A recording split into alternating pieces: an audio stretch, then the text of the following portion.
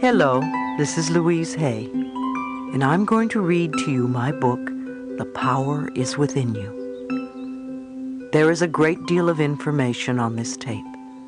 Do not feel you have to absorb it all at once. Certain ideas will leap out at you. Work with those ideas first. If I say anything that you disagree with, just ignore it. If you can get just one good idea out of this tape and use it to improve the quality of your life, then I feel complete.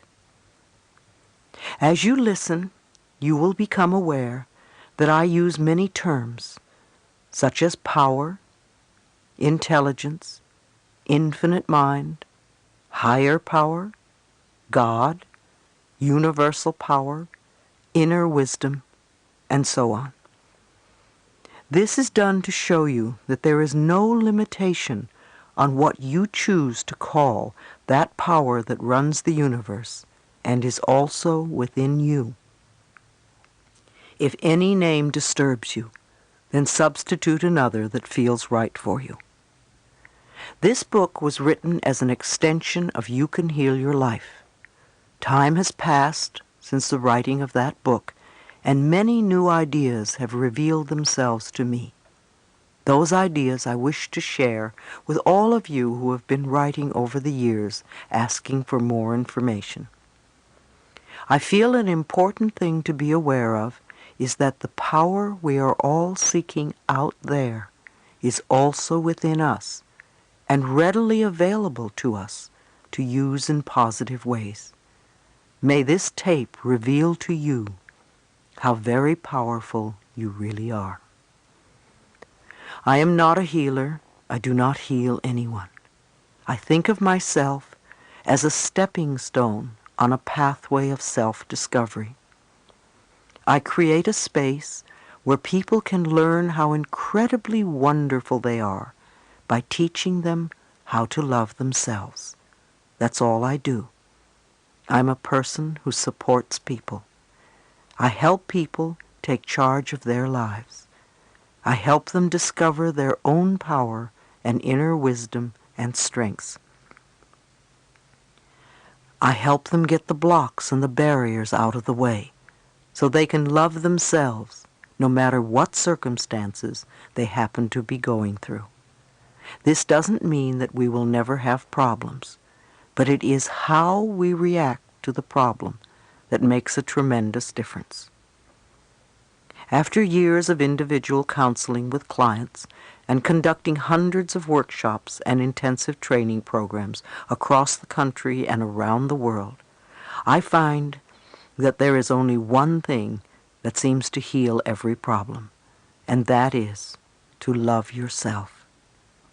When people start to love themselves more each day, it's amazing how their lives get better. They feel better. They often get the jobs they want. They have the money they need. Their relationships either improve or the negative ones dissolve and new ones begin. It's a very simple premise, loving yourself. I've often been criticized for being too simplistic, and yet I have found that the simple things are usually the most profound. Someone said to me recently, "You gave me the most wonderful gift. You gave me the gift of myself." So many of us hide from ourselves, and we don't even know who we are. We don't know what we feel. We don't know what we want. Life is a voyage of self-discovery. To me, to be enlightened is to go within and to know who and what we really are, and to know that we have the ability to change for the better by loving and taking care of ourselves. It's not selfish to love ourselves. It clears us so that we can love ourselves enough to love other people. We can really help the planet when we come from a space of great love and joy on an individual basis. The power that created this incredible universe has often been referred to as love, and God is love. We have often heard the statement, "Love makes the world go round." It's all true. Love is the binding agent that holds the whole universe together. To me, love is deep appreciation. When I talk about loving ourselves, I mean having a deep appreciation for who we are. We accept all the different parts of ourselves, our little peculiarities, the embarrassments, the things we may not do so well, and all the wonderful qualities too. We accept the whole package with love, unconditionally. Unfortunately, many of us will not love ourselves until we lose the weight, or get the job, or get the raise, or the boyfriend, or whatever. We often put conditions on our love, but we can change. We can love ourselves as we are right now. There is also a lack of love on this planet as a whole. I believe our whole planet has a dis-ease called AIDS, and more people are dying every day. This physical challenge has given us the opportunity to overcome barriers and to go beyond our morality standards and differences of religion and politics, and to open our hearts. The more of us who can do it, the quicker we are going to find the answers. We are in the midst of enormous individual and global change. I believe that all of us who are living at this time chose to be here, to be a part of these changes, to bring about change, and to transform the world from the old way of life to a more loving and peaceful existence. In the Piscean age, we looked out there for our Savior. Save me, please take care of me. Now we are moving into the Aquarian age, and we are learning to go within to find our Savior. We are the power we have been seeking. We are in charge of our lives. If you are not willing to love yourself today, then you are not going to love yourself tomorrow. Because whatever excuse you have today, you'll still have tomorrow. Maybe you'll have the same excuse 20 years from now, and even leave this lifetime holding on to the same excuse. Today is the day you can love yourself totally with no expectations. I want to help create a world where it is safe for us to love each other, where we can express who we are and be loved and accepted by the people around us without judgment, criticism, or prejudice. Loving begins at home. The Bible says, "Love thy neighbor as thyself." Far too often we forget the last couple of words, as thyself. We really can't love anyone out there unless the love starts inside us. Self-love is the most important gift we can give ourselves, because when we love who we are, we will not hurt ourselves, and we will not hurt anyone else. With inner peace, there would be no wars, no gangs, no terrorists, and no homeless. There would be no dis-ease, no AIDS, no cancer, no poverty, and no starvation. So this, to me, is a prescription for world peace, to have peace within ourselves. Peace, understanding, compassion, forgiveness, and most of all, love. We have the power within us to affect these changes. Love is something we can choose, the same way we choose anger or hate or sadness. We can choose love. It's always a choice within us. Let's begin right now in this moment to choose love. It's the most powerful healing force there is. The information on this tape, which has been part of my lectures over the past 5 years, is yet another stepping stone on your pathway to self-discovery. an opportunity to know a little bit more about yourself and to understand the potential that is your birthright. You have an opportunity to love yourself more, so you can be a part of an incredible universe of love. Love begins in our hearts, and it begins with us. Let your love contribute to the healing of our planet. Part 1, Becoming Conscious. When we expand our thinking and beliefs, our love flows freely. When we contract, we shut ourselves off. Chapter 1, The Power Within. The more you connect to the power within you, the more you can be free in all areas of your life. Who are you? Why are you here? What are your beliefs about life? For thousands of years, finding the answers to these questions has meant going within. But what does that mean? I believe there is a power within each of us that can lovingly direct us to our perfect health, perfect relationships, perfect careers, and which can bring us prosperity of every kind. In order to have these things, we have to believe first that they are possible. Next, we must be willing to release the patterns in our lives that are creating conditions we say we do not want. We do this by going within and tapping the inner power that already knows what is best for us. If we are willing to turn our lives over to this greater power within us, the power that loves and sustains us, we can create more loving and prosperous lives. I believe that our minds are always connected to the one infinite mind, and therefore all knowledge and wisdom is available to us at any time.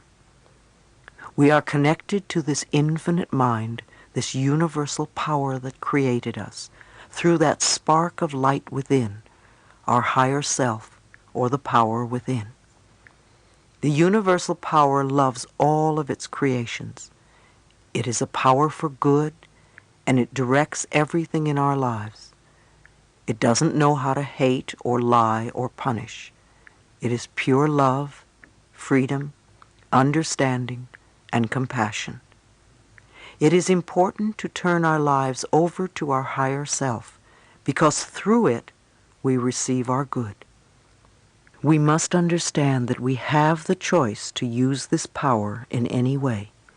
If we choose to live in the past and rehash all of the negative situations and conditions that went on way back when, then we stay stuck where we are.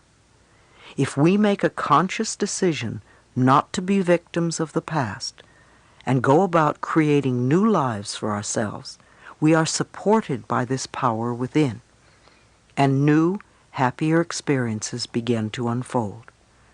I don't believe in two powers. I think there is one infinite spirit. It's all too easy to say it's the devil or them. It really is only us. And either we use the power we have wisely, or we misuse the power. Do we have the devil in our hearts? Do we condemn others for being different than we are? What are we choosing? Responsibility versus blame. I also believe that we contribute toward the creation of every condition in our lives, good or bad, with our thinking, feeling patterns. The thoughts we think create our feelings, and then we begin to live our lives in accordance with these feelings and beliefs. This is not to blame ourselves for things going wrong in our lives. There is a difference between being responsible and blaming ourselves or others. When I talk about responsibility, I am really talking about having power. Blame is about giving away one's power. Responsibility gives us the power to make changes in our lives. If we play the victim role, then we are using our personal power to be helpless. If we decide to accept responsibility, then we don't waste time blaming somebody or something out there. Some people feel guilty for creating illness or poverty or problems. They choose to interpret responsibility as guilt, and some members of the media like to refer to it as New Age guilt. These people often feel guilty because they believe that they have failed in some way. However, they usually accept everything as a guilt trip in one way or another, because it's another way to make themselves wrong, and that is not what I'm talking about. If we can use our problems and illnesses as opportunities to think about how we can change our lives, we have power. Many people who come through catastrophic illnesses say that it was the most wonderful thing that ever happened to them because it gave them a chance to go about their lives differently. A lot of people, on the other hand, go around saying, "I'm a victim, woe is me, please, doctor, fix me." I think these people will have a difficult time even getting well or handling their problems. Responsibility is our ability to respond to a situation. We always have a choice. It does not mean that we deny who we are and what we have in our lives. It merely means that we can acknowledge that we have contributed to where we are. By taking responsibility, we have the power to change. We can say, "What can I do to make this different?" We need to understand that we all have personal power all the time. It depends on how we use it. Many of us are now realizing that we come from dysfunctional homes. We carry over a lot of negative feelings about who we are and our relationship to life. My childhood was filled with violence, including sexual abuse. I was starved for love and affection and had no self-esteem at all. Even after leaving home at the age of 15, I continued to experience abuse in many forms. I hadn't yet realized that the thinking, feeling patterns I had learned early in life had brought this abuse upon me. Children often respond to the mental atmosphere of the adults around them. So I learned early about fear and abuse and continued to recreate those experiences for myself as I grew up. I certainly didn't understand that I had the power to change all of this. I was unmercifully hard on myself because I interpreted lack of love and affection to mean that I must be a bad person. All of the events you have experienced in your lifetime up to this moment have been created by your thoughts and beliefs from the past. Let's not look back on our lives with shame. Look at the past as part of the richness and fullness of your life. Without this richness and fullness, we would not be here today. There is no reason to beat yourself up because you didn't do better. You did the best you knew how.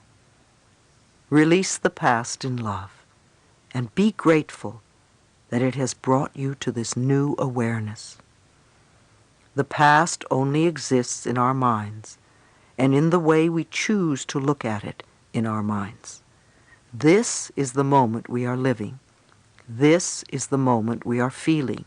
This is the moment we are experiencing. What we are doing right now is laying the groundwork for tomorrow. So this is the moment to make the decision. We can't do anything tomorrow, and we can't do it yesterday.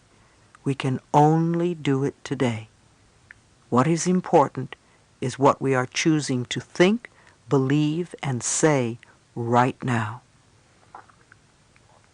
When we begin to take conscious charge of our thoughts and words, then we have tools that we can use. I know this sounds simple, but remember, the point of power is always in the present moment.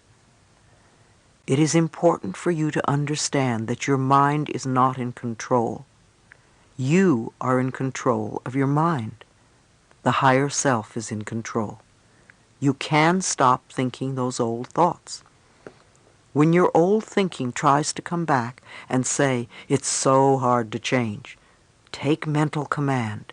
Say to your mind, I now choose to believe it is becoming easy for me to make changes. You may have this conversation with your mind several times before it acknowledges that you are in charge and that you really mean what you say. Imagine that your thoughts are like drops of water. One thought or one drop of water does not mean very much. As you continue to repeat the same thoughts over and over, you first notice a stain on the carpet, then there's a little puddle, then a pond, and as these thoughts continue, they can become a lake and finally an ocean. What kind of ocean are you creating? One that is polluted and toxic and unfit to swim in? Or one that is crystal clear and blue and invites you to enjoy its refreshing waters? People often tell me, I can't stop thinking a certain thought. I always reply, yes, you can. Remember how often you have refused to think a positive thought? You just want to tell your mind that that is what you are going to do. You want to make up your mind to stop thinking negatively. I'm not saying that you have to fight your thoughts when you want to change things. When the negative thoughts come up, simply say, thank you for sharing. In that way, you are not denying what is there, and you are not giving your power over to the negative thought. Tell yourself that you are not going to buy into the negativity anymore. You want to create another way of thinking. Again, you don't have to fight your thoughts. Acknowledge and go beyond them. Don't drown in a sea of your own negativity when you can float on the ocean of life. You are meant to be a wonderful, loving expression of life. Life is waiting for you to open up to it, to feel worthy of the good it holds for you. The wisdom and intelligence of the universe is yours to use. Life is here to support you. Trust the power within you to be there for you. If you get scared, it is helpful to become aware of your breath as it flows in and out of your body. Your breath, the most precious substance of your life, is freely given to you. You have enough to last for as long as you shall live. You accept this precious substance without even thinking, and yet you doubt that life can supply you with the other necessities. Now is the time for you to learn about your own power and what you are capable of doing. Go within and find out who you are. We all have different opinions. You have a right to yours, and I have a right to mine. No matter what goes on in the world, the only thing you can work on is what is right for you. You want to get in touch with your inner guidance because it is the wisdom that knows the answers for you. It's not easy to listen to yourself when your friends and family are telling you what to do. Yet all the answers to all the questions you are ever going to ask are within you now.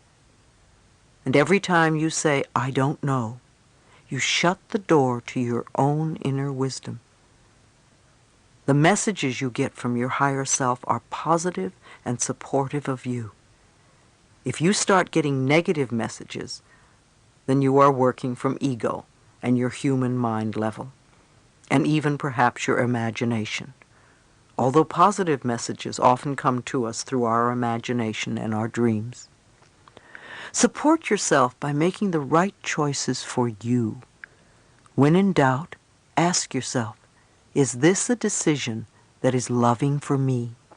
Is this right for me now? You may make another decision at some later point, a day, a week, or a month later. But ask yourself these questions in each moment. As we learn to love ourselves and trust our higher power, we become co-creators with the infinite spirit of a loving world. Our love for ourselves moves us from being victims to being winners. Our love for ourselves attracts wonderful experiences to us.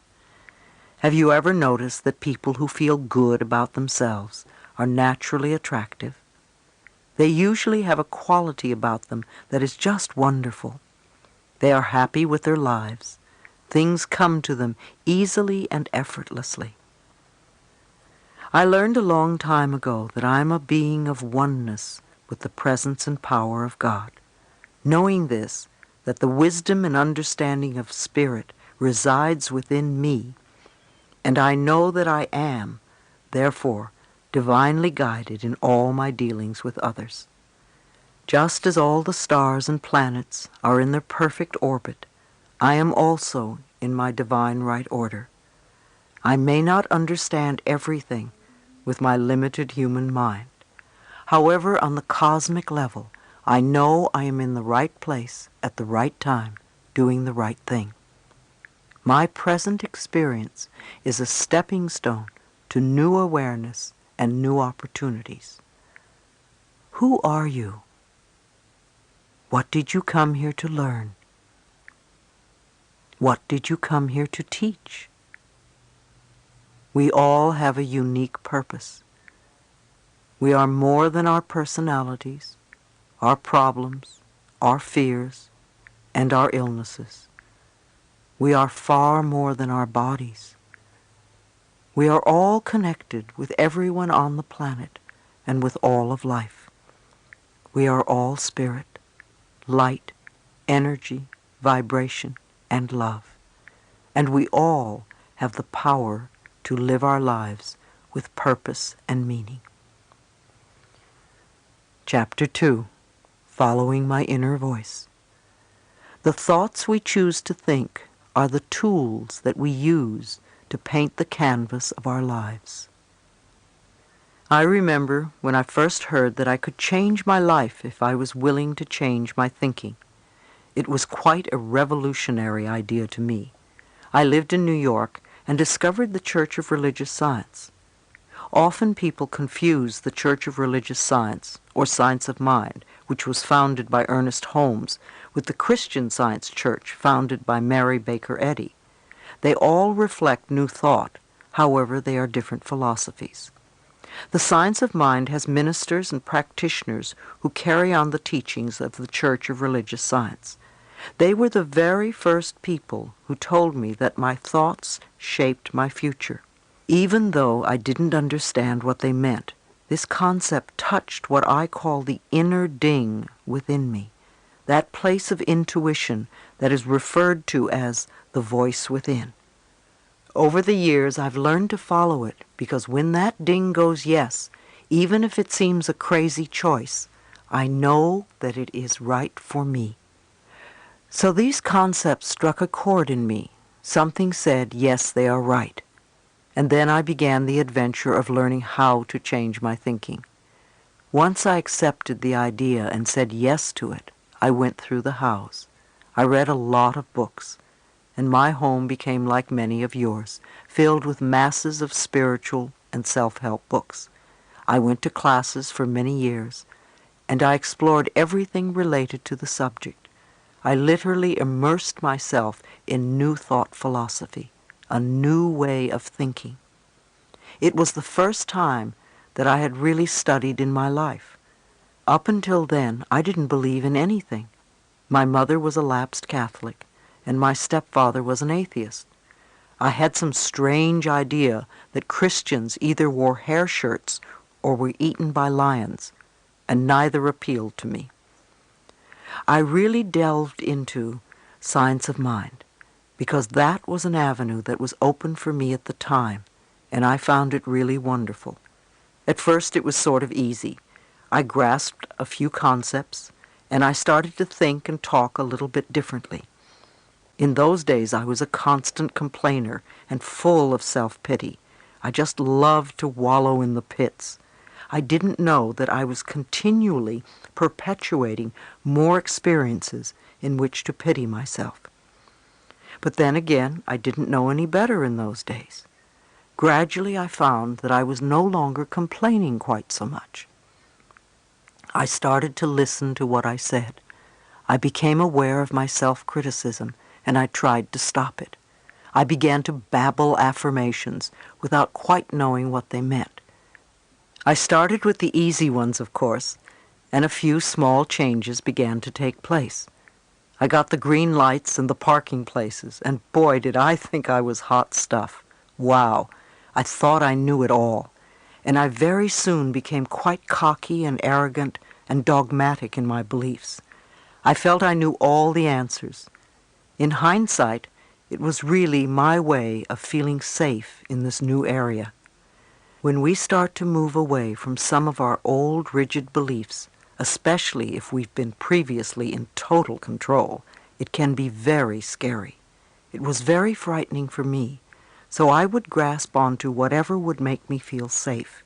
It was a beginning for me, and I still had a long way to go. And I still do.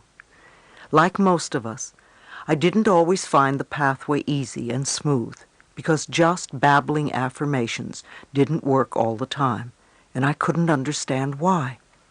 I asked myself, what am I doing wrong? See, immediately I blamed myself. Was this one more example of me not being good enough? That was a favorite old belief of mine. At the time, my teacher, Eric Pace, would look at me and refer to the idea of resentment. I didn't have the faintest idea what he was talking about. Resentment? Me? Surely I didn't have any resentments. After all, I was on my pathway. I was spiritually perfect. How little I could see myself then. I continued doing the best I could in my life. I studied metaphysics and spirituality and learned about myself as much as possible. I grasped what I could, and sometimes I applied it.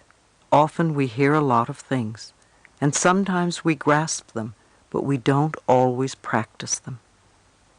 Time seemed to go by very quickly, and at that point I had been studying science of mind for about 3 years and had just become a practitioner of the church. I began to teach the philosophy, but I wondered why my students seemed to be floundering. I couldn't understand why they were so stuck in their problems. I gave them so much good advice. Why weren't they using it and getting well? It never dawned on me that I was speaking the truth more than I was living it.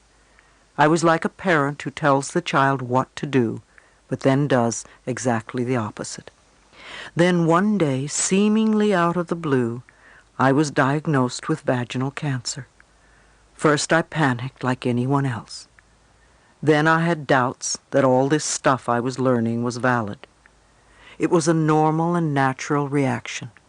I thought to myself, if I was clear and centered, I wouldn't have the need to create the illness. In hindsight, I think when I was diagnosed, I felt safe enough at that point to let the illness surface so that I could do something about it, rather than having it be another hidden secret that I wouldn't know about until I was dead.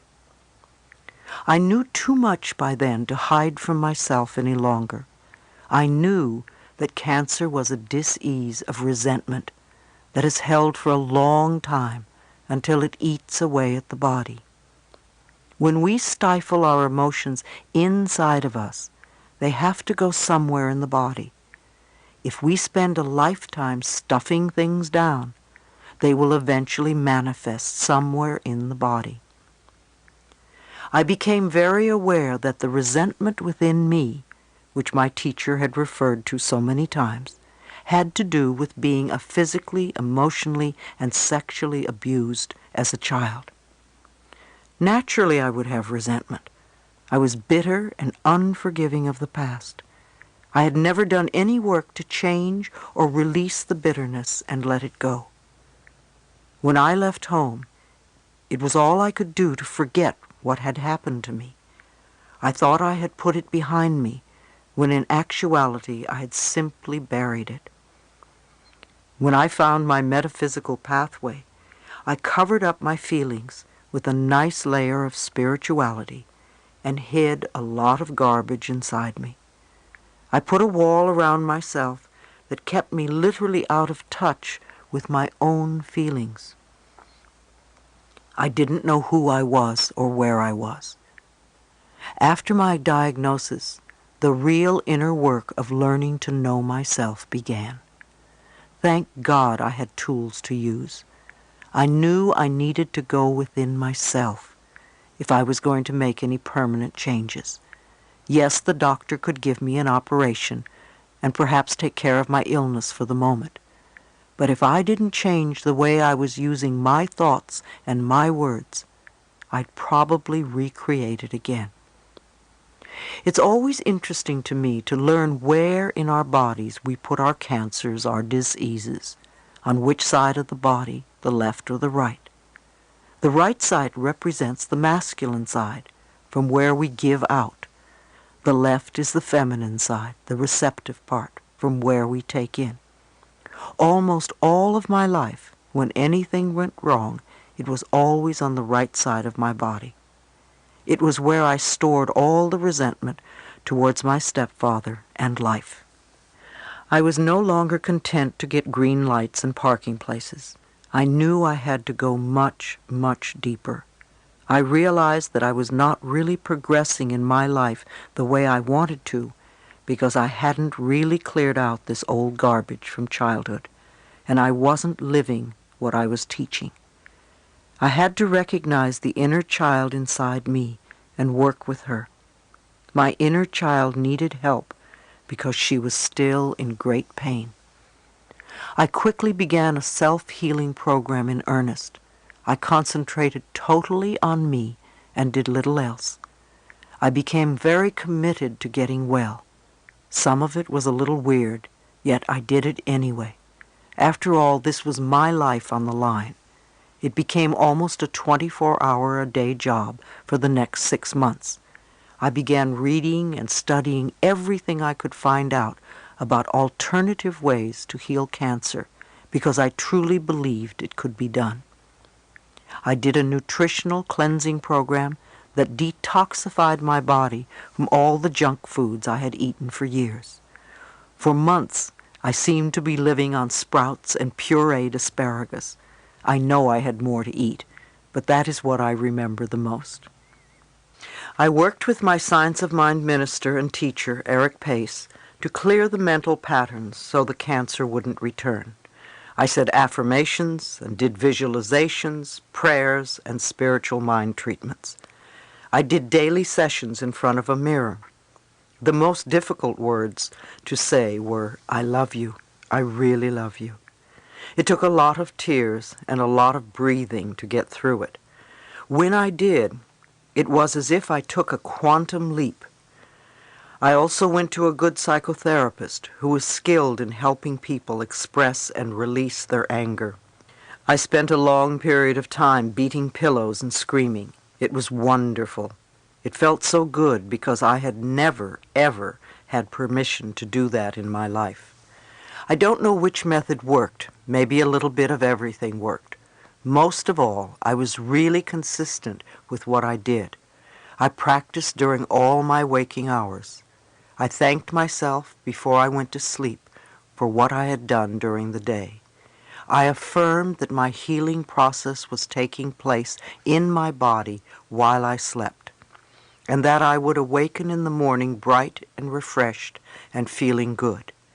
In the morning, I'd awaken and thank myself and my body for the work that was done during the night. I would affirm that I was willing to grow and learn each day and make changes without seeing myself as a bad person. I also worked on understanding and forgiveness. One of the ways was to explore my parents' childhoods as much as I could. I began to understand how they were treated as children, and I realized that because of the way they were brought up, they couldn't really have done anything differently than they did. My stepfather was abused at home, and he continued this abuse with his children. My mother was brought up to believe that the man was always right, and you stood by and let him do what he wanted. No one taught them a different approach. It was their way of life. Step by step, my growing understanding of them enabled me to start the forgiveness process. The more I forgave my parents, the more willing I was to forgive myself. Forgiveness of ourselves is enormously important. Many of us do the same damage to the inner child that our parents did to us. We just continue the abuse, and it's very sad. When we were children and the other people mistreated us, we didn't have many options. But when we grow up and we still mistreat the inner child, it's disastrous. As I forgave myself, I began to trust myself. I found that when we don't trust life or other people, it's really because we don't trust ourselves. We don't trust our higher selves to take care of us in all situations. So we say, I'll never fall in love again because I don't want to get hurt, or I'll never let this happen again. We are really saying to ourselves, I don't trust you enough to take good care of me, so I'm going to stay away from everything. Eventually, I began to trust myself enough to take care of me, and I found it easier and easier to love myself once I trusted myself. My body was healing, and my heart was healing. My real spiritual growth had come in such an unexpected way. As a bonus, I began to look younger. The clients I now attracted were almost all people who were willing to work on themselves. They made enormous progress without me really doing anything. They could sense and feel that I was living the concepts I was teaching, and it was easy for them to accept these ideas. Of course they had positive results. They began to improve the quality of their lives. Once we begin to make peace with ourselves on the inner level, life seems to flow much more pleasantly. So what did this experience teach me personally? I realized that I had the power to change my life if I was willing to change my thinking and release the patterns that kept me living in the past. This experience gave me the inner knowledge that if we are willing, really willing to do the work, the mental work, we can make incredible changes in our minds, our bodies, and our lives. No matter where you are in life, no matter what you've contributed to creating, no matter what's happening, you are always doing the best you can with the understanding and awareness and knowledge that you have. And when you know more, you will do it differently, as I did. Don't berate yourself for where you are. Don't blame yourself for not doing it faster or better. Say to yourself, I'm doing the best I can. And even though I'm in a mess now, I will get out of it somehow. So let's find the best way to do it. If all you do is tell yourself that you're stupid and no good, then you stay stuck. You need your own loving support if you want to make changes. The methods I use are not my methods. Most of them I learned at Science of Mind, which is what I basically teach. Yet these principles are as old as time. If you read any of the old spiritual teachings, you will find the same messages.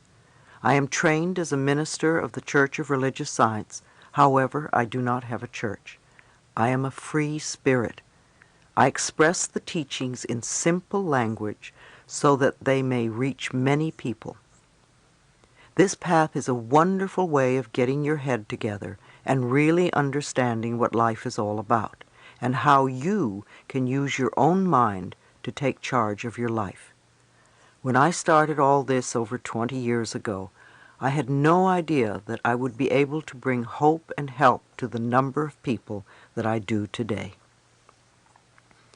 Chapter 3.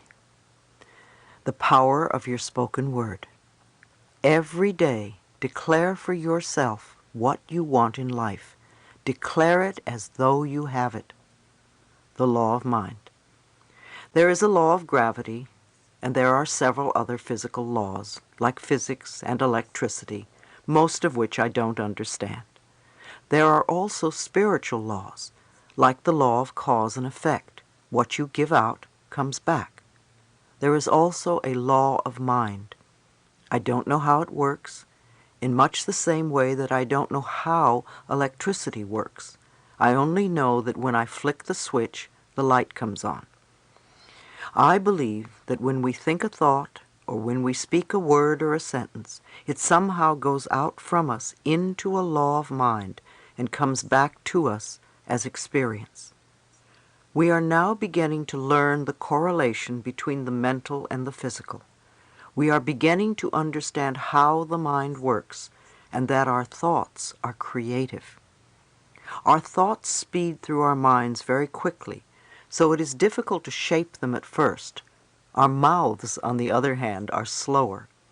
So if we can start editing our speech by listening to what we say and not letting negative things come out of our mouths, then we can begin to shape and control our thoughts. There is tremendous power in our spoken words, and many of us are not aware just how important they are. Let us consider words as the foundation of what we continually create in our lives. We use words all the time, yet we babble away, seldom thinking about what we are truly saying or how we are saying it. We pay very little attention to the selection of our words. In fact, most of us speak in negatives. As children, we were taught grammar. We were taught to select words according to these rules of grammar. However, I have always found that the rules of grammar continually change, and what was improper at one time is proper at another time, or vice versa. What was slang in the past is considered common usage in the present. However, grammar does not take into consideration the meaning of words and how they affect our lives. On the other hand, I was not taught in school that my choice of words would have anything to do with what I would experience in life. No one taught me that my thoughts were creative, or that they could literally shape my life. Nobody taught me that what I gave out in the form of words would return to me as experiences. The purpose of the Golden Rule was to show us a very basic law of life: do unto others as you would have them do unto you, or what you give out comes back to you. It was never meant to cause guilt.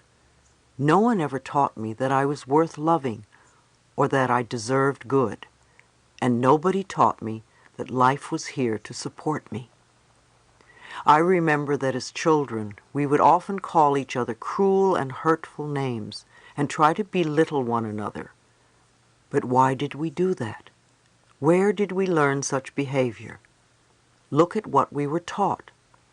Many of us were told repeatedly by our parents or teachers that we were stupid or dumb or lazy. We were a nuisance and not good enough. Sometimes we heard our parents say that they wished we had never been born. Maybe we cringed when we heard these words, but little did we realize how deeply embedded the hurt and pain would become. Changing our self-talk. Too often we accepted the early messages that our parents gave us. We heard, "Eat your spinach, clean your room, or make your bed," in order to be loved. You got the idea that you were only acceptable if you did certain things, that acceptance and love were conditional. However, that was according to somebody's idea of what was worthwhile and had nothing to do with your deep inner self-worth. You got the idea that you could only exist if you did these things to please others. Otherwise, you did not have permission to even exist. These early messages contribute to what I call our self-talk, the way we talk to ourselves.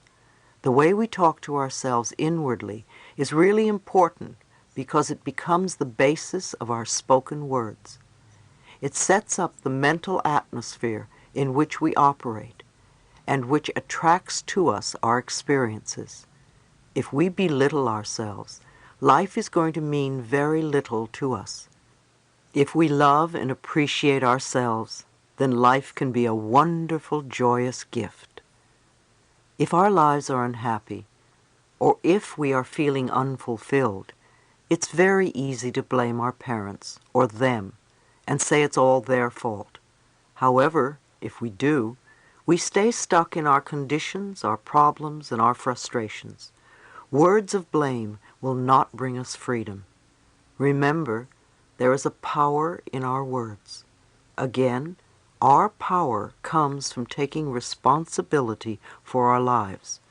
I know it sounds scary to be responsible for our lives, but we really are, whether we accept it or not.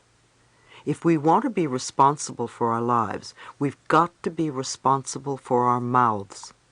The words and phrases we say are only extensions of our thoughts. Start to listen to what you say. If you hear yourself using negative or limiting words, change them. If I hear a negative story, I don't go around repeating it to everyone. I think it has gone far enough and I let it go. If I hear a positive story, however, I will tell everyone. When you are out with other people, begin to listen to what they say and how they say it.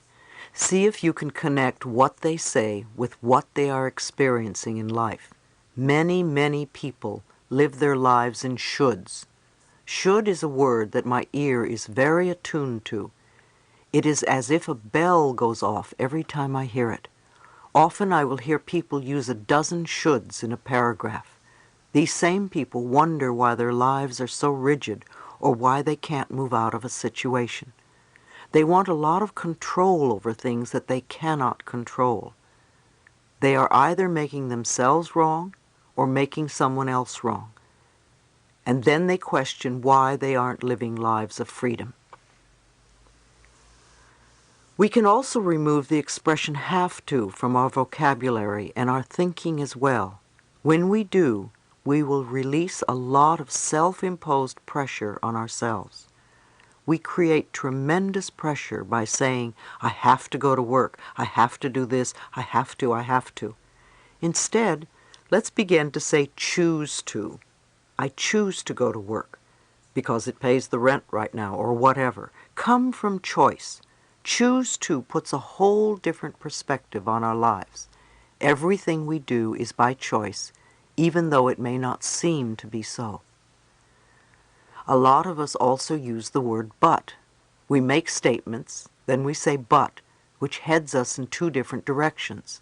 We give conflicting messages to ourselves. Listen to how you use the word but the next time you speak. Another expression we could be mindful of is don't forget. We are so used to saying don't forget this or that, and what happens? We forget. We really want to remember, and instead we forget. So we can begin to use the phrase, please remember, in place of don't forget, or I will always remember, instead of I will never forget. When you wake up in the morning, do you curse the fact that you have to go to work? Do you complain about the weather? Do you grumble that your back or your head hurts? What is the second and third thing you think or say? Do you yell at the children to get up? Most people say more or less the same thing every morning. How does what you say start your day? Is it positive and cheerful and wonderful? Or is it whining and condemning?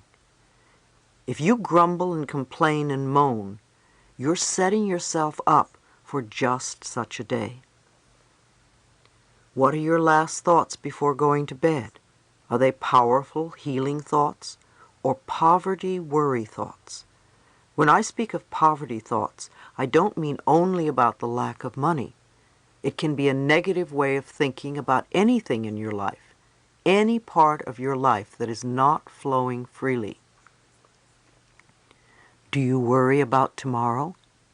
Usually, I will read something positive before I go to sleep.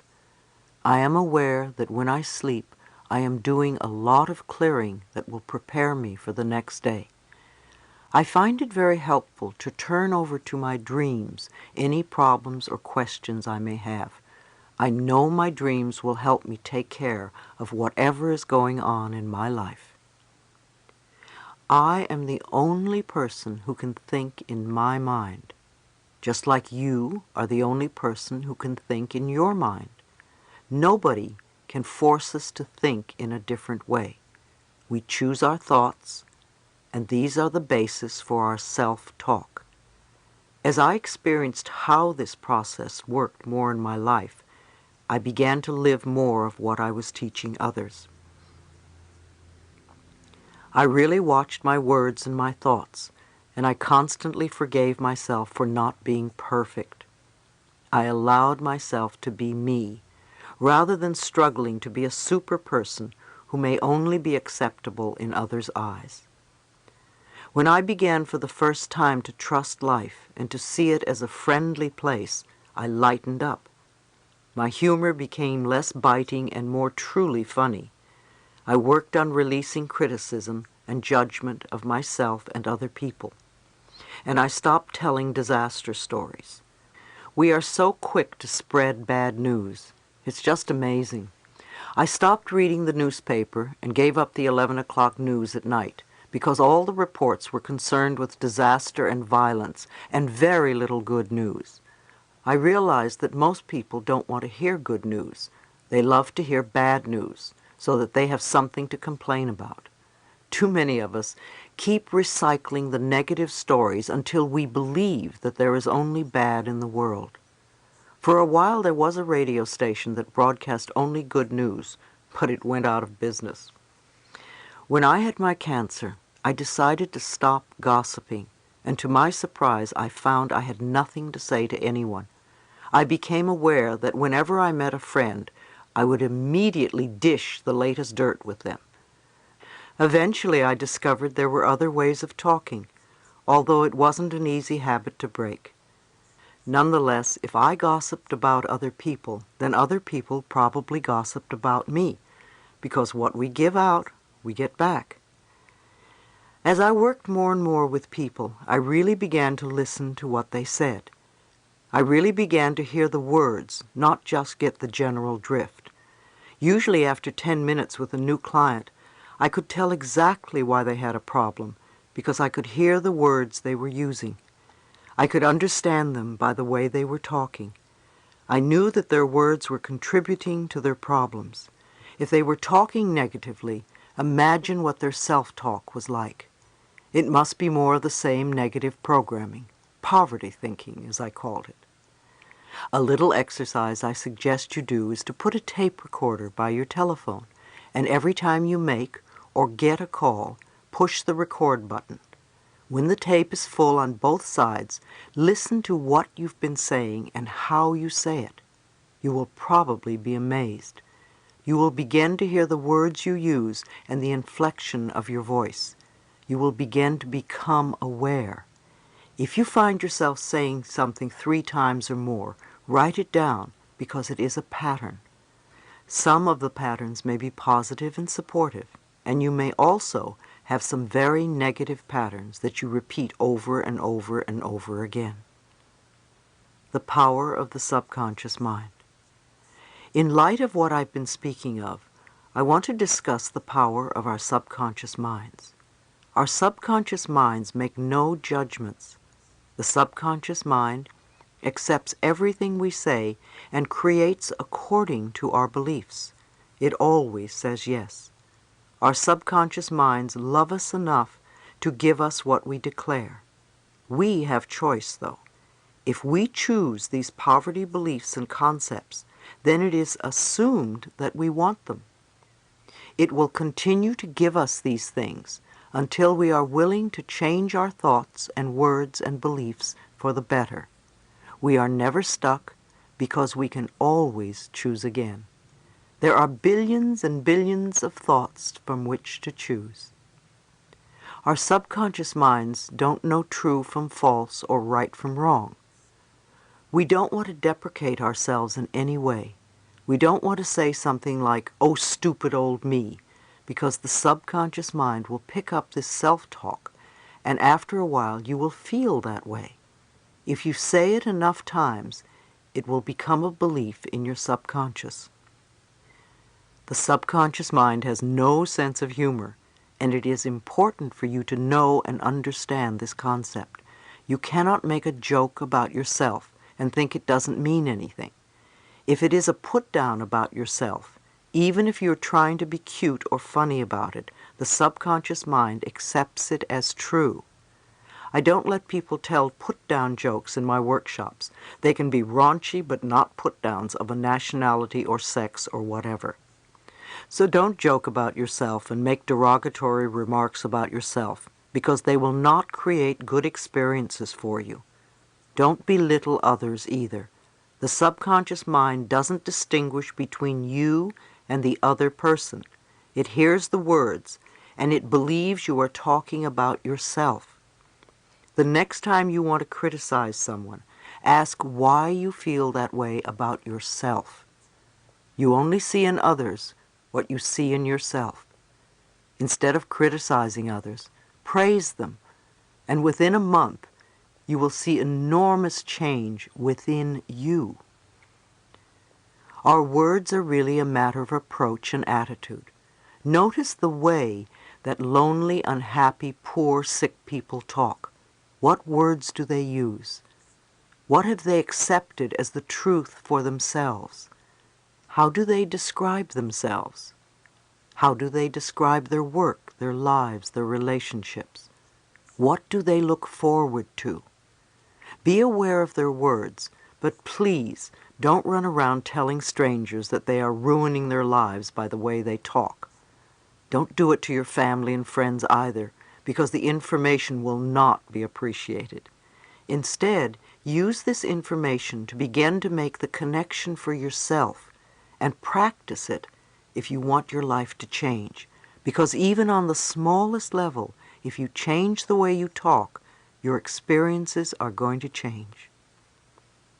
If you are a person with an illness who believes that it is fatal and that you're going to die and that life is no good because nothing ever works for you, then guess what? You can choose to release your negative concept of life. Start affirming for yourself that you are a person who is lovable and that you are worth healing and that you attract everything you need on the physical level to contribute to your healing. Know that you are willing to get well and that it is safe for you to get well. Many people only feel safe when they are sick. They are usually the kind that have difficulty saying the word no. The only way they can say no is by saying, "I'm too sick to do it." It's a perfect excuse.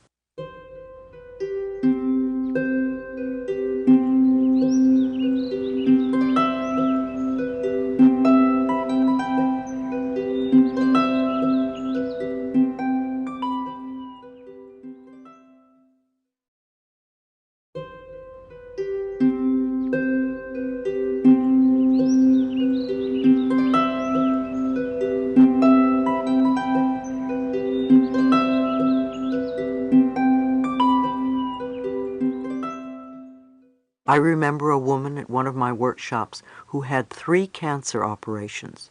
She couldn't say no to anybody. Her father was a doctor, and she was Daddy's good little girl, so whatever Daddy told her to do, she did. It was impossible for her to say no. No matter what you asked her, she had to say yes. It took 4 days to get her to literally shriek no at the top of her lungs. I had her do it while shaking her fist. No, no, no. And once she got into it, she loved it.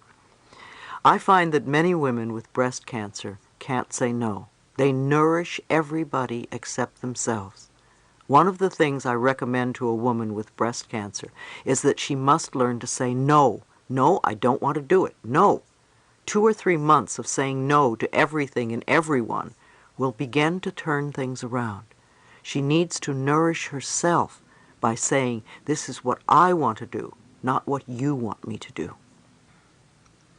When I used to work with clients privately, I would hear them argue on behalf of their limitations, and they would always want me to know why they were stuck because of one reason or another.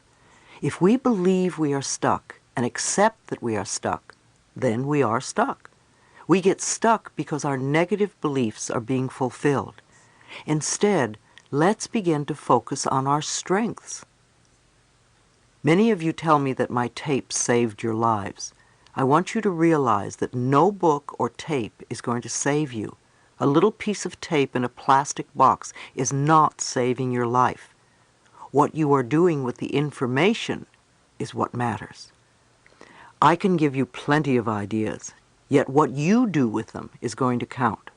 I suggest that you listen to a particular tape over and over again for a month or more so that the ideas become a new habit pattern. I'm not your healer or savior. The only person who's going to make a change in your life is you. Now, what are the messages you want to hear? I know I say this over and over again. Loving yourself is the most important thing you can do, because when you love yourself, you're not going to hurt yourself or anyone else. It's my prescription for world peace. If I don't hurt me and I don't hurt you, how can we have war? The more of us who can get to that place, the better the planet will be. Let's begin to be conscious of what is going on by listening to the words we speak to ourselves and to others. Then we can begin to make the changes that will help heal ourselves as well as the rest of the planet. Chapter 4. Reprogramming Old Tapes. Be willing to take the first step, no matter how small it is. Concentrate on the fact that you are willing to learn. Absolute miracles will happen. Affirmations do work. Now that we understand a little bit more about how powerful our thoughts and words are, we can choose to retrain our thinking and speaking into positive patterns if we're going to get beneficial results. Are you willing to change your self-talk into positive affirmations? Remember, every time you think a thought and every time you speak a word, you are saying an affirmation. An affirmation is a beginning point. It opens the way to change. In essence, you are saying to your subconscious mind, I am taking responsibility. I am aware that there is something I can do to change. When I talk about doing affirmations, I mean to consciously choose sentences or words that will either help to eliminate something from your life or help to create something new in your life. And you do this in a positive way. If you say, I don't want to be sick anymore, the subconscious mind hears sick more. Now you want to tell it clearly what you do want. That is, say, I am a healthy person. I radiate good health. The subconscious mind is very straightforward. It has no strategy or designs. What it hears is what it does. If you say, I hate this car, it doesn't give you a wonderful new car because it doesn't know what you want. Even if you get a new car, you will probably hate it soon, because that is what you've been saying about it. The subconscious only hears, hate this car. You need to clearly declare your desires in a positive way, as in, I have a beautiful new car that suits all my needs, or I always have a car that I love. If there is something in your life that you really dislike, I have found one of the quickest ways to release it is to bless it with love. I bless you with love, and I release you and let you go. This works for people, situations, objects, and living quarters. You could even try it on a habit you would like to be free of and see what happens. I knew one man who said, I bless you with love and release you from my life to every cigarette he smoked. After a few days, his desire for smoking was considerably less, and in a few weeks the habit was gone. You deserve good. Think for a moment. What is it you really want right now? What is it you want today in your life? Think about it, and then say, I accept for myself whatever it is that you want. This is where I find that most of us get stuck. The bottom line is the belief that we don't deserve to have what we want. Our personal power lies in the way we perceive our deservability. Our not deserving comes from childhood messages. Again, we don't have to feel that we cannot change because of these messages. Often people will come to me and say, "Louise, affirmations don't work." It really has nothing to do with affirmations. It is the fact that we don't believe we deserve the good. The way to find out if you believe that you deserve something is to say an affirmation and notice the thoughts that come up as you say it. Then write them down, because when you see these thoughts on paper, they will be very clear to you. The only thing that keeps you from deserving or loving yourself or whatever is someone else's belief or opinion that you have accepted as truth. When we don't believe that we deserve good, we will knock the pinnings out from under ourselves, which we can do in a variety of ways. We can create chaos, we can lose things, we can hurt ourselves, or have physical problems like falling, or have accidents. We want to start believing that we deserve all the good that life has to offer. In order to reprogram the false or negative belief, what would be the first thought that you would need to begin to create this new whatever in your life? What would be the building block or the foundation that you would need to stand on? What would be the sort of thing that you would need to know for yourself, to believe, to accept? Some good thoughts to start with could be, I am worthwhile. I am deserving. I love myself. I allow myself to be fulfilled, etc. These concepts form the very basis of beliefs on which you can build. Do your affirmations on top of these building blocks to create what you want. Whenever I speak somewhere, someone will come up to me at the end of the lecture or will write me a letter and tell me that he or she has had a healing take place while they were in the room. Sometimes it's very minor, and sometimes it's quite dramatic. A woman came up to me once and told me that she had had a lump in her breast, and it literally disappeared during the lecture. She heard something, and she decided to let something go. This is a good example of how powerful we are. When we are not ready to let something go, when we really want to hold on to something because it's serving us in some way, it doesn't matter what we do, it probably won't work. However, when we are ready to let it go, as this woman was, it's amazing how the smallest circumstance can help us release it. If you still have a habit that you haven't released, ask yourself how it serves you. What do you get out of it? If you can't get an answer, ask in a different way. If I no longer had this habit, what would happen? Very often the answer is, my life would be better. So it comes back to the fact that we believe we don't deserve a better life in some way. Ordering from the cosmic kitchen. When you first say an affirmation, it may not seem true. But remember, affirmations are like planting seeds in the ground. When you put a seed in the ground, you don't get a full-grown plant the next day. We need to be patient during the growing season. As you continue to say the affirmation, either you will be ready to release whatever you don't want, and the affirmation will become true, or it will open a new avenue to you, or you may get a brilliant brainstorm, or a friend may call you and say, "Have you tried this?" You will be led to the next step that will help you. Keep your affirmations in the present tense. You can sing them and make a jingle out of them so that they repeat over and over in your head. Remember that you cannot affect a specific person's actions with your affirmations.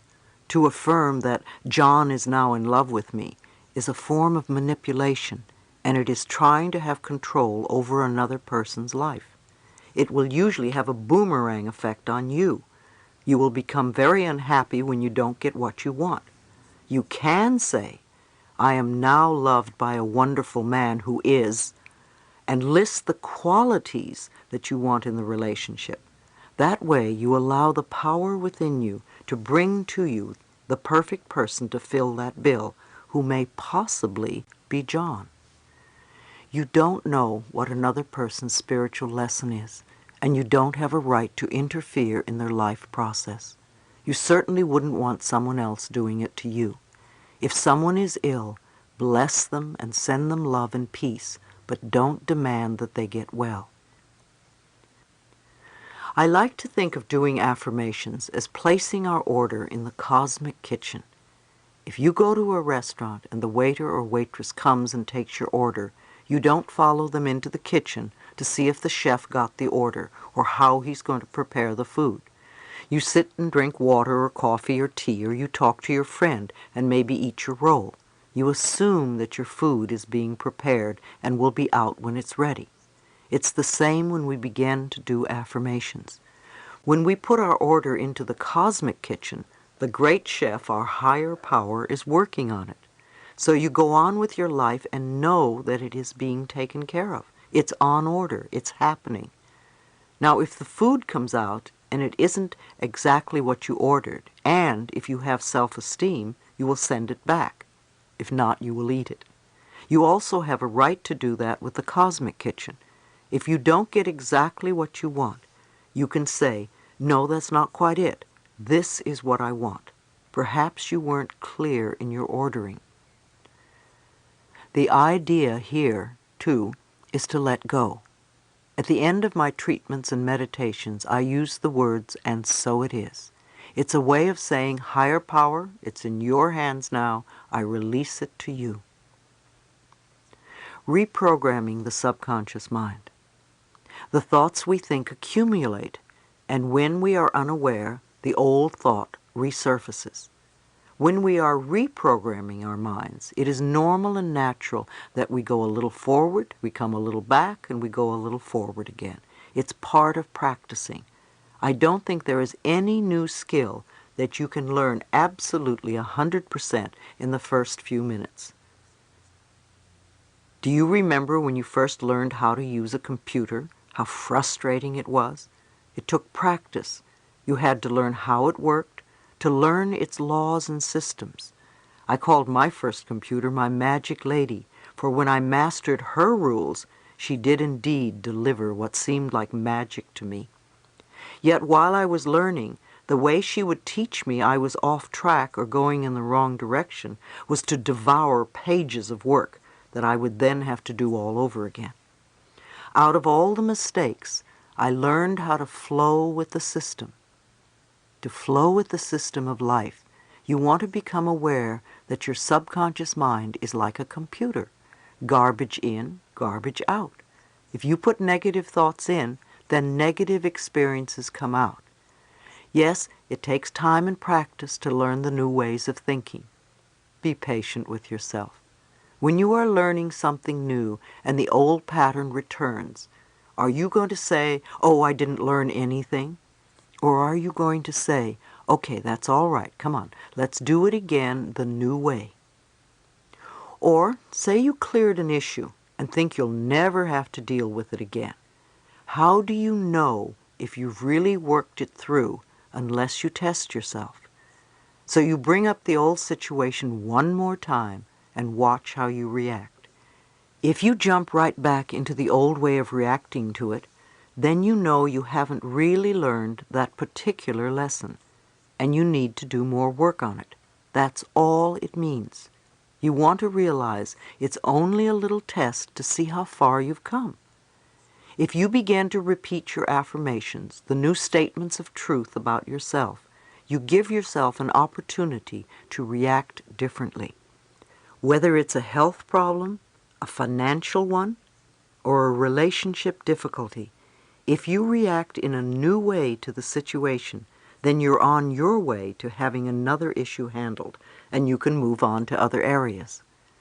Remember, too, that we work on layers at a time.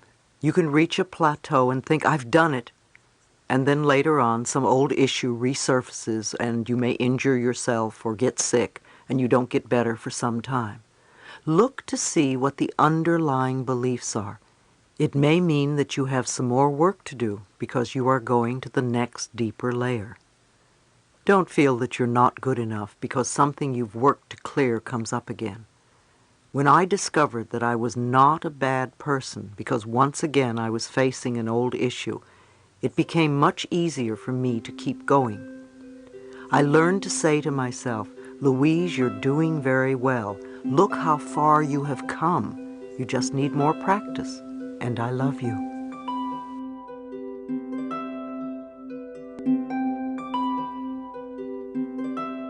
I believe that each one of us decides to incarnate upon this planet at particular points in time and space. We have chosen to come here to learn a particular lesson that will advance us on our spiritual evolutionary pathway. One of the ways to allow the process of life to unfold for you in a positive, healthy way is to declare your own personal truths. Choose to move away from the limiting beliefs that have been denying you the benefits you so desire. Declare that your negative thought patterns will be erased from your mind. Let go of your fears and burdens. For a long time now, I have been believing the following ideas, and they have worked for me. Everything I need to know is revealed to me. Everything I need comes to me in the perfect time-space sequence. Life is a joy and filled with love. I am loving and lovable and loved. I am healthy and filled with energy. I prosper wherever I turn. I am willing to change and to grow, and all is well in my world.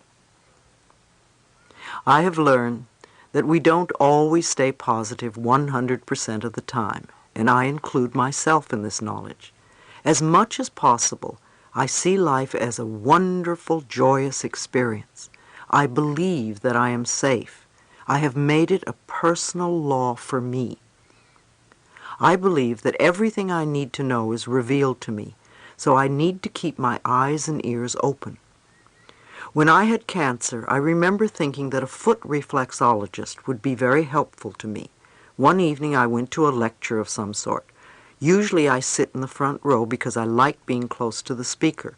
However, that night I was compelled to sit in the back row, and right after I sat down, a foot reflexologist sat next to me. We began to talk, and I learned that he even made house calls. I didn't have to look for him. He came to me. I also believe that whatever I need comes to me in the perfect time-space sequence. When something goes wrong in my life, I immediately start to think, all is well, it's okay, I know that this is all right. It's a lesson, it's an experience, and I'll pass through it. There is something here that is for my highest good. All is well. Just breathe, it's okay. And I do the best I can to calm myself, so I can think rationally about whatever is going on. And of course, I do work through everything. It may take a little time, but sometimes things that seem to be great disasters really turn out to be quite good in the end, or at least not the disasters that they seem to be in the beginning. Every event is a learning experience. I do a lot of positive self-talk, morning, noon, and night. I come from a loving space of the heart, and I practice loving myself and others as much as I possibly can. My capacity to love expands all the time. What I do today is much more than I was doing 6 months or a year ago. I know a year from now my consciousness and my heart will have expanded, and I'll be doing even more. I know that what I believe about myself becomes true for me. So I choose to believe wonderful things about myself. There was a time when I didn't, so I know I have grown, and I continue to work on myself. I also believe in meditation. To me, meditation is when we sit down and turn off our dialogue long enough to hear our own inner wisdom. When I meditate, I usually close my eyes, take a deep breath, and ask, what is it I need to know? I sit and listen. I might also ask, what is it I need to learn, or what is the lesson in this? Sometimes we think we're supposed to fix everything in our lives, and maybe we're really only supposed to learn something from the situation. I remember when I first began to meditate, I had violent headaches for the first 3 weeks. Meditation was so unfamiliar and against all my usual inner programming. Nevertheless, I hung in there, and the headaches eventually disappeared. If you are constantly coming up with a tremendous amount of negativity when you meditate, it may mean that it needs to come up, and when you quiet yourself, it starts to flow to the surface. Simply see the negativity being released. Try not to fight it. Allow it to continue as long as it needs to. If you fall asleep when you meditate, that's all right too. Let the body do what it needs to do. It will balance out in time. Reprogramming your negative beliefs is very powerful. A good way to do it is by making a tape with your own voice saying your affirmations. Play it as you go to sleep.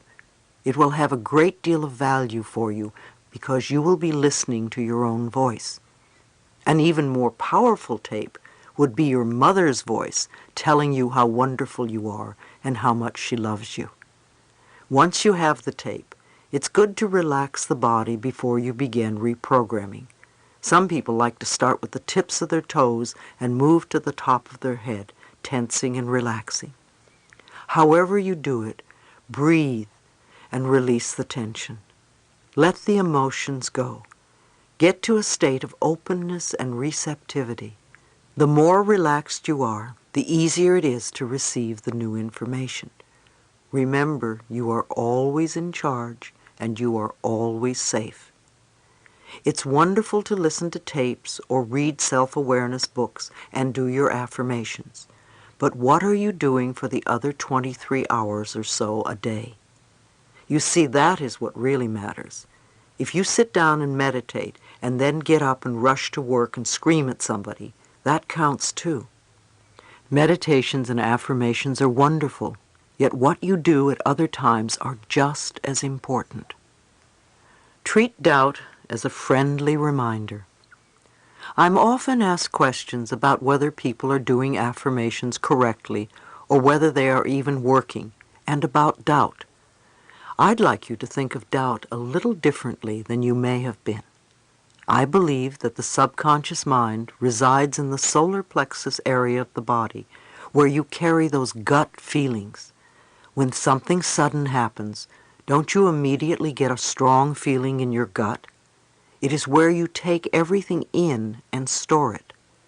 Ever since we were little children, every message we have received, everything we have done, all the experiences we have had, all that we have said, have all gone into the filing cabinets right there in the solar plexus area.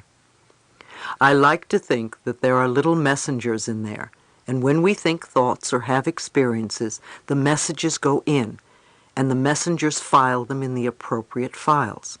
For many of us, we have been building up files labeled, "I'm not good enough, I'll never make it, I don't do it right."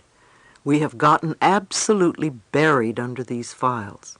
Suddenly, we do a few affirmations such as, "I'm wonderful and I love myself." And the messengers pick them up and say, "What's this? Where does it go? We've never seen this one before."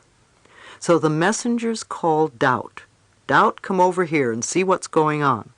So doubt picks up the message and asks the conscious mind, "What's this? You've always been saying the other things." And on a conscious level, we can react in two ways. We can say, "Oh, you're right, I'm terrible, I'm no good, I'm sorry, that's not the right message," and go back to our old ways. Or we can say to doubt, "That was the old message. I have no need for it now. This is the new message." Tell doubt to start a new file because there will be lots of these loving messages coming through from now on. Learn to treat doubt as a friend, not the enemy, and thank it for questioning you. Use it to strengthen your new beliefs. It doesn't matter what work you do in this world. Doesn't matter if you are a bank president or a dishwasher, a housewife or a sailor. You have wisdom inside of you that is connected to universal truth. When you are willing to look within and ask a simple question such as, "What is this experience trying to teach me?" And if you are willing to listen, then you will have the answer. Most of us are so busy running around creating the soap opera and drama we call our lives that we don't hear anything. Don't give your power over to other people's pictures of right and wrong. They only have power over us when we give our power to them. Groups of people give their power over to others. It happens in a lot of cultures. Women in our culture often give their power to men. They say things like, "My husband won't allow me to." Well, that's certainly giving your power away. If you believe it, you box yourself into a place where you can't do anything unless you are given permission by another person. Who do you give your power to? The more open-minded you are, the more you learn, and the more you can grow and change. A woman once shared with me that when she got married, she was very unassertive because that was the way she was brought up. It took years for her to realize that her conditioning kept her locked in a corner. She blamed everyone, her husband and her in-laws, for her problems. Eventually she divorced her husband. However, she still blamed him for so many things that were not right in her life. It took her 10 years to relearn her patterns and to take her power back. In hindsight, she realized that she was responsible for not speaking up and for not standing up for herself, not her husband or her in-laws. They were there to reflect back to her what she felt inside, a sense of powerlessness. Don't give your power away based on what you read either. I remember years ago I read some articles in a well-known magazine, and I happened to know something about each subject described in the articles, and in my opinion the information was totally erroneous. The magazine lost all credibility for me, and I didn't read it again for many years.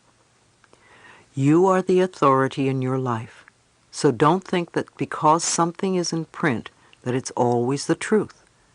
Inspirational speaker Terry Cole Whitaker wrote a wonderful book called What You Think of Me Is None of My Business. It's true. What you think of me is none of my business. It's your business. In the end, what you think of me is going out from you in vibrations and will come back to you. When we have illumination, when we become conscious of what we are doing, we can begin to change our lives. Life is really here for you. You need only ask. Tell life what you want, and then allow the good to happen. Part 2. Dissolving the Barriers. We want to know what is going on inside us, so we can know what to let go. Instead of hiding our pain, we can release it totally. Chapter 5. Understanding the blocks that bind you. Chronic patterns of self-hate, guilt, and self-criticism raise the body's stress levels and weaken the immune system. Now that we understand a little more about the power that we have within us, let's take a look at what keeps us from using it. I think that almost all of us have barriers of some kind or another. Even when we do a lot of work on ourselves and clear out the blocks, new layers of old barriers still keep coming up. Many of us feel so flawed that we believe that we are not good enough and never will be. Again, if we find something wrong with us, then we are going to find something wrong with other people as well. If we are still continuing to say, "I can't do this because my mother said," or "my father did," then we have not yet grown up. So now you want to let your barriers go, and perhaps learn something different that you didn't know before now. Perhaps one sentence here will trigger a new thought. Can you imagine how wonderful it would be if every day you learned a new idea that would help you let go of the past and create harmony in your life?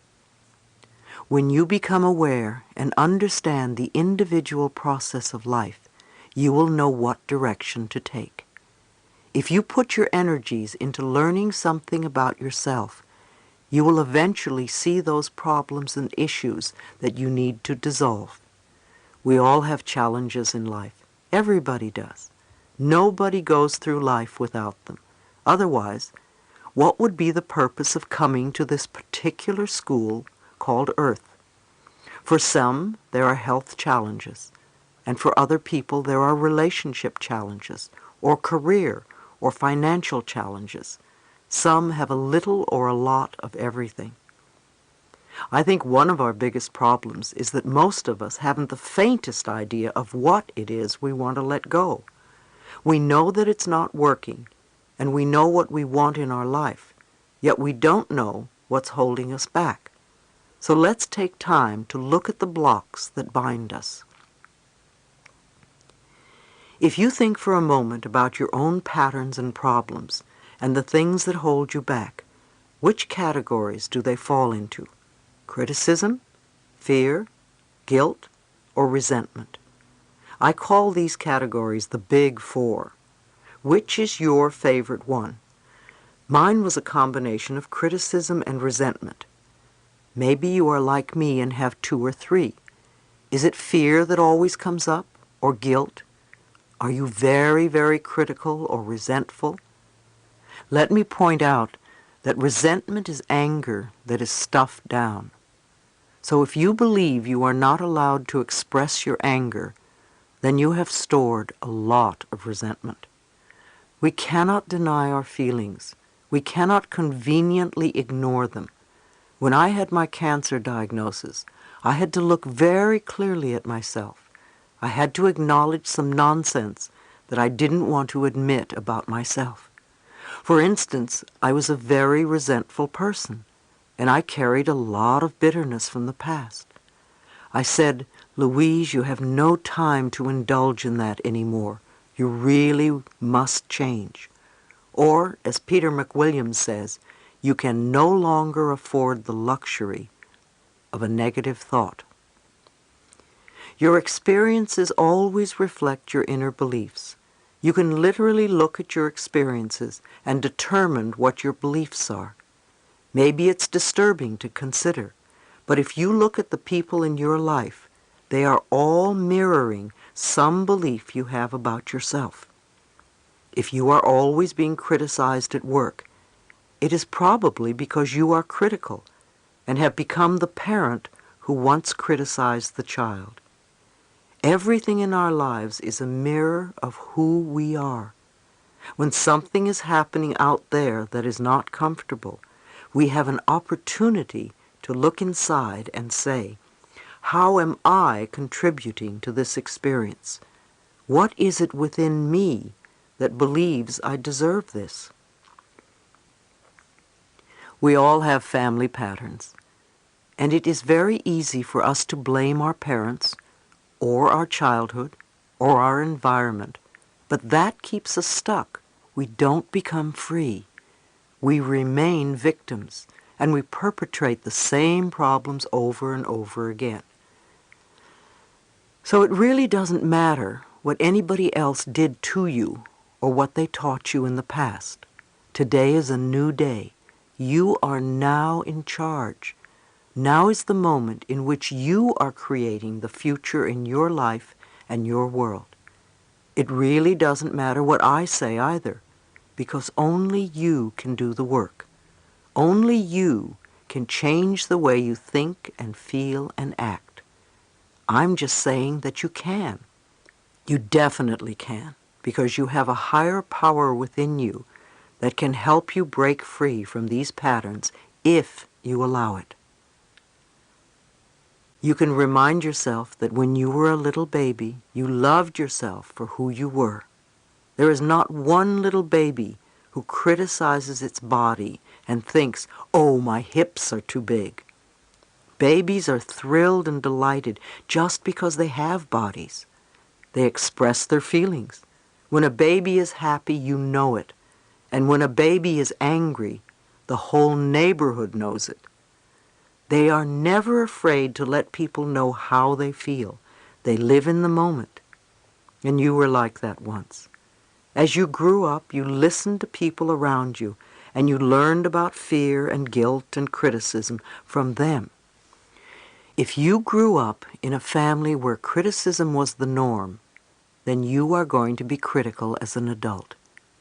If you grew up in a family where you were not allowed to express anger, then you are probably terrified of anger and confrontation, and you swallow it and let it reside in your body. If you were raised in a family where everybody was manipulated by guilt, then you are probably going to be the same way as an adult. You are probably a person who runs around saying, "I'm sorry," all the time, and can never ask for anything outright. You feel you have to be manipulative in some way in order to get what you want.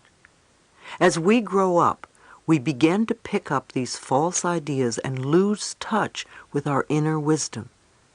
So we really need to release these ideas and return to the purity of spirit where we truly love ourselves.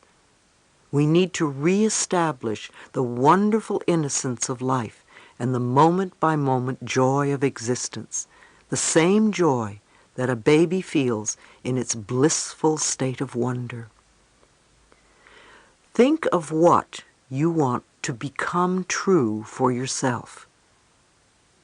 State them in positive, not negative affirmations. Now go to the mirror, look in your eyes, and repeat your affirmations. See what obstacles are in your way. When you begin to state an affirmation like, "I love and approve of myself," really pay attention to what negative messages come up, because as you recognize them, they become the treasures that will unlock the door to your freedom. Usually the messages are one of the four I mentioned earlier: criticism, fear, guilt, or resentment. And most likely you learn these messages from people back there. Some of you have chosen some difficult tasks to handle in this lifetime, and it is my belief that we really come here to love ourselves in spite of what they say or do. We can always go beyond our parents' or our friends' limitations. If you were a good little girl or boy, you learned your parents' limited way of looking at life. You see, you're not bad. You are good children. You learned exactly what your parents taught you. Now that you are grown up, you're doing the same thing. How many of you hear yourself saying what your parents used to say? Congratulations. They were very good teachers and you were very good students. But now it is time for you to begin to think for yourself. A lot of us may face resistance when we look in the mirror and repeat our affirmations. However, resistance is the first step to change. Most of us want our lives to change, but when we are told that we have to do something different, we say, "Who, me? Oh, I don't want to do that." Others may experience feelings of despair. Often if you look in the mirror and say, "I love you," the little child inside says, "Where have you been all this time? I've been waiting for you to notice me." And waves of sadness come up because you've been rejecting the little child for a long, long time. When I did this exercise in one of my workshops, a woman said she was very, very scared. I asked her what frightened her, and she shared the fact that she was an incest survivor. Many of us have had this experience called incest, and we are learning to come through it. It's interesting that it occurs so often on our planet. We read so much about incest these days, yet I don't think it is happening any more now than it ever did. We have advanced to a state where we now feel that children have rights, and we are allowing ourselves to see this ugly sore in society.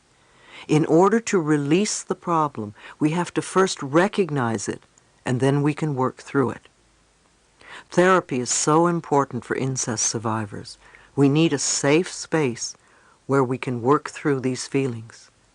When we have let the anger and the rage and the shame out, then we can move to the space where we can love ourselves. No matter what we are working on, we want to remember that the feelings that come up are just feelings. We are not in the experience anymore. We need to work on making the inner child feel safe. We want to thank ourselves for having had the courage to survive this experience. Sometimes when we're dealing with an issue such as incest, it's difficult to accept that the other person was doing the best he or she could at the time with the understanding and awareness and knowledge that they had. Acts of violence always come from people who were violated themselves. We all need healing. When we learn to love and cherish who we are, we will no longer harm anyone. Stop all criticism. When we are dealing with criticism, we are usually criticizing ourselves all the time for the same things over and over. When are we going to wake up and learn that criticism doesn't work? Let's try another tactic. Let's approve of ourselves as we are right now. Critical people often attract a lot of criticism because it is their pattern to criticize. What we give out, we get back. They may also need to be perfect at all times. Who's perfect? Have you ever met a perfect person? I haven't. If we complain about another person, we are really complaining about some aspect of ourselves. Everyone is a reflection of us, and what we see in another person, we see in ourselves. Many times we don't want to accept parts of who we are. We abuse ourselves with alcohol or drugs or cigarettes or overeating or whatever. These are ways of beating up on ourselves for not being perfect. But being perfect for who? Whose early demands and expectations are we still trying to meet? Be willing to let that go. Just be. You will find that you are wonderful just as you are this very moment. If you have always been a critical person who sees life through very negative eyes, it is going to take time for you to turn yourself around to be more loving and accepting. You will learn to be patient with yourself as you practice letting go of the criticism, which is only a habit, not the reality of your being. Can you imagine how wonderful it would be if we could live our lives without ever being criticized by anyone? We would feel totally at ease, totally comfortable. Every morning would be a wonderful new day because everyone would love you and accept you, and nobody would criticize you or put you down. You can give this happiness to yourself by becoming more accepting of the things that make you unique and special. The experience of living with yourself can be the most wonderful experience imaginable. You can wake up in the morning and feel the joy of spending another day with you. When you love who you are, you automatically bring out the best in you. I'm not saying that you will be a better person, because that implies that you're not good enough now. However, you will find more positive ways to fulfill your needs and to express more of who you really are. Guilt makes us feel inferior. Many times people give you negative messages because it is the easiest way to manipulate you. If someone is trying to make you feel guilty, ask yourself, what do they want? Why are they doing this?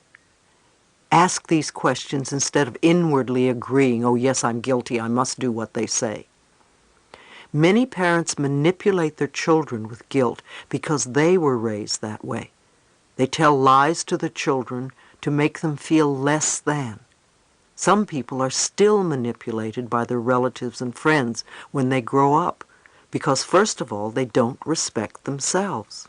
Otherwise, they wouldn't let it happen. Secondly, they are manipulative themselves. Many of you live under a cloud of guilt. You always feel wrong, or that you are not doing the right thing, or apologizing to someone for something. You will not forgive yourself for something you did in the past. You berate yourself for a lot that goes on in your life. Let these clouds dissipate. You don't need to live that way any longer. Those of you who feel guilty can now learn to say no and call people on their nonsense. I'm not saying to be angry with them, but you don't have to play their game anymore. If saying no is new to you, say it very simply. No, no, I cannot do that. Don't give excuses, or the manipulator will have ammunition to talk you out of your decision. When people see that manipulating you doesn't work, they will stop. People will only control you as long as you allow them to. You may feel guilty the first time you say no. However, it gets easier the next few times. A woman at one of my lectures had a baby who was born with a congenital heart disease. She felt guilty because she'd believed that it was her fault. She did something to the baby. Unfortunately, guilt does not solve anything. In her case, no one did anything wrong. I told her that I thought it could have been a soul choice for the baby and a lesson for both the mother and baby. My answer for her was to love the baby and love herself and stop feeling that she did something wrong. That sort of guilt would not heal anyone. If you do something that you are sorry about, stop doing it. If you did something in the past that you still feel guilty about, forgive yourself. If you can make amends, do it, and don't repeat the action again. Every time guilt comes up in your life, ask yourself, what do I still believe about myself?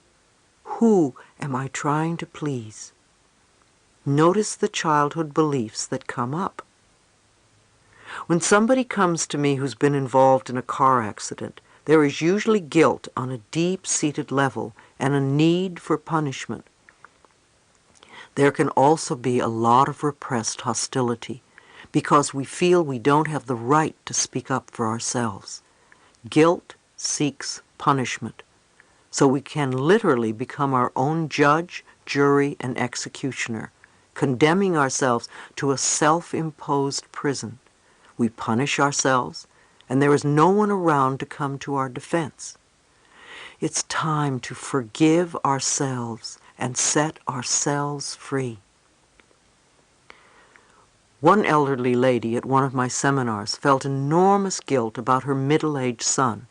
He was an only child who grew up to be a very withdrawn person. She felt guilty because she was very strict with him while he was growing up. I explained that she had done the best she knew how to do at the time. I believe he chose her as a mother before he incarnated into this lifetime, so on a spiritual level he knew what he was doing. I told her that she was wasting all her energy feeling guilty about something that she couldn't change. She sighed and said, "It's such a shame that he's this way, and I'm sorry I did a bad job."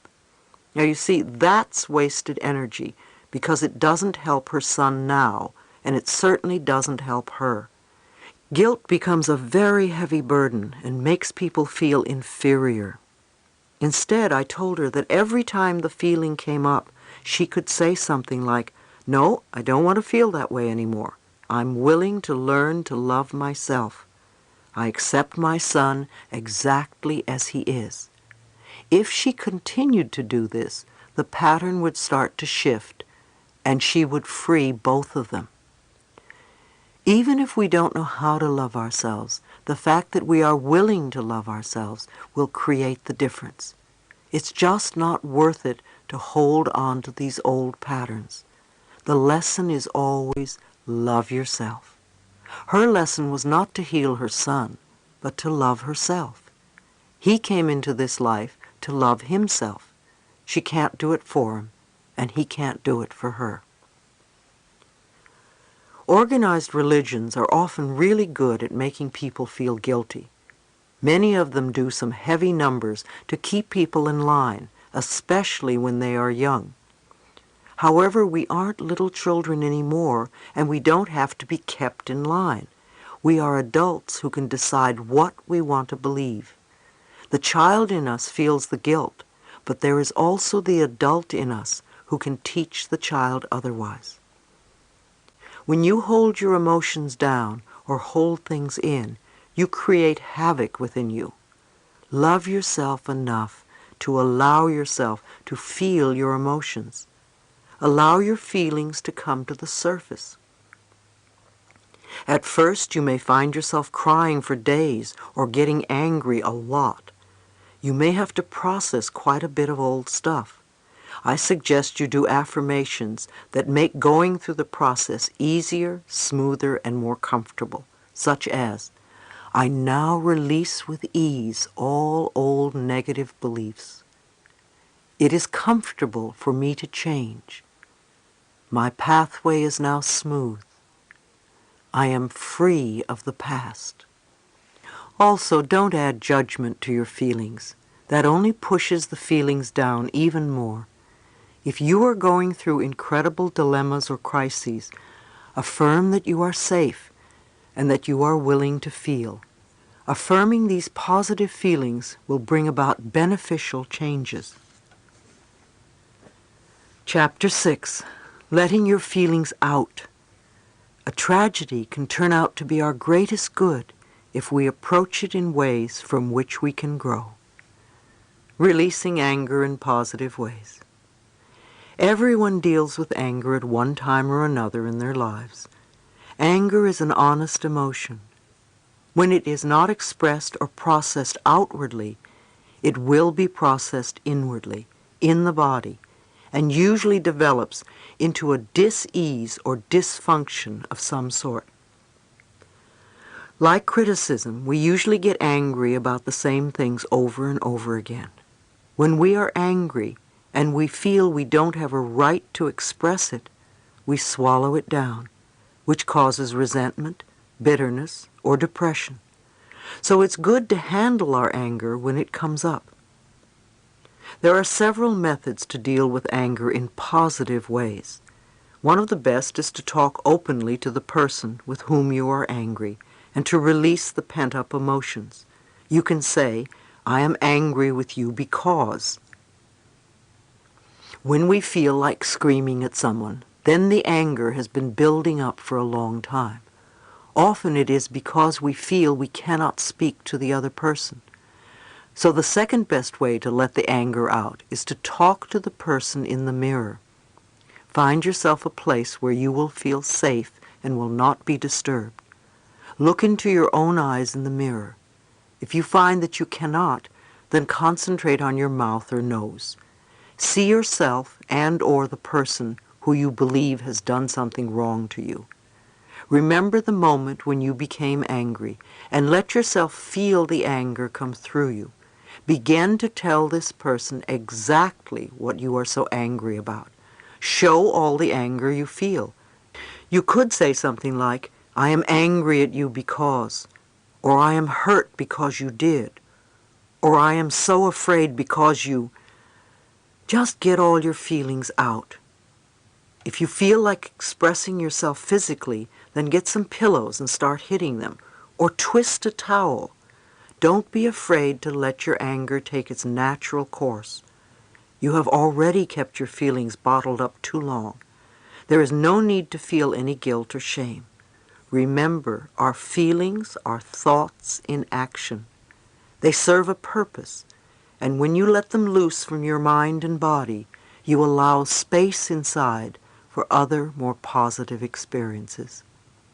When you have finished expressing your anger to the other person or persons, do your best to forgive them. Forgiveness is an act of freedom for yourself, because you are the one who will benefit from it.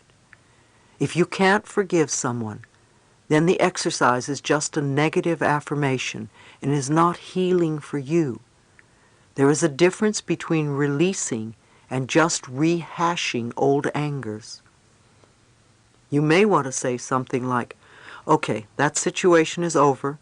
That is in the past now. I don't approve of your action, and yet I understand that you were doing the best you could with the knowledge and understanding you had at the time. I am done with this. I release you and let you go. You are free, and I am free. You may want to do this exercise several times before you truly feel that you have gotten rid of all your anger. You may also want to work on one anger issue or several. Do what feels right for you. There are other methods we can use to release the anger. We can scream into a pillow. We can kick pillows. We can beat the bed or a punching bag. We can write a hate letter and then burn it. We can scream in our cars with the windows rolled up. We can play tennis or go to the golf range and just hit balls one after another. We can exercise, swim, or run around the block several times, or just punch the air. We can write or draw our feelings using our non-dominant hand. The creative process is a natural release for emotions. One man at my seminar said he used an egg timer as he began screaming into a pillow. He gave himself 10 minutes to let out all his frustrations and anger about his father. After 5 minutes, he was exhausted, and every 30 seconds he would look at the egg timer and realize he still had a few more minutes to go. I used to beat the bed and make a lot of noise. I can't do that now because my dogs get frightened and think I'm angry at them. Now I find it very effective to scream in the car or dig a hole in the garden or bat a ball around. As you can see, you can become quite creative when releasing your feelings. I recommend that you do something physically to release charged up emotions in a safe way. Don't be reckless or dangerous to yourself or others. Remember also to communicate with your higher power. Go within and know that there is an answer to your anger and that you will find it. It is very healing to meditate and visualize your rage flowing freely out of your body. Send love to the other person and see your love dissolve whatever disharmony there is between you. Be willing to become harmonious. Perhaps the anger you feel is reminding you that you aren't communicating well with others. By recognizing it, you can correct it. It's amazing how many people tell me how much happier they have become once they release anger towards another person. It's as though a huge burden has been dropped. One of my students had a difficult time letting her anger out. Intellectually, she understood her feelings, yet she couldn't express them outwardly. Once she allowed herself this expression, she kicked and screamed and called her mother and her alcoholic daughter all sorts of names. She felt a tremendous weight lift from her. When her daughter visited her afterwards, she couldn't stop hugging her. She had allowed room for love to come inside where all the repressed anger had been. Maybe you have been a person who's been angry for a major part of your life. You have what I call habitual anger. Something happens and you get angry. Something else happens and you get angry again. Once more it happens and you keep getting angry. But you never go beyond getting angry. Habitual anger is childish. You always want your own way. It would be helpful to ask yourself, why am I choosing to be angry all the time? What am I doing to create situation after situation that angers me? Is this the only way I can react to life? Is this what I want? Who am I still punishing or loving? Why do I want to be in this state? What am I believing that causes all these frustrations? What am I giving out that attracts in others the need to irritate me? In other words, why do you believe that to get your way, you need to get angry? I'm not saying that there are no injustices, and there aren't times when you have a right to feel angry. However, habitual anger is not good for your body because it lodges in there. Notice what you focus on most of the time. Sit in front of a mirror and look at yourself and ask, who are you? What is it that you want? What makes you happy What can I do to make you happy? Now is the time to do something else. Create a new space inside yourself for loving, optimistic, and cheerful patterns. People often get angry while they're driving their cars. People often express their frustrations about the other lousy drivers on the road. Long ago, I got over the fact that I was going to be upset because of someone else's inability to follow the rules of the road. So the way I handle driving my car is, first, I put love into the car when I get in. Next, I know and affirm that I'm always surrounded by wonderful, competent, happy drivers. Everyone around me is a good driver. Because of my beliefs and affirmations, whenever I'm on the road, I have very few poor drivers around me. They're off bothering the person who's shaking his fist and screaming. You know, your car is an extension of you, just like everything and everyone are extensions of you. So put some love into your car, and then send love out to everyone around you on the streets and highways. I believe that the parts of your car are similar to the parts of your body. For instance, one of my workers felt that she had no vision, that she could not see where her life was going or where she wanted it to go. One morning she woke up and found her windshield smashed. Another person, an acquaintance of mine, felt that he was stuck in his life. He was not moving forward or moving backward, but was not moving at all. And his tire became flat and he couldn't move anywhere. I know it may sound silly at first, but it's fascinating to me that the terminology that these two people used to describe their current mental state also related to their car. Having no vision means that you can't see in front of you. The windshield is a perfect metaphor. Likewise, being stuck is a perfect example of a flat tire. The next time something happens to your car, make a note as to what you feel the broken parts represents, and see if you can connect it to how you are feeling at that particular moment or what is going on in your life. You may be surprised at the results. One day I will write a little book and call it Heal Your Automobile. There was a time when people did not understand the body-mind connection. Now it is time for us to expand our thinking even more and to understand the machinery-mind connection. Every situation in your life is a learning experience and can be handled so that it works for you. There is nothing new or unique about anger. No one escapes the experience.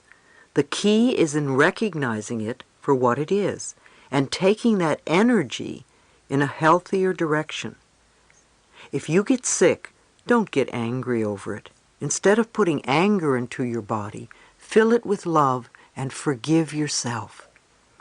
Those of you who are caretakers for sick people can also remember to take care of yourselves too. If you don't, you won't be any good to yourself or your friends or family. You will burn out. Do something to let your feelings out as well.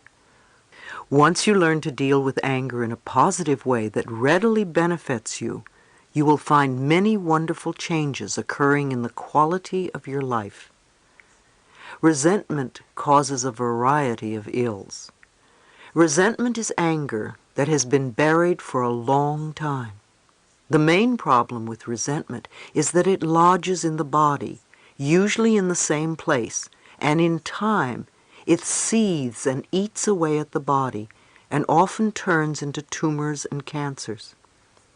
Therefore, repressing anger and letting it settle in our bodies is not conducive to good health. Again, it's time to let those feelings out. Many of us were raised in families where we weren't allowed to be angry. Women, in particular, were taught that to be angry was something bad. Anger was not acceptable, except for one person, usually a parent. So we learned to swallow our anger rather than express it. Again, we can now realize that we are the ones who are holding on to it. Nobody else is involved at all.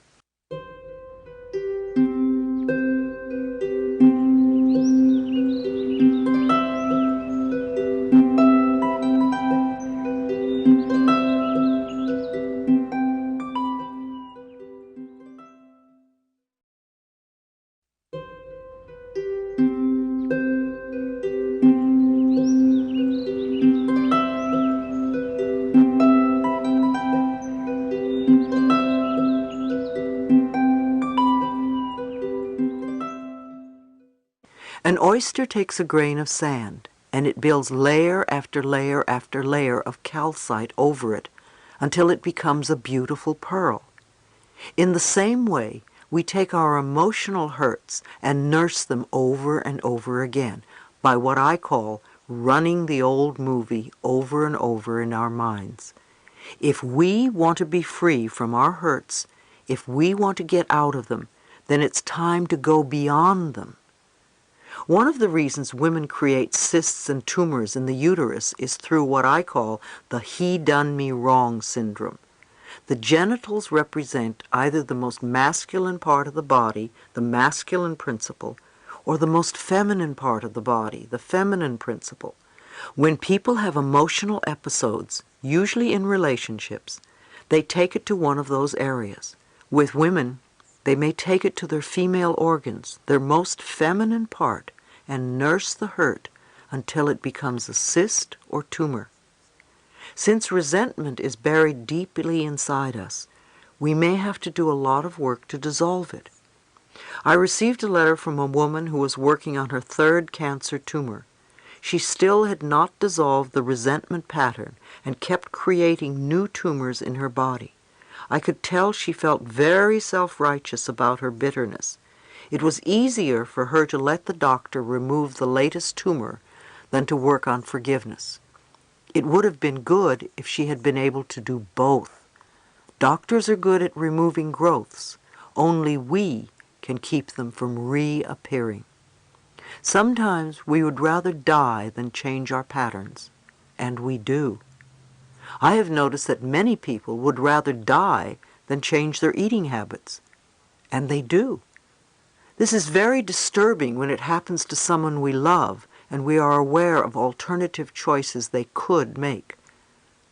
No matter what choices we make, they are always right for us, and there is no blame, even if we leave the planet. We will all leave the planet in time, and we will all find a way to do it at the right time for us. Again, we don't have to blame ourselves for failing or doing it wrong. We don't have to feel guilty. There is no blame. No one does it wrong. A person does the best he or she knows how to do with the understanding and awareness that is available. Remember, we all have the power within us, and we all come here to learn certain lessons. Our higher selves know our destiny in this lifetime and what we must learn in order to move forward in our evolutionary process. There is never any wrong way. There just is. We are all on an endless journey through eternity, and we have lifetime after lifetime. What we don't work out in this life, I believe we will work out in another. Suppressed feelings lead to depression.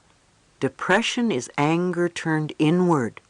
It is also anger that you feel you do not have a right to have. For instance, you may feel it's not okay to be angry at your parent or spouse or employer or best friend, and yet you are angry and you feel stuck. That anger becomes depression. Far too many people today suffer from depression, even chronic depression. By the time we feel that depressed, it's very difficult to get out of it. It feels so hopeless that it becomes an effort to do anything. I don't care how spiritual you are. You have got to wash your dishes every now and then. You can't let the sink pile up with dirty dishes and say, "Oh, I'm metaphysical." The same with your feelings. If you want to have a mind that flows freely, then clean up your inner mental dirty dishes.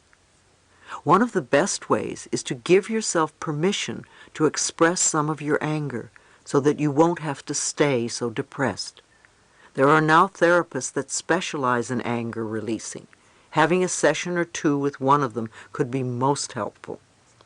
It's my personal opinion that we all need to beat the bed once a week, whether we feel angry or not. There are some therapies that encourage you to get into your anger. However, I think that they often keep you immersed in the anger process too long. Anger, like any emotion that surfaces, lasts only a few minutes. Babies move in and out of their emotions very quickly. It is our reaction to the emotion that causes us to hold and repress it. Author Elizabeth Kubler-Ross uses a wonderful exercise in her seminars, which she calls externalization. She has you take a piece of rubber hose and some old phone books, and you beat them over and over again, letting all sorts of emotions emerge. When you're releasing anger, it's okay to be embarrassed about it, especially if it was against your family rules to get angry. It will be embarrassing the first time you do it. But when you get into it, it can be such fun and very powerful. God is not going to hate you for being angry. Once you have released some of this old anger, you will be able to see your situation in a new light and find new solutions. Another one of the suggestions I would make for a person who is depressed is to work with a good nutritionist and really get your diet cleaned up. It's amazing how that can help the mind. People who are depressed often eat very poorly, which adds to the problem. We all want to make the best choices so that the food we are taking in is good for our body. Also, many times we find there is a chemical imbalance in the body that is further aggravated by the intake of medication of some sort. Now, rebirthing is another wonderful process for releasing your feelings because it goes beyond the intellect. If you have never had a rebirthing session, I recommend that you try one. It has been very helpful for many people. It's a breathing modality that helps you connect with old issues so that you can release them in a positive way. Some rebirthers have you repeat your affirmations as you're going through the process. Then there is body work, such as Rolfing, a process of deep connective tissue manipulation developed by Ida Rolf, or Heller work, or Traeger work. They are all excellent ways to release restrictive patterns in the body. Different processes work differently for each person. One process may be good for one, yet not for another. We can only find what is best for us by trying different avenues. Self-help sections in bookstores are excellent places to read about different alternatives. Health food stores often have bulletin boards that list meetings and classes. When the student is ready, the teacher appears. Fear is not having trust. Fear is rampant on the planet. You can see and hear about it in the news every day in the form of wars and murders and greed and more. Fear is a lack of trust in ourselves. Because of that, we don't trust life. We don't trust that we are being taken care of on a higher level, so we feel we must control everything from the physical level. Obviously, we're going to feel fear because we can't control everything in our lives. Trust is what we learn when we want to overcome our fears. It's called taking the leap of faith. Trust in the power within that is connected to universal intelligence. Trust in that which is invisible instead of trusting only in the physical material world. I'm not saying that we do nothing, yet if we have trust, we can go through life much easier. If you recall what I said earlier, I believe that everything I need to know is revealed to me. I trust that I'm being taken care of, even though I am not physically in control of everything that's happening around me. When a fearful thought comes up, it is really trying to protect you. I suggest you say to the fear, I know you want to protect me. I appreciate that you want to help me, and I thank you. Acknowledge the fearful thought. It's there to take care of you. When you become physically frightened, your adrenaline pumps through your body to protect you from danger. It's the same with the fear you manufacture in your mind. Observe your fears and recognize that you are not them. Think of fear the way you view images on a movie screen. What you see on the screen is really not there. The moving pictures are just frames of celluloid, and they change and disappear very rapidly. Our fears will come and go as rapidly as those pictures, unless we insist on holding on to them. Fear is a limitation of our minds. People have so much fear about getting sick or old or about becoming homeless or whatever. Anger is fear that becomes a defense mechanism.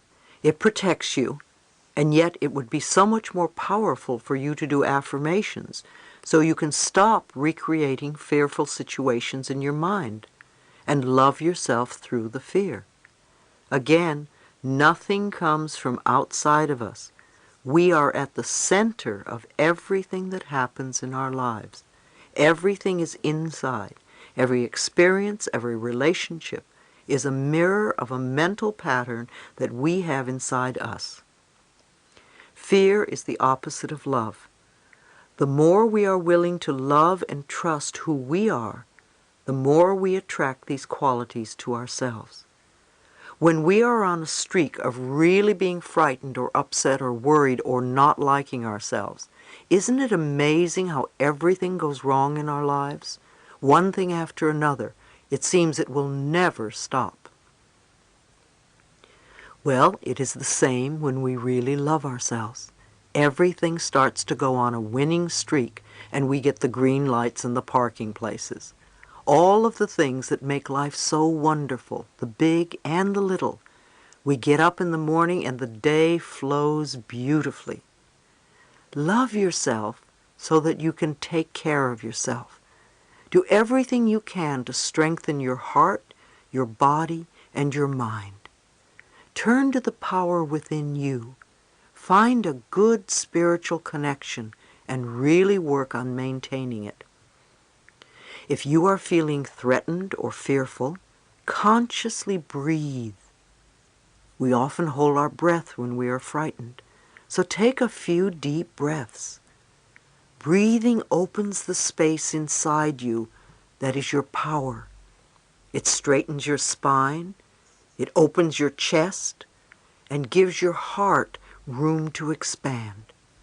By breathing, you begin to drop the barriers and open up. You expand rather than contract. Your love flows. You could say, I am one with the power that created me. I am safe and all is well in my world. Cleaning up our addictions. One of the primary ways we mask our fear is through addictions. Addictions suppress the emotions so that we don't feel. However, there are many kinds of addictions besides the chemical ones.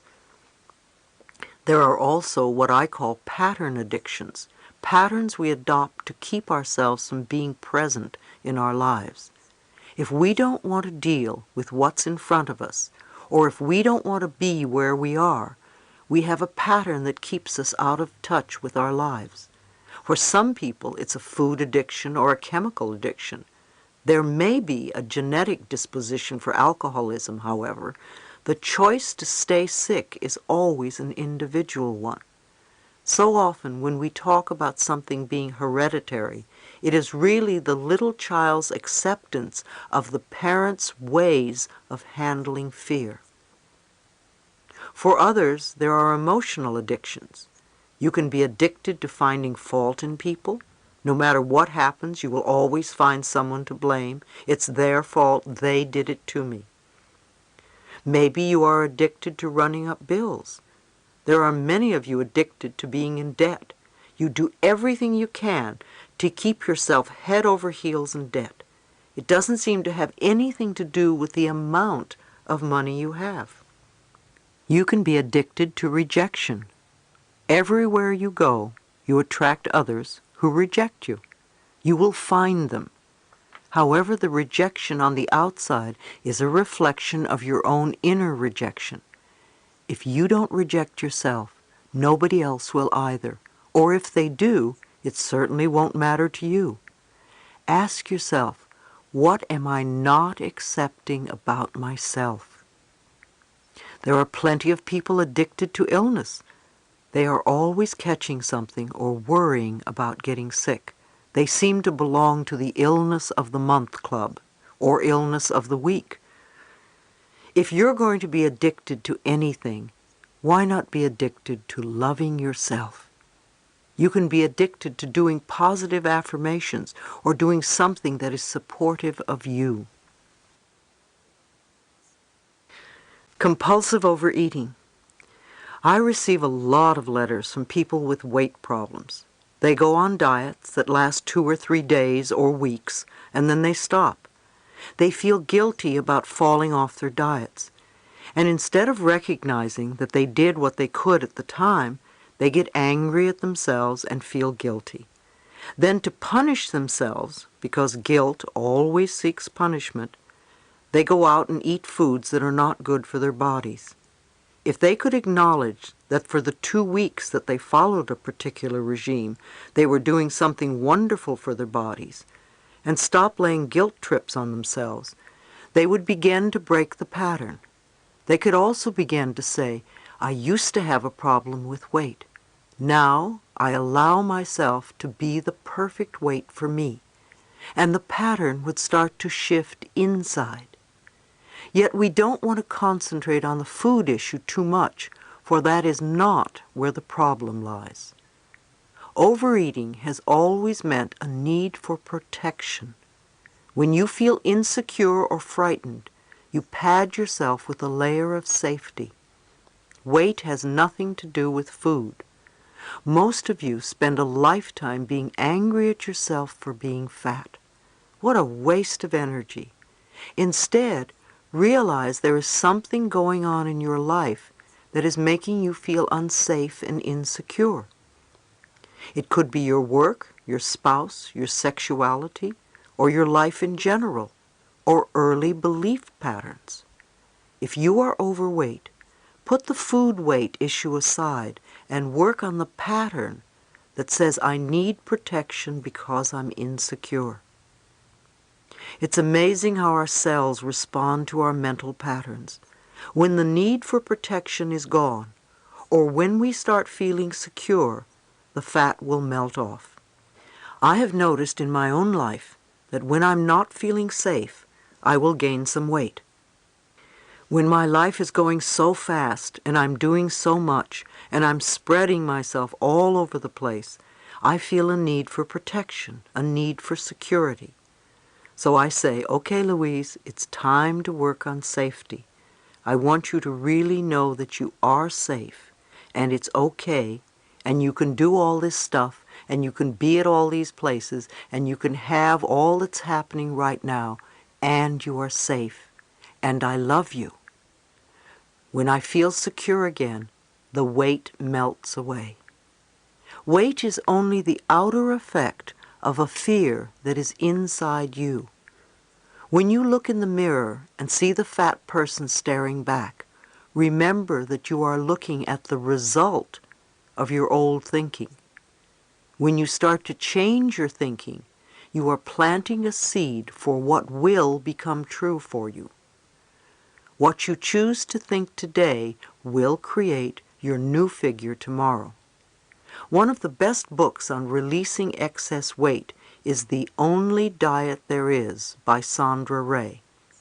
It's all about dieting from negative thinking, and she shows you step by step how to do it. Self-help groups. Self-help groups have become the new social form. I see this as a very positive move. These programs do tremendous good. People with similar problems getting together, not to whine and complain, but to find ways to work through these issues and improve the quality of their lives. There is now a group for almost every problem you can think of. Many of them are listed in the phone book under Community Services in the front of your yellow pages. I know you can find one that is right for you. Many churches now hold group meetings. You could even go to the local health food store, one of my favorites, and see what is listed on their bulletin board. If you are serious about changing your life, you will find the way. The 12-step programs are everywhere. 12-step programs have been around for some time, and they have developed a format that really works and brings about wonderful results. Their Al-Anon program for people who live with or were raised by addicted people is one of the best groups for all sorts of people. Feelings are our inner gauge. When growing up in a troubled or dysfunctional family, we learn to avoid conflict whenever possible, and this results in the denial of our feelings. We often do not trust others to meet our needs, so we don't even ask for help. We are convinced that we must be strong enough to handle things ourselves. The only problem is that we fail to be in touch with our own feelings.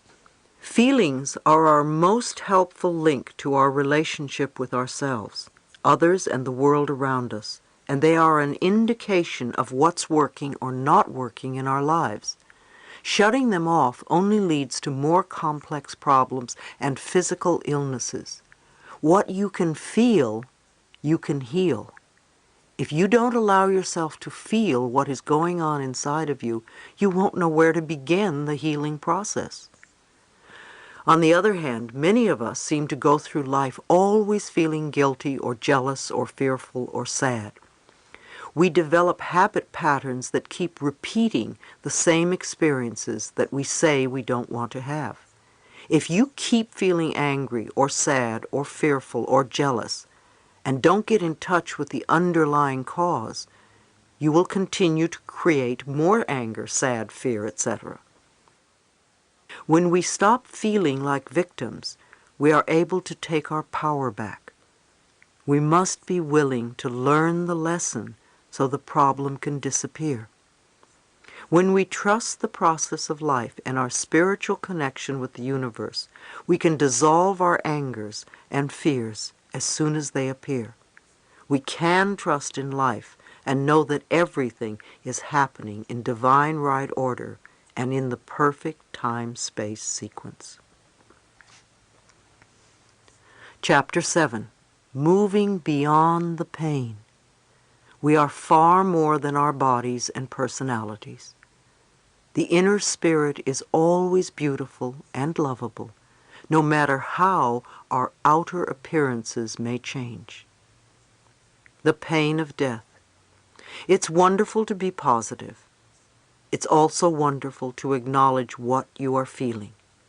Nature has given you feelings to get you through certain experiences, and to deny them causes more pain.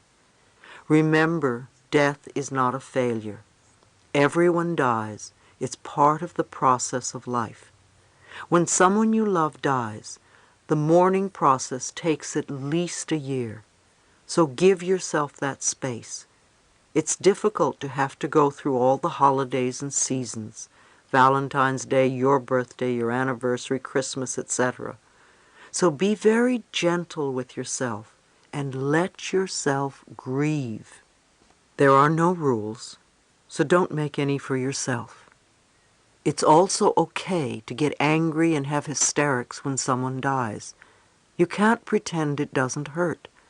You want to give your feelings an outlet. Let yourself cry.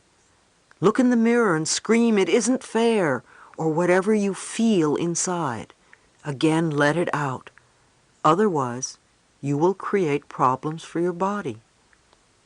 You want to take care of yourself the best you can, and I know it's not always easy. Those of us who have been working with people with AIDS find that the grieving process becomes ongoing. It's the same as the grieving process in wartime. There are too many onslaughts to the emotional nervous system to handle. Many times I reach out to special friends and dissolve into hysterics when it all becomes too much. It was much easier when my mother died. I felt the natural completion of her 91-year cycle. Though I grieved, I had no anger or rage at injustice or untimeliness. Wars and epidemics bring up tremendous frustration at the seeming unfairness of it all. Although grieving takes time, sometimes you feel like you're in a bottomless pit. If you are still grieving after a few years, then you are wallowing in it. It becomes an addiction. You need to forgive and release the other person and yourself. Remember, we don't lose anyone when they die, because we never own them. in the first place. If you are having a difficult time letting go, there are several things you can do. First of all, I suggest you do some meditations with the person who is gone. No matter what he or she thought or did while they were alive, when they leave the planet, a veil lifts and they see life very clearly. So they no longer have the fears and the limiting beliefs that they had when they were here. If you are grieving a lot, they would probably tell you not to worry because all is well. In your meditations, ask the person for help to get you through this period and tell them that you love them. Don't judge yourself for not being with the person or doing enough for the person while they were alive. That's just adding guilt to your grief. Some of you use this time as an excuse for not getting on with your own life. Some of you would like to leave the planet too.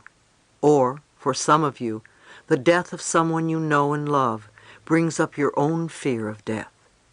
Use this time to do inner work on yourself so you can release some of your own stuff. A lot of sadness comes to the surface upon the death of a loved one. Let yourself feel the sadness. You need to get to a point where you feel safe enough to let the old pains come up. If you would allow yourself 2 or 3 days of crying, much of the sadness and guilt would disappear. If you need to, find a therapist or a group to help you feel safe enough so that you can release the emotions. Another suggestion is to say affirmations like, I love you and I set you free. You are free and I am free. One woman was having a very difficult time letting go of the anger she felt towards an aunt who was very ill. She was terrified that her aunt would pass away and she would not be able to communicate how she really felt about the past. She didn't want to speak with the aunt because she felt all choked up inside. I suggested to her that she work with a therapist, for one-on-one work can be so helpful. When we are stuck in any area, it is an act of love for ourselves to reach out for help. There are many types of therapists all over who are experienced in these situations. You don't need to go for a long time, just a short while, so that you can get through your difficult period. There are also many grief support groups. It might be helpful for you to join one because it would assist you as you go through the process.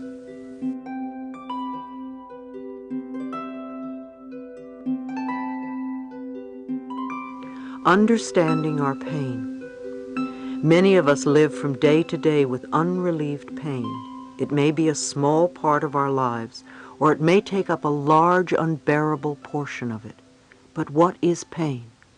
Most of us agree that it is something we would like to be free of. Let's look at what we can learn from it. Where does it come from? What is it trying to tell us? The dictionary defines pain as an unpleasant or distressing sensation due to bodily injury or disorder, as well as a mental or emotional suffering or torment.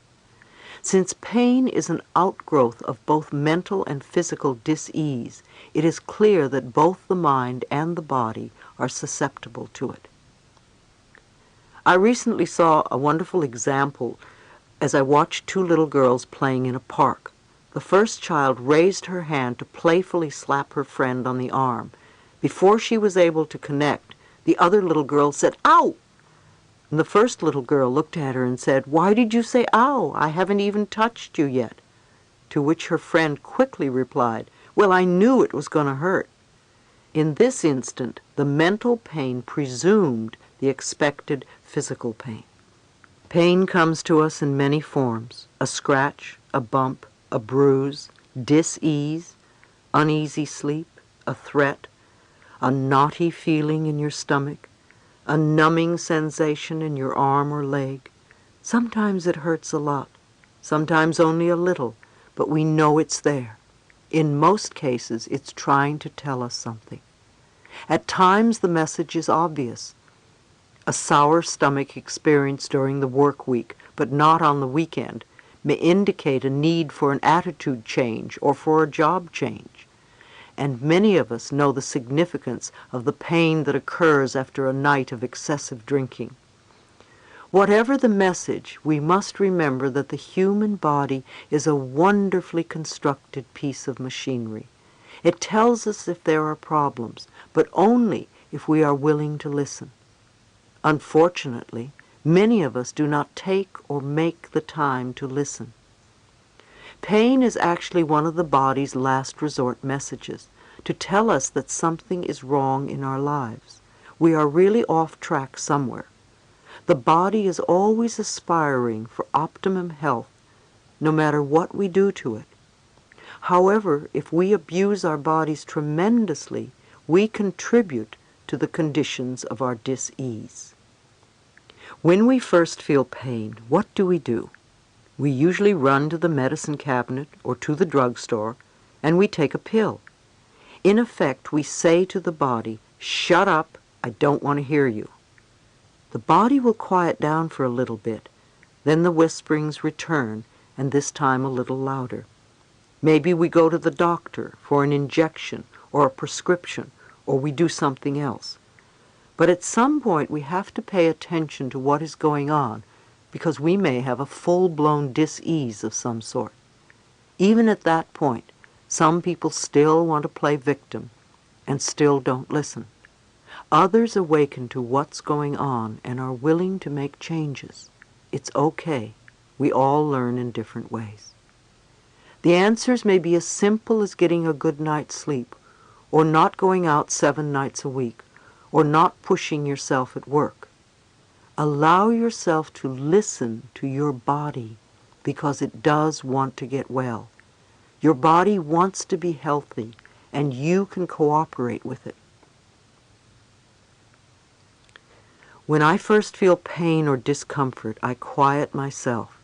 I trust that my higher power will let me know what needs to be changed in my life, so that I can be free from this dis-ease. In these quiet times, I visualize the most perfect natural setting, with my favorite flowers growing in abundance all around me.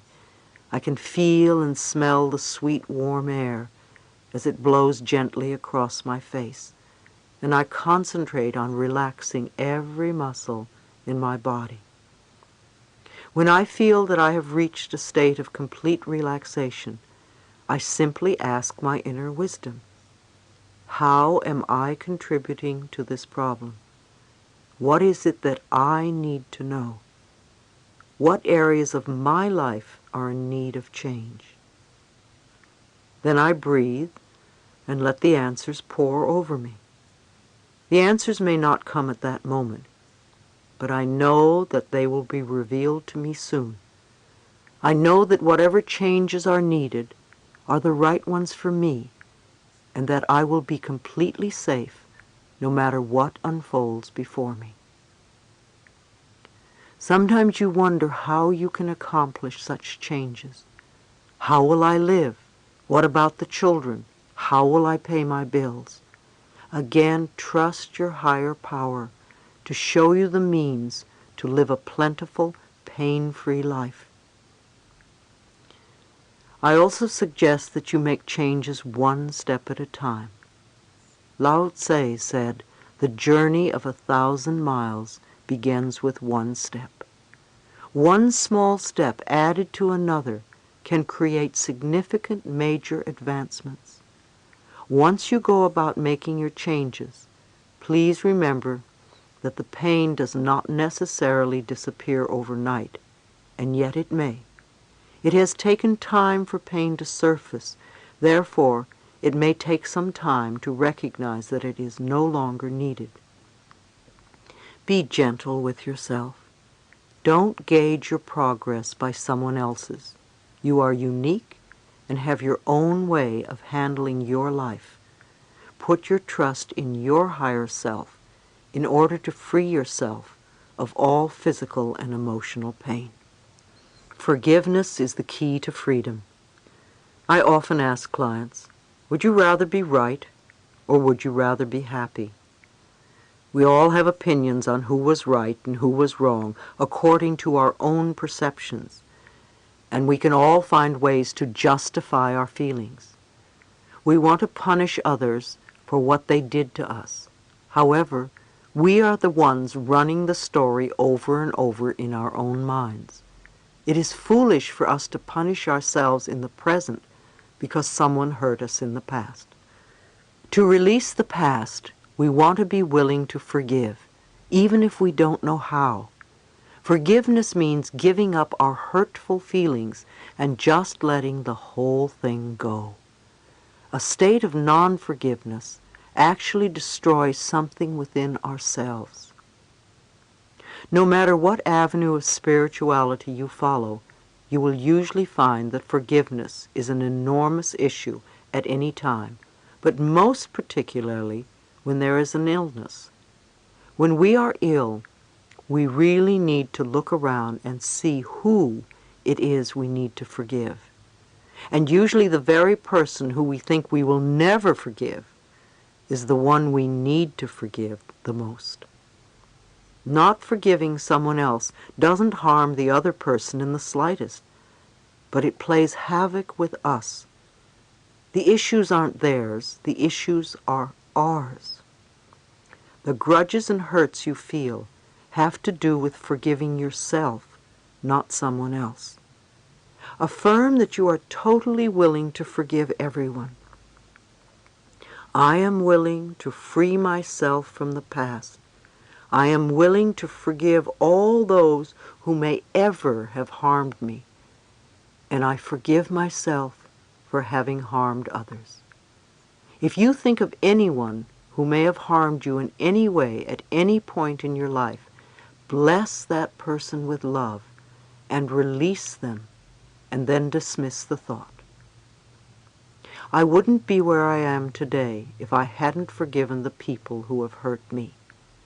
I would not want to punish myself today for what they did to me in the past. I'm not saying that it would be easy. It's just that now I can look back at that stuff and say, oh yes, that's something that happened. However, I don't live there anymore. And it is not the same as condoning their behavior. If you feel ripped off by another, know that nobody can take anything from you that is rightfully yours. If it belongs to you, it will return to you at the right time. If something doesn't come back to you, it wasn't meant to. You need to accept that and go on with your life.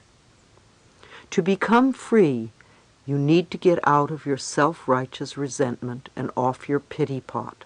I love this expression, which originated with Alcoholics Anonymous, because it is such a wonderful, accurate description. When you are sitting on your pity pot, you are this helpless person who has no power at all. In order to have power, you want to stand on your own 2 feet and take responsibility. Take a moment and close your eyes, if you can, and imagine a beautiful stream of water in front of you. Take the old painful experience, the hurt, and the unforgiveness, and put the whole incident in the stream. See it begin to dissolve and drift downstream until it totally dissipates and disappears. You can do this as often as you want. This is a time for compassion and healing. Go within and connect with that part of yourself that knows how to heal. You are incredibly capable. Be willing to go to new levels to find capabilities of which you were not aware.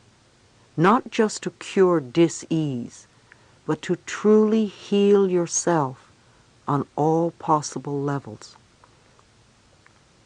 To make yourself whole in the deepest sense of the word. To accept every part of yourself and every experience you have ever had. And to know that it is all part of the tapestry of your life this time around. I love Emmanuel's book. There is a passage in it which has a good message. The question to Emmanuel is, how do we experience painful circumstances without becoming embittered by them? And Emmanuel's reply is, by seeing them as lessons and not as retribution. Trust life, my friends. However far afield life seems to take you, this trip is necessary. You have come to traverse a wide terrain of experience in order to verify where truth lies and where your distortion is in that terrain. You will then be able to return to your home center, your soul self, refreshed and wiser. If only we could understand that all of our so-called problems are just opportunities for us to grow and to change, and that most of them come from the vibrations that we have been giving off. All we really need to do is change the way we think, be willing to dissolve the resentment, and be willing to forgive. Part 3. Loving yourself. Can you remember the last time you were in love? Your heart went, ah! It was such a wonderful feeling. It's the same thing with loving yourself, except that you will never leave. Once you have your love for yourself, it's with you for the rest of your life.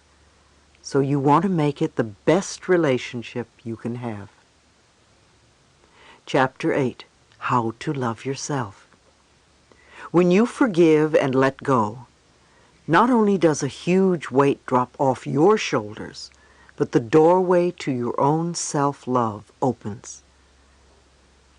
For many of you who have been working on loving yourselves, and for those of you who are just beginning, I'm going to explore some ways to help you learn how to love yourselves.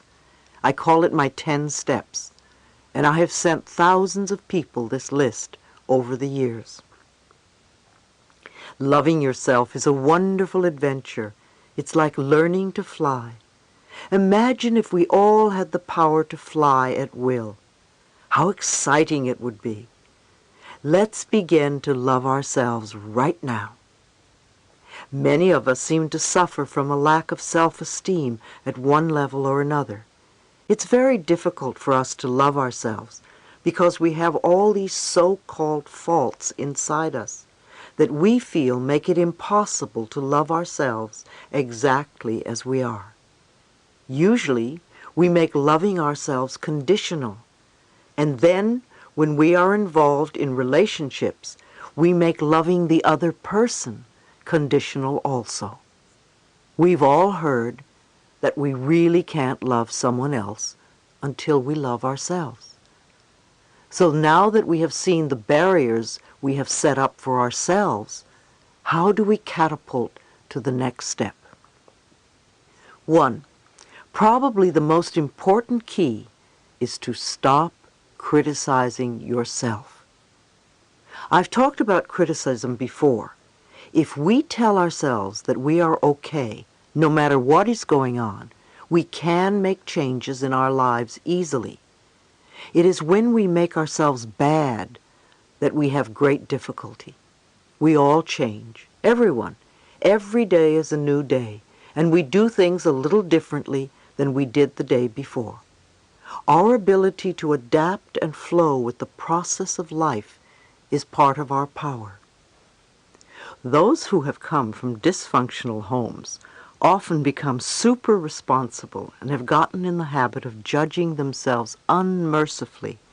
They have grown up with tension and anxiety.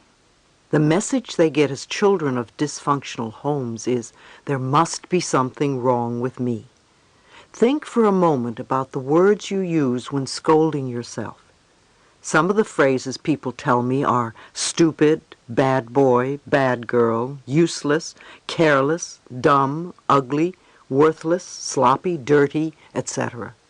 Are these the same words you use now when you're describing yourself? There is a tremendous need to build self-worth and value in ourselves, because when we feel not good enough, we find ways to keep ourselves miserable. We create illness or pain in our bodies. We procrastinate about things that would benefit us. We mistreat our bodies with food, alcohol, and drugs. We are all insecure in some ways because we are human. Let us learn not to pretend that we are perfect.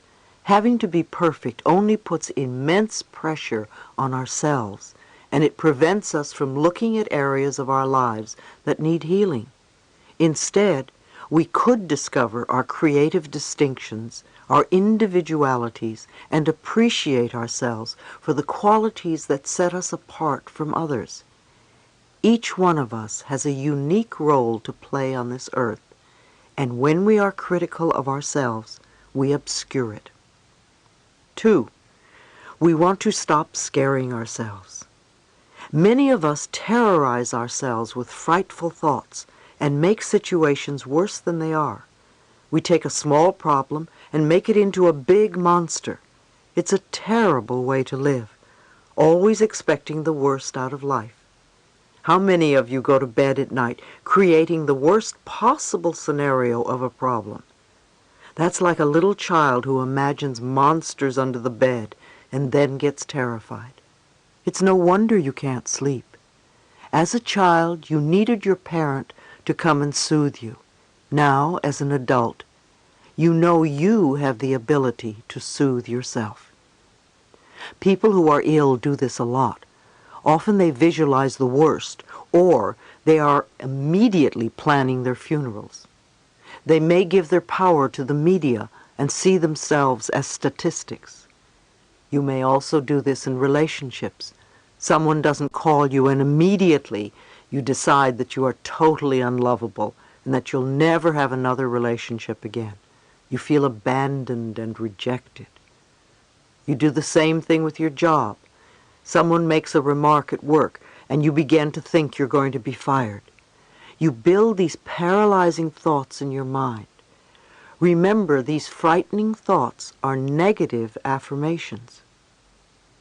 If you find yourself habitually reviewing a negative thought or situation in your mind, find an image of something you really would like to replace it with. It could be a beautiful view, or a sunset, flowers, a sport, or anything you love. Use that image as your switch to image every time you find that you are scaring yourself. You could say to yourself, "No, I'm not going to think about that anymore. I'm going to think about sunsets, or roses, or Paris, or yachts, or waterfalls, or whatever your image is." If you keep doing this, you will eventually break the habit. Again, it takes practice. 3. Another way is to be gentle and kind and patient with yourself. I've heard, "Dear God, I pray for patience and I want it right now." But patience is a very powerful tool. Most of us suffer from the expectation of immediate gratification. We must have it now. We don't have the patience to wait for anything. We get irritable if we have to wait in lines or are stuck in traffic. We want all the answers and all the goodies right now. Too often, we make other people's lives miserable by our own impatience. But impatience is a resistance to learning. Impatience is resistance to learning. We want the answers without learning the lesson or doing the steps that are necessary for our growth. You could think of your mind as if it were a garden. To begin with, a garden is a patch of dirt.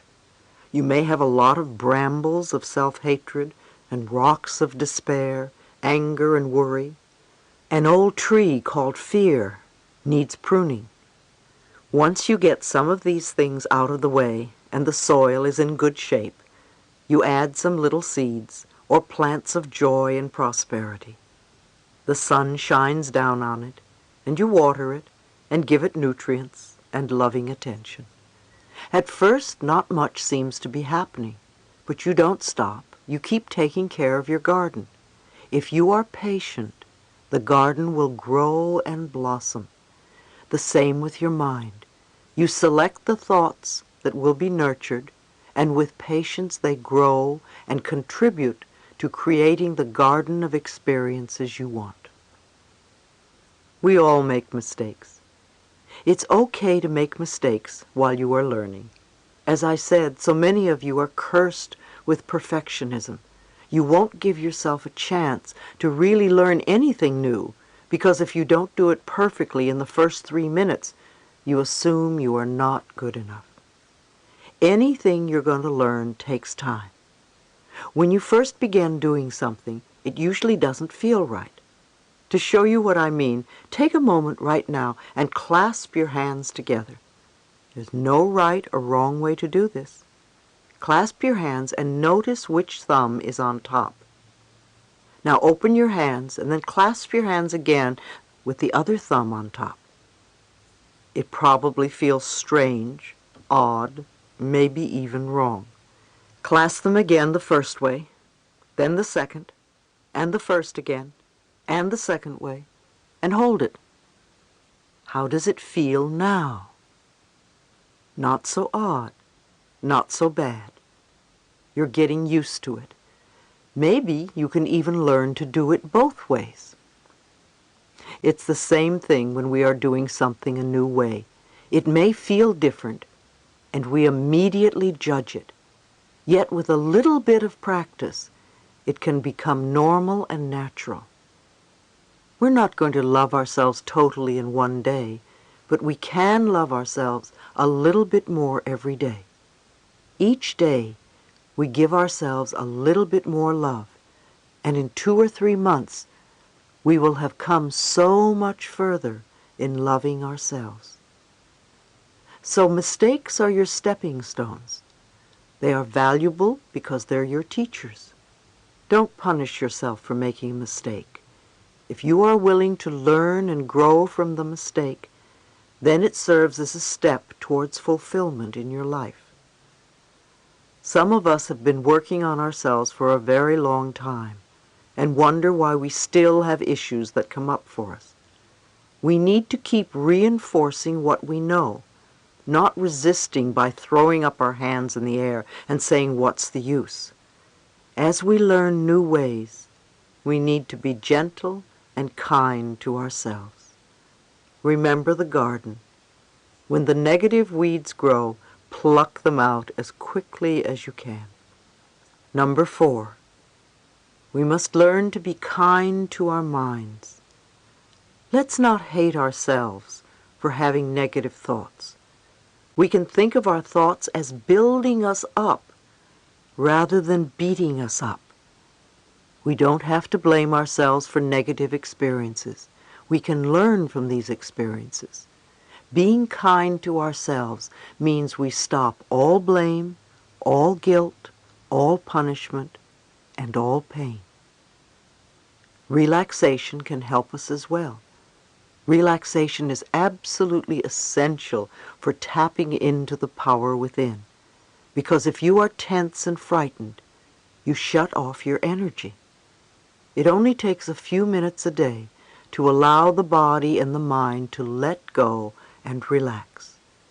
At any moment, you can take a few deep breaths, close your eyes, and release whatever tension you're carrying. As you exhale, become centered and say to yourself silently, "I love you. All is well." You will notice how much calmer you feel. You are building messages that say you don't have to go through life tense and frightened all the time. Meditate on a daily basis. I also recommend quieting your mind and listening to your own inner wisdom. Our society has made meditation into something mysterious and difficult to achieve, and yet meditation is one of the oldest and simplest processes there is. All we need to do is get into a relaxed state and repeat silently to ourselves words like love or peace or anything meaningful to us. Om is an ancient sound that I often use at my workshops, and it seems to work very well. We could even repeat, "I love myself," or I forgive myself, or I am forgiven. And then just listen for a while. Some people think that if they meditate, they have to stop their minds from thinking. We really can't stop the mind, but we can slow down our thoughts and then just let them flow through. Some people sit with a pad and pencil and write down their negative thoughts because they seem to dissipate more easily. If we can get to a state where we are watching our thoughts float by, oh, there's a fear thought and some anger. Now there's a love thought. And now a disaster. There's an abandonment thought, a joy thought. And don't give these thoughts importance. Then we begin to use our tremendous power wisely. You can begin meditation anywhere and allow it to become a habit. Think of meditation as focusing on your higher power. You become connected with yourself and your inner wisdom. You can do it in whatever form you like. Some people go into a kind of meditation while they're jogging or walking. Again, don't make yourself wrong for doing it differently. I love to get on my knees in the garden and dig in the dirt. It's a great meditation for me. An excellent, easy-to-understand book on meditation is Minding the Body, Mending the Mind by Joan Borisenko. Visualize optimistic outcomes. Visualization is also very important, and there are many techniques you can use.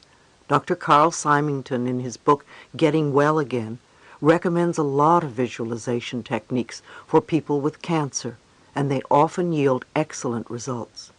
With visualization, you create a clear, positive image that enhances your affirmation. Many of you have written to me about the kinds of visualizations you do along with your affirmations. The important thing to remember about visualizations is that they must be compatible with the kind of person you are. Otherwise, your visualizations will not work.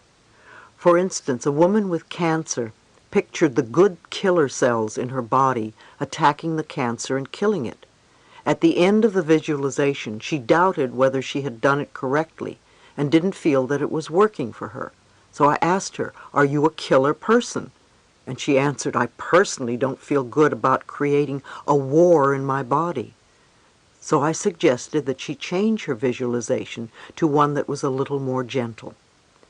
I think it's better to use images like the sun melting the sick cells, or a magician transforming them with his magic wand.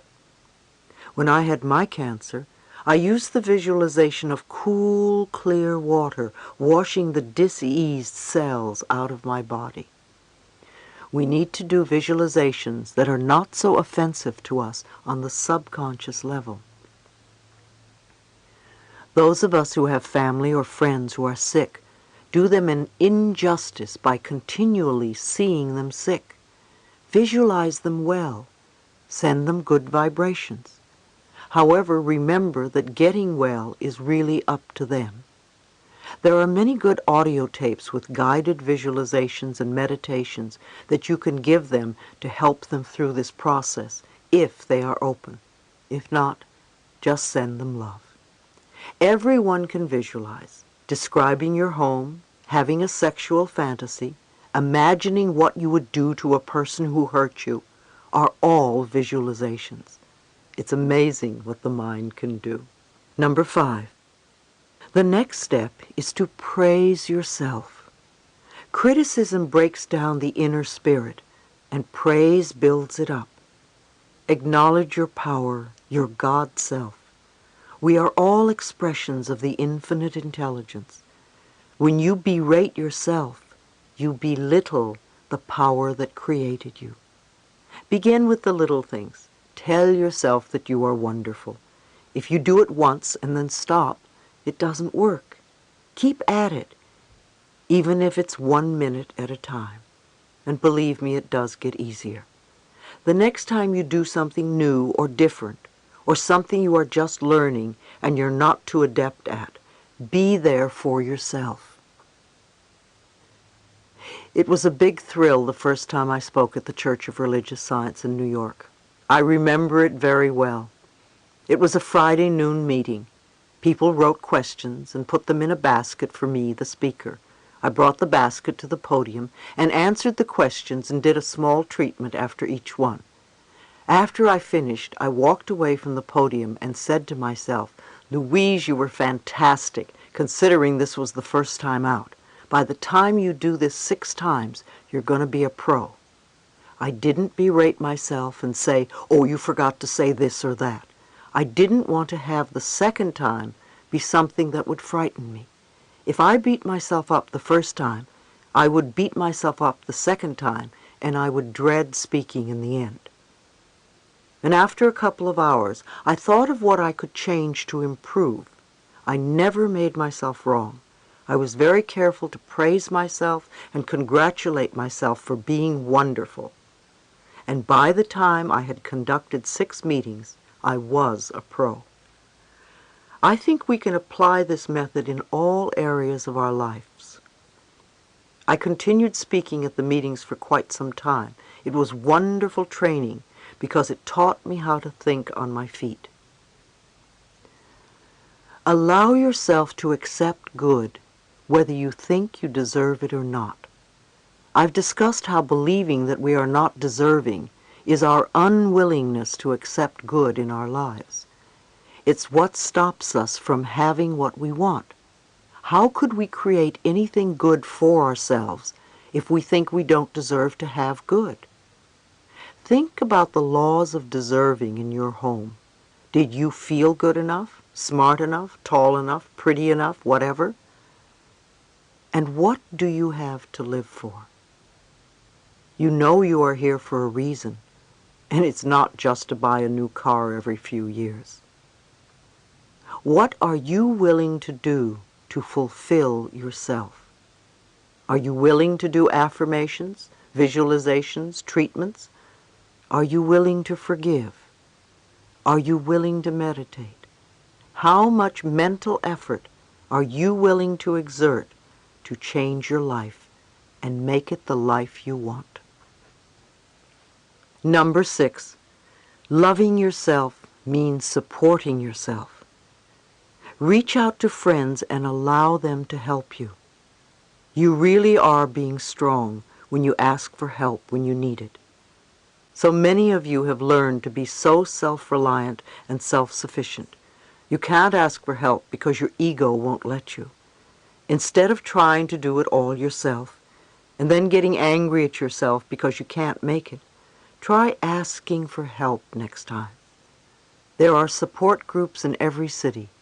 There are 12-step programs for almost every problem. And in some areas, there are healing circles and church-affiliated organizations. If you can't find what you want, you can start your own group. It's not as scary as you might think.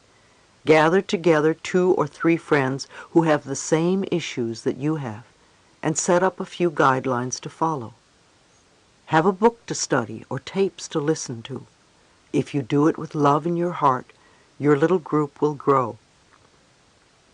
People will be attracted like a magnet. Don't worry if it starts to grow and your meeting space gets too small. The universe always provides. If you don't know what to do, write my office, and we'll send you guidelines on how to conduct a little group. You really can be there for each other. I started the hayride in Los Angeles in 1985 with 6 men with AIDS in my living room.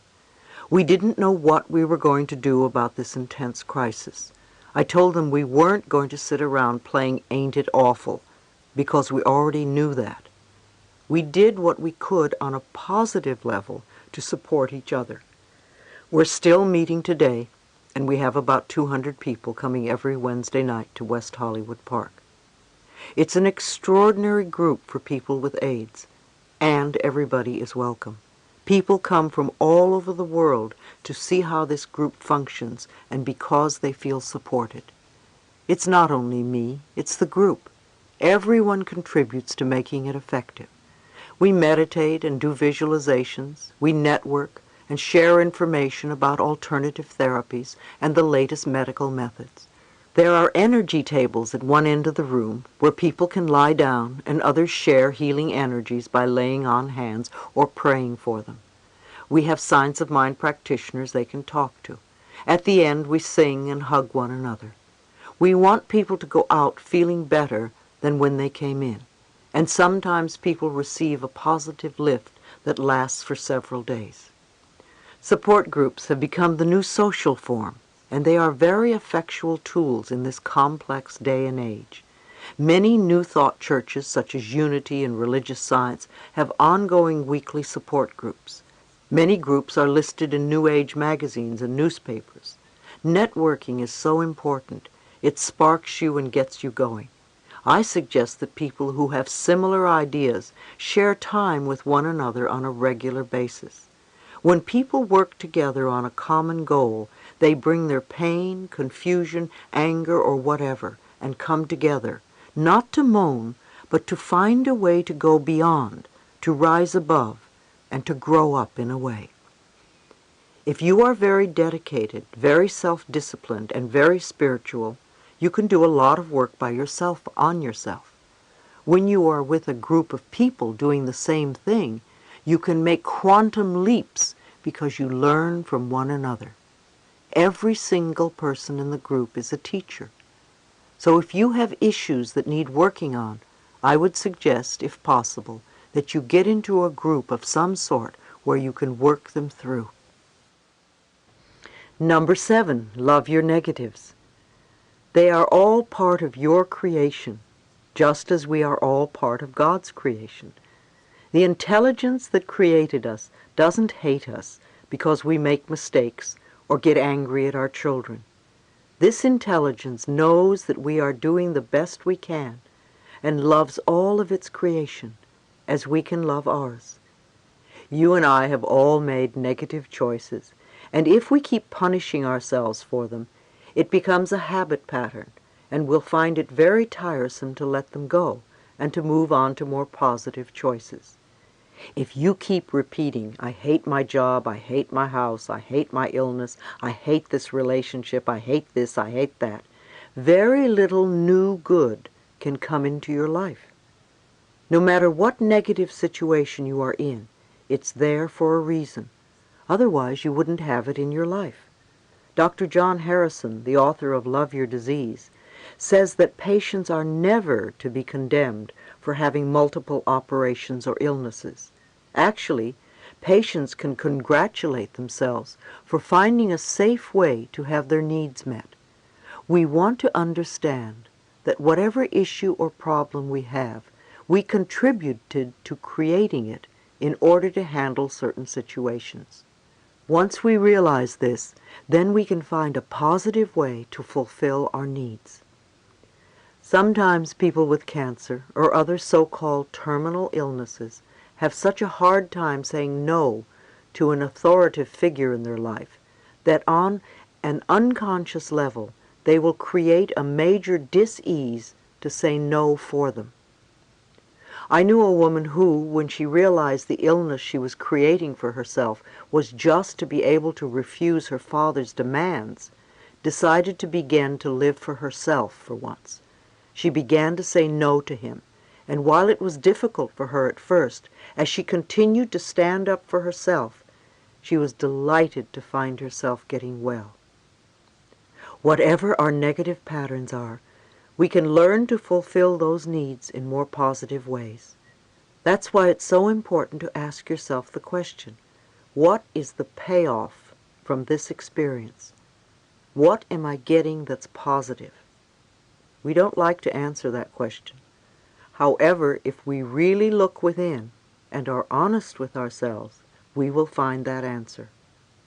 Perhaps your answer would be, it's the only time I get loving attention from my spouse. Once realized, you can begin to look for more positive ways to achieve this. Humor is another potent tool. It helps us release and lighten up during stressful experiences. At the hayride, we set time aside for jokes. Sometimes we have a guest speaker called the Laugh Lady. She has a contagious laugh and puts everyone on a laughter cycle. We can't always take ourselves too seriously, and laughter is very healing. I also recommend watching old comedies, such as those of Laurel and Hardy, when you're feeling low or down. When I did private counseling, I would do my best to get people to begin to laugh at their problems. When we can see our lives as a stage play, with soap opera and drama and comedy, we get a better perspective, and we are on the way to healing. Humor enables us to pull back from the experience and to see it in a larger perspective. Number 8, take care of your body. Think of your body as this marvelous house in which you live for a while. You would love your house and take care of it, wouldn't you? So watch what you put into your body. Drug and alcohol abuse is so prevalent because they are two of the most popular methods of escape. If you are into drugs, it doesn't mean that you are a bad person. It means you haven't found a more positive way of fulfilling your needs. Drugs beckon to us. Come and play with me and we'll have a good time. And it's true. They can make you feel wonderful. However, they alter your reality so much, and although it isn't evident at first, you have to pay a terrible price in the end. After taking drugs for a while, your health deteriorates immensely, and you feel awful most of the time. Drugs affect your immune system, which can lead to numerous physical ailments. Also, after repeated use, you develop an addiction, and you have to wonder what made you start taking drugs in the first place. Peer pressure may have compelled you to take them in the beginning, but continued and repeated use is another story.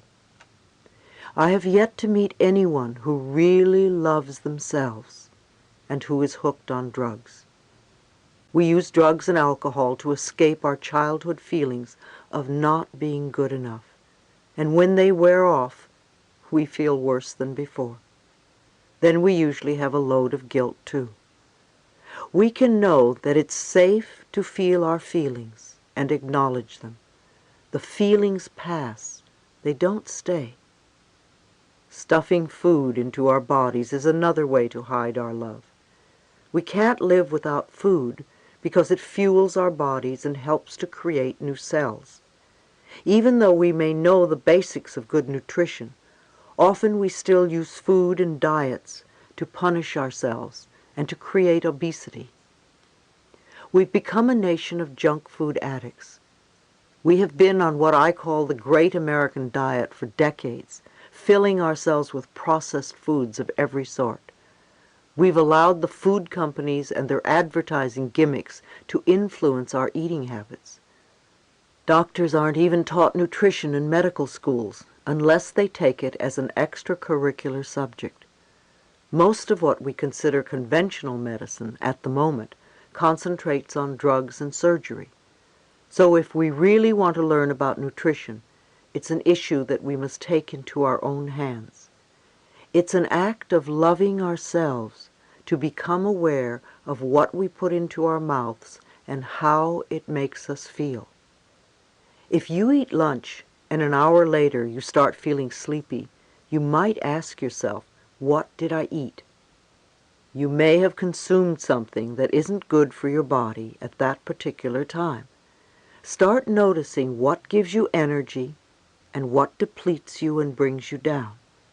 You can do this by trial and error, or you could find a good nutritionist who can answer some of your questions. Remember that what's right for one person isn't necessarily right for another. Our bodies are different.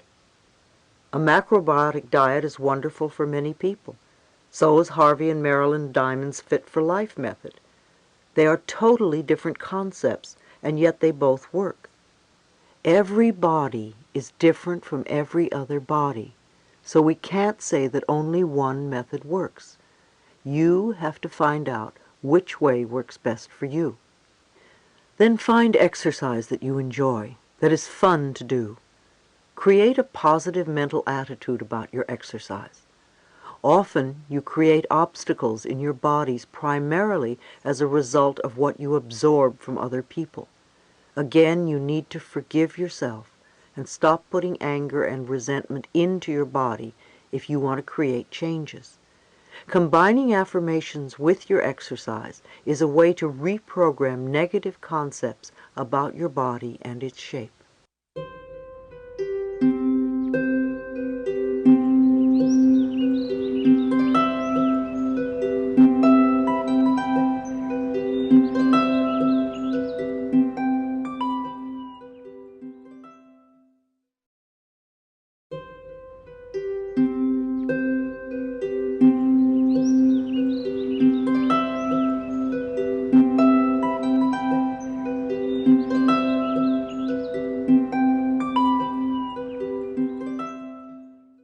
We are in a time now where new technologies for help are multiplying, and we are learning to combine some ancient healing methods, such as Ayurvedic medicine, with sound wave technology. I have been studying how sound can stimulate our brain waves and accelerate our learning and healing. There is research that shows that we can cure illness by mentally changing our DNA structure. I think that between now and the end of the century, we are going to explore a range of possibilities that will be enormously beneficial to much of the population. Number 9. Mirror work. I often emphasize the importance of mirror work in order to find out the cause of an issue that keeps us from loving ourselves. There are several ways that you can practice mirror work. I like to look in the mirror the first thing in the morning and say to myself, I love you. What can I do for you today? How can I make you happy?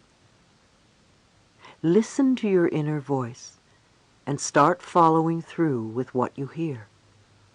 You may not get any messages to begin with because you're so used to scolding yourself and you don't know how to respond with a kind, loving thought. If something unpleasant happens to you during the day, go to the mirror and say, I love you anyway. Because events come and go, but the love that you have for yourself can be constant. And it is the most important quality you possess in your life. If something wonderful happens, go to the mirror and say thank you. Acknowledge yourself for creating this wonderful experience. You can forgive in the mirror too. Forgive yourself and forgive others. You can talk to other people in the mirror, especially when you're afraid to talk to them in person. You can clean up old issues with people, parents, bosses, doctors, children, lovers. You can say all sorts of things that you would be afraid to say otherwise. And remember to end by asking them for their love and approval, because that is what you really want. People who have problems loving themselves are almost always people who are not willing to forgive, because not forgiving shuts the door to the heart.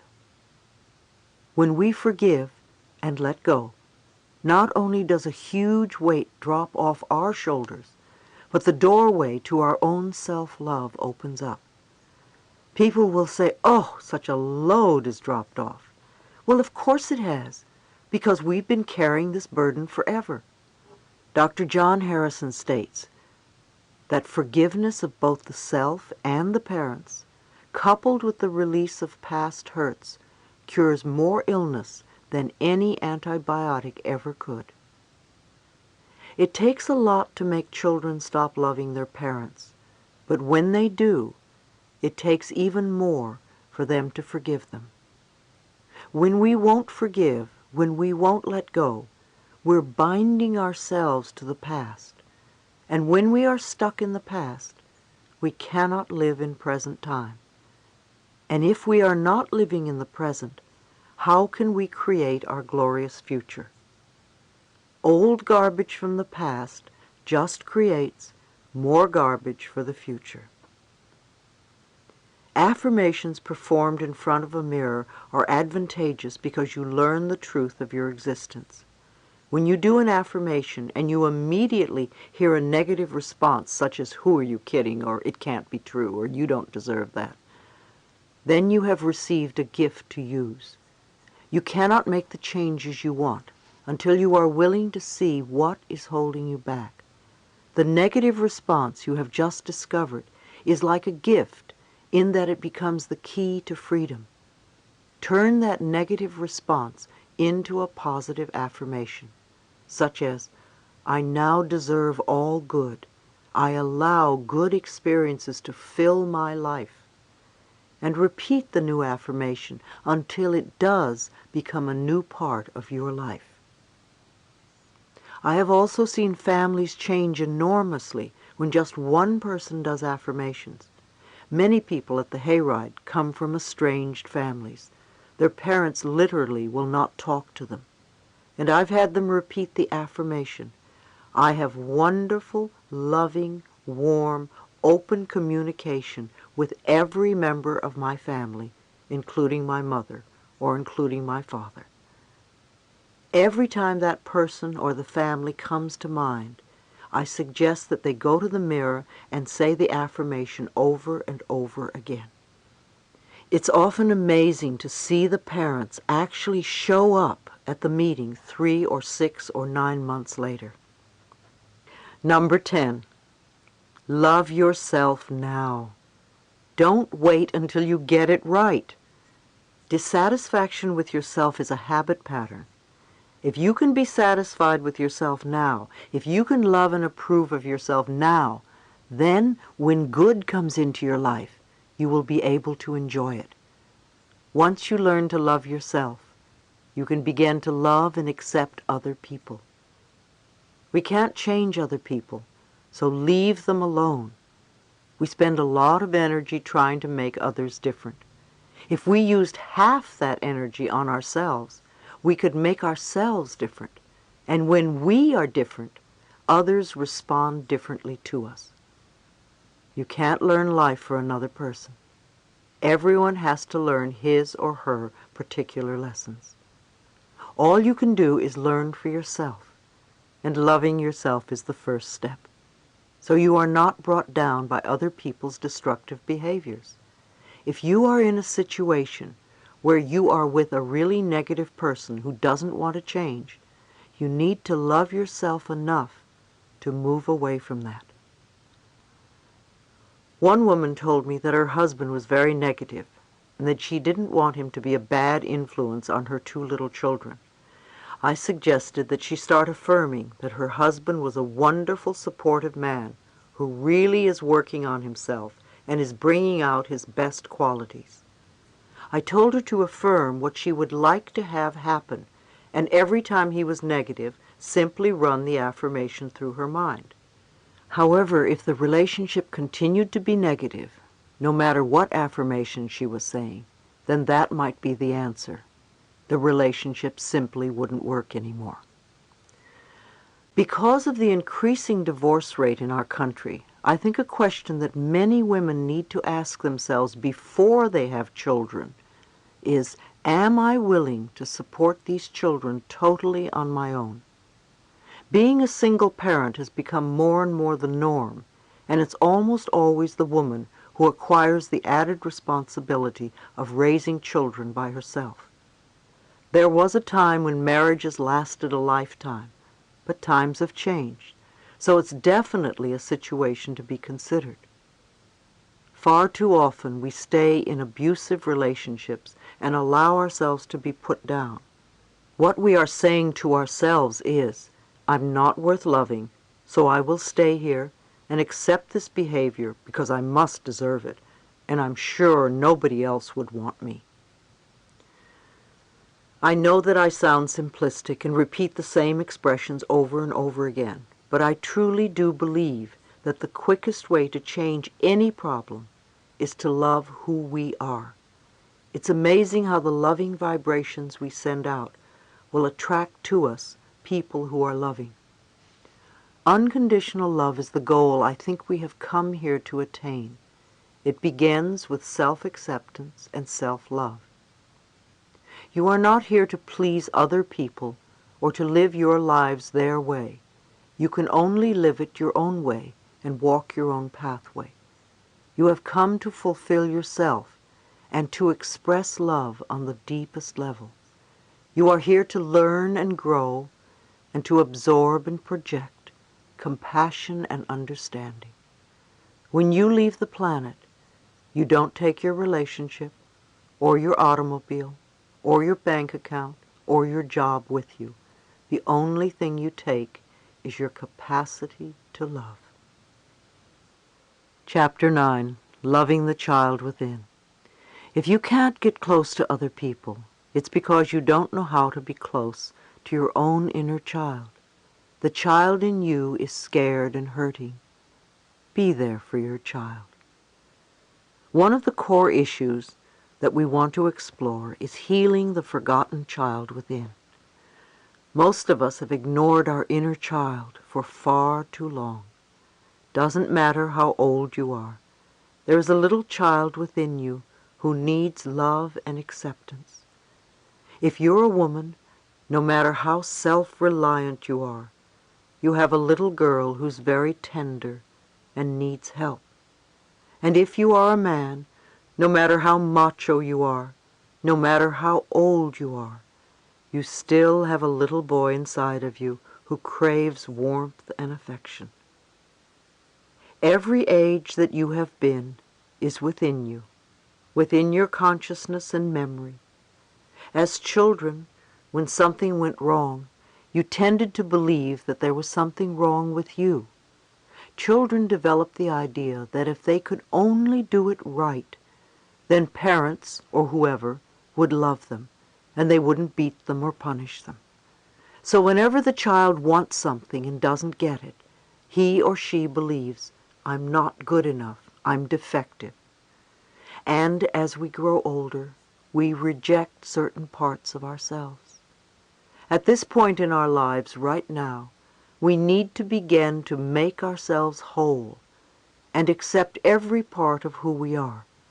The part that did all the stupid things, the part that was funny looking, the part that was scared, the part that was very foolish and silly, the part that had egg on its face, every single part of ourselves.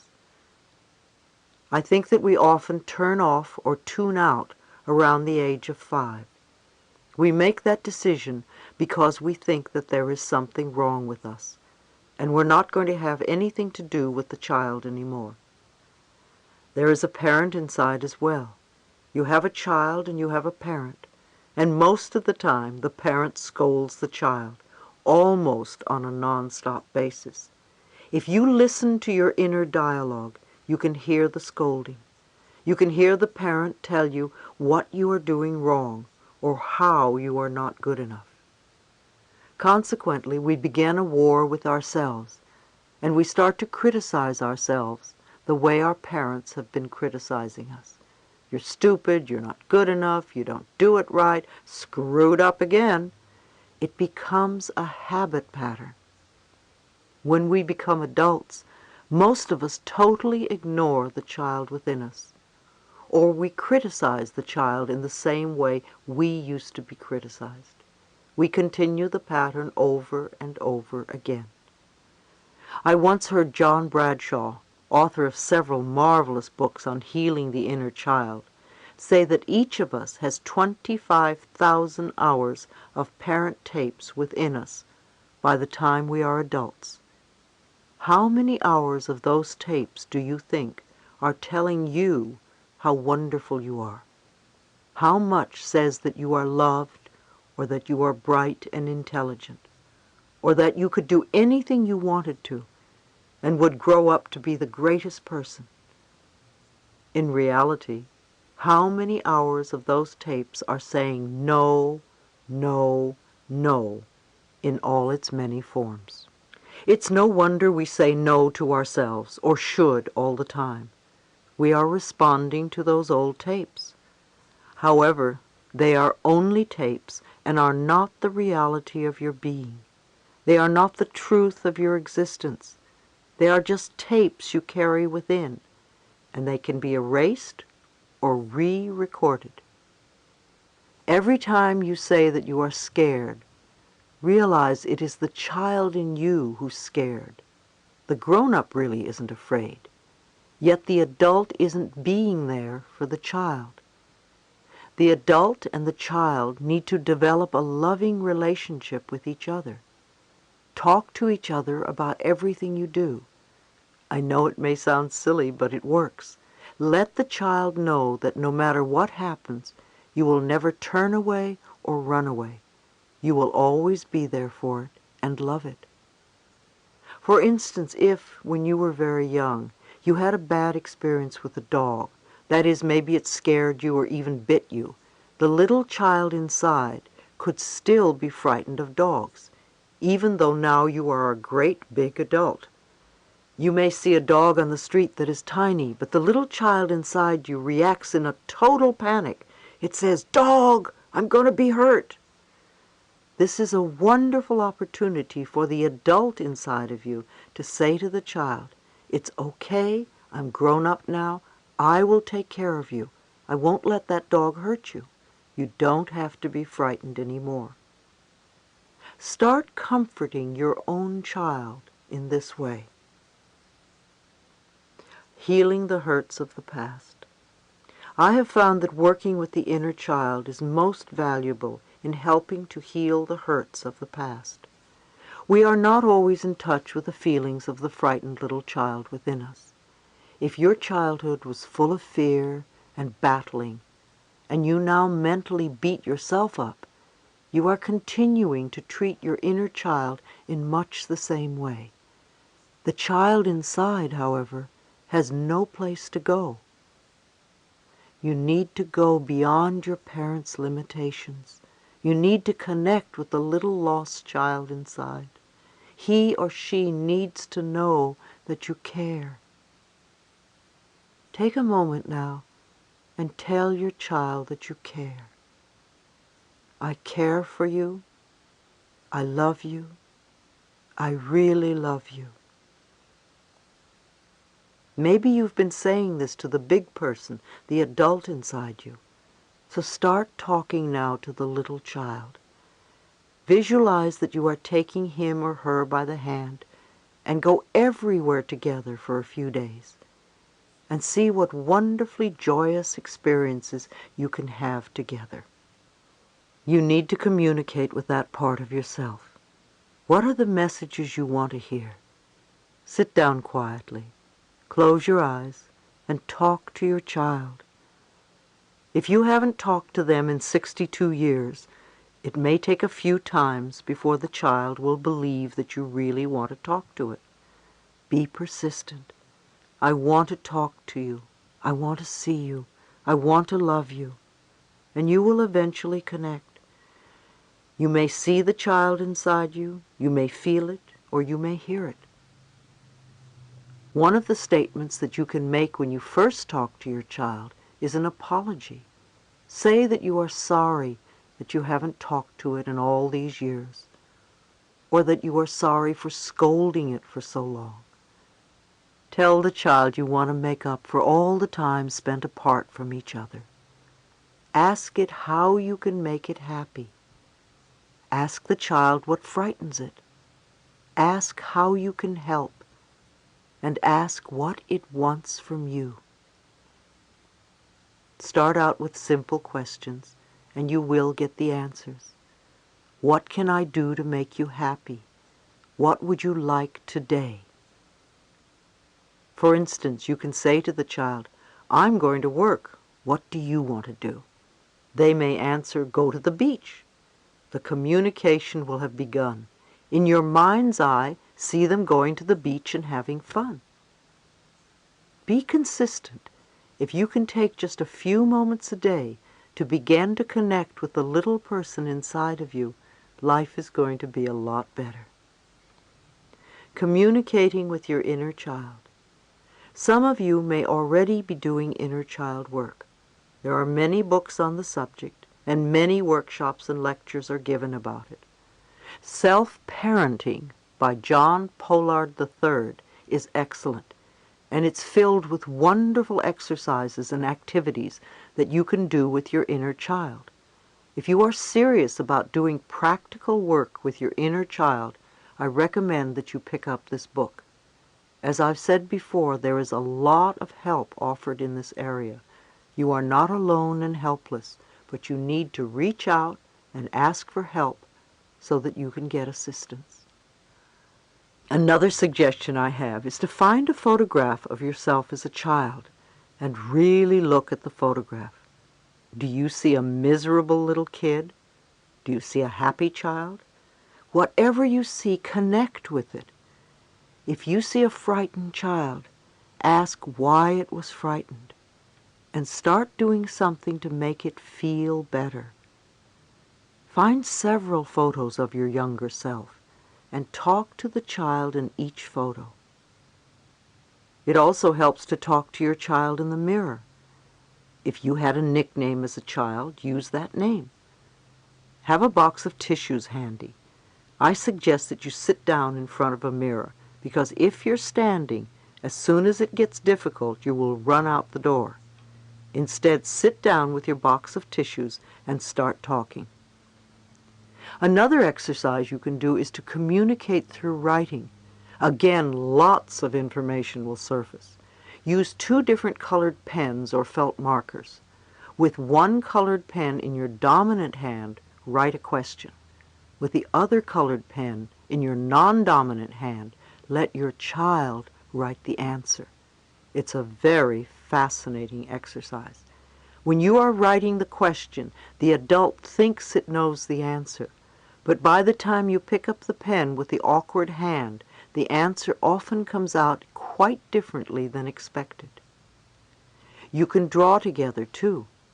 Many of you probably loved drawing and coloring when you were little children, until you were told to be neat and not to draw outside of the lines. So begin drawing again. Use your non-dominant hand to draw a picture about an event that just happened, and notice how you feel.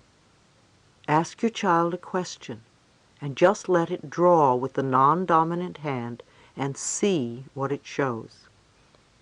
If you can get together with others in small core groups or support groups, you can work on these ideas together. You can all let your inner children draw pictures. Then you can sit around and discuss what the pictures mean. The information you receive can be surprisingly insightful. Play with your little child. Do things that your child likes to do. When you were little, what did you really like to do? And when was the last time you did it?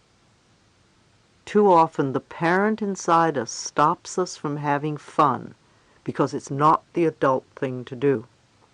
So take the time to play and have fun. Do the silly things you did when you were young, such as jumping in piles of leaves and running under the hose spray. Watch other children at play. It will bring back memories of the games you played. If you want more fun in your life, make the connection with your inner child and come from that space of spontaneity and joy. I promise that you will start having more fun in your life. Were you welcomed as a child? Were your parents really glad you were born? Were they delighted with your sexuality? Or did they want the opposite sex? Did you feel you were wanted as a child? Was there a celebration when you arrived? Whatever the responses were then, welcome your child now. Create a celebration. Tell it all the wonderful things you would tell a little baby who was welcomed into its new life. What is it you always wanted your parents to tell you when you were a child? What was it they never said that you wanted to hear? All right, tell your child that very thing. Tell it to your child every day for a month while looking in the mirror, and see what happens. If you had alcoholic or abusive parents as a child, you can meditate and visualize them as sober, gentle people. Give your child what it wants. It has probably been deprived for too long. Start visualizing the sort of life you would like to have with this child.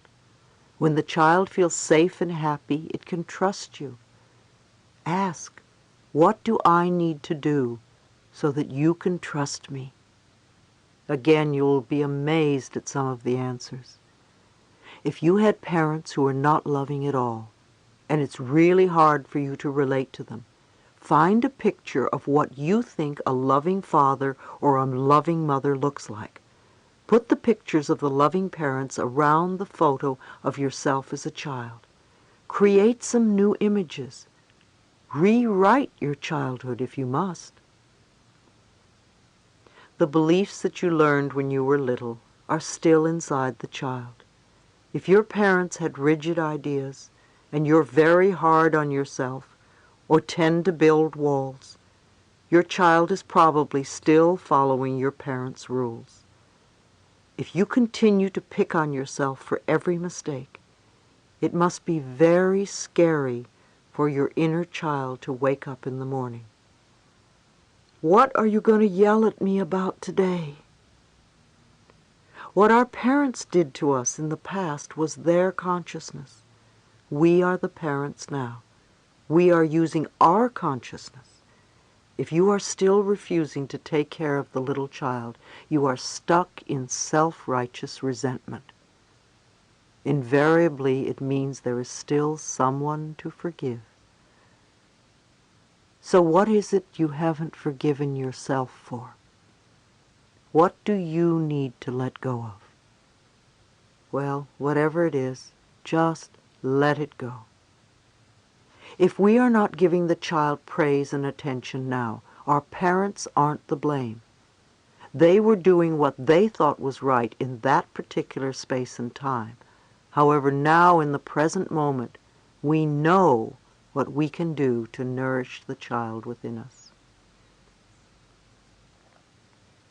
Those of you who have had or have a pet know what it's like to come home and have the pet greet you at the door. It doesn't care what you're wearing. It doesn't care how old you are, or if you have wrinkles, or how much money you made today. The animal only cares that you're there. It loves you unconditionally. Do that for yourself. Be thrilled that you are alive and that you are here. You are the one person you are going to live with forever. Until you are willing to love your inner child, it's very hard for other people to love you. Accept yourself unconditionally and open-heartedly. I find that it is often very helpful to create a meditation to help your child feel safe. Since I was a child of incest, I invented a wonderful imagery for my little girl. First of all, she has a fairy godmother who looks just like Billy Burke in The Wizard of Oz, because that's what really appeals to her. I know that when I'm not with her, she is with her fairy godmother, and she is always safe. She also lives in a penthouse way high up, with a doorman and 2 large dogs, so she knows that no one will ever hurt her again. When I can make her feel absolutely safe, then I, as the adult, can help her to release the old painful experiences. There was a time recently when I got off-center and cried for 2 hours. I realized that the little child in me suddenly felt very hurt and unprotected. I had to tell her that she wasn't bad or wrong, rather that she was reacting to something that had happened. So as quickly as I was able to, I did some affirmations and meditated, knowing that there was a power far greater that would support and love me. After that, the little girl didn't feel so afraid and alone. I'm also a great believer in teddy bears. When you were very little, often your teddy bear was your very first friend. It was your confidant because you could tell it all your secrets and troubles, and it never snitched on you. It was always there for you. Take your teddy bear out of the closet now and let your child have it once again, or buy a new one. I think it would also be marvelous for hospitals to supply teddy bears in all the beds, so that when the little child in us feels alone and frightened in the middle of the night, they could have a teddy bear to hug. The many parts of you. Relationships are wonderful, marriages are wonderful, but the reality is they are all temporary. However, your relationship with you is eternal. It goes on forever. Love the family within you, the child, the parent, the teenager, and your own adult. Remember, there is a teenager inside you too. Welcome that teenager. Work with the teen as you work with the little child. What were all the difficulties that you went through as a teenager? Ask your teen the question that you ask your child. Help the teenager through the intimidating episodes and apprehensive moments of puberty and beyond. Make these times okay. Learn to love your teenager as you learn to love your child and yourself. We can't love and accept each other until we love and accept that lost child within us. How old is the little lost child within you? 3, 4, 5? Usually the child is less than 5 years old, because that is generally when the child shuts down out of the need to survive. Take your child by the hand and love it. Create a wonderful life for you and your child. Say to yourself, I'm willing to learn to love my child. I am willing. The universe will respond. You will find ways to heal your child and yourself. If we want to heal, we must be willing to feel our feelings and move through them to the other side for the healing. Remember, our higher power is always available to support us in our efforts. No matter what your early childhood was like, the best or the worst, you and only you are in charge of your life now. You can spend your time blaming your parents or your early environment, but all that accomplishes is to keep you stuck in victim patterns. It never helps you get the good you say you want. Love is the biggest eraser I know. Love erases even the deepest and most painful memories, because love goes deeper than anything else. If your mental images of the past are very strong, and you keep affirming it's all their fault, you stay stuck. Do you want a life of pain or one of joy? The choice and power are always within you. Look into your eyes and love you and the little child within.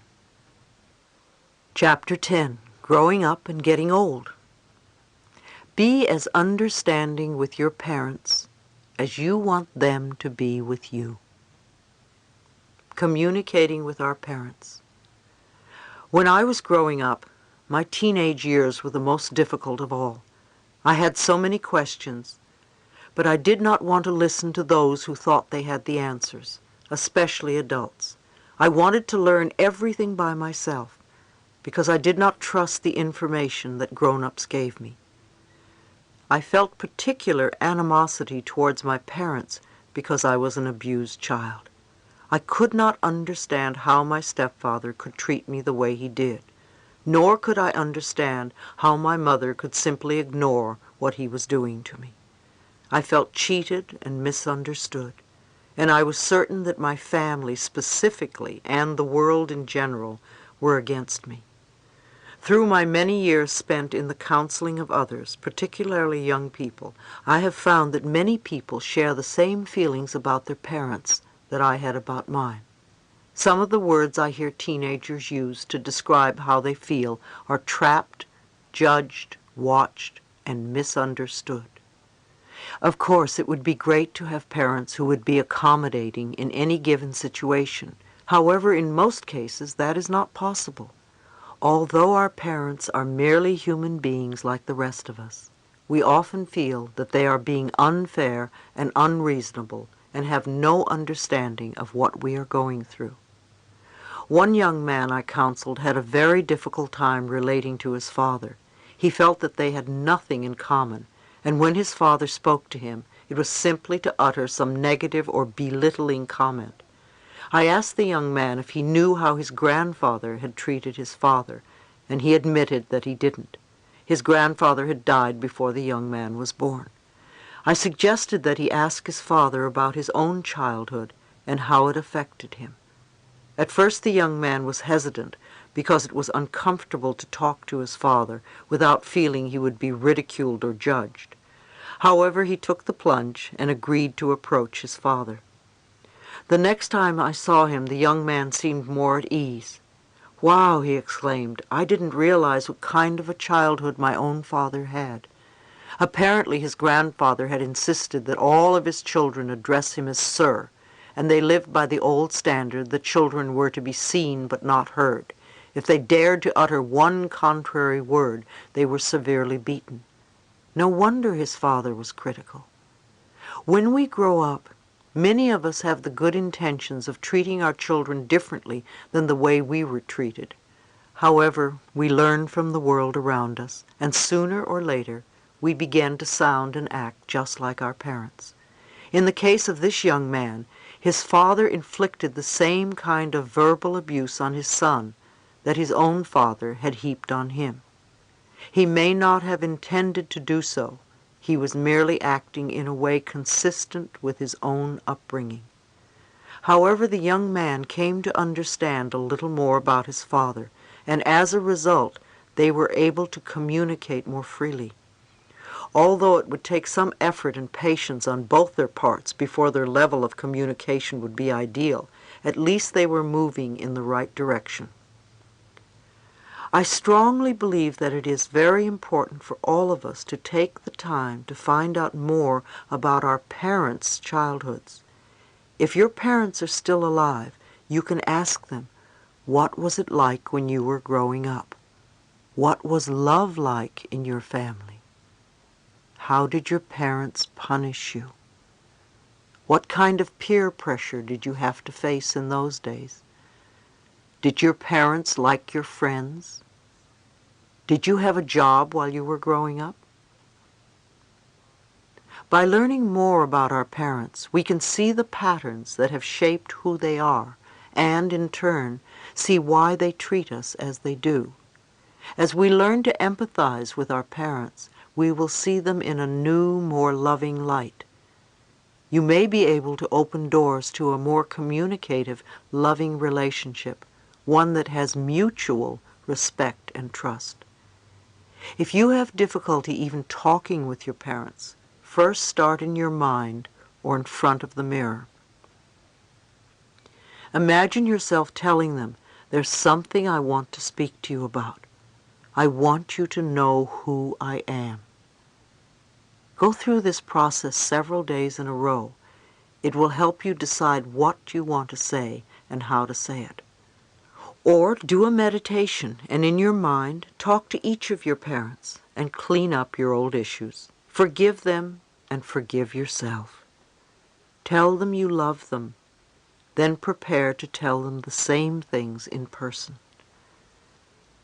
At one of my groups, a young man told me he had a lot of anger and that he didn't trust others. He recycled this pattern of distrust over and over again in all his relationships. When we got to the root of the problem, he told me that he was so angry with his father for not being the person he wanted him to be. Again, when we are on a spiritual pathway, it's not up to us to change the other person. First of all, we need to release all the pent-up feelings we harbor against our parents. And then we need to forgive them for not being who we wanted them to be. We always want everyone else to be like us, to think like us, to dress like us, to do what we do. However, as you know, we are all so very different.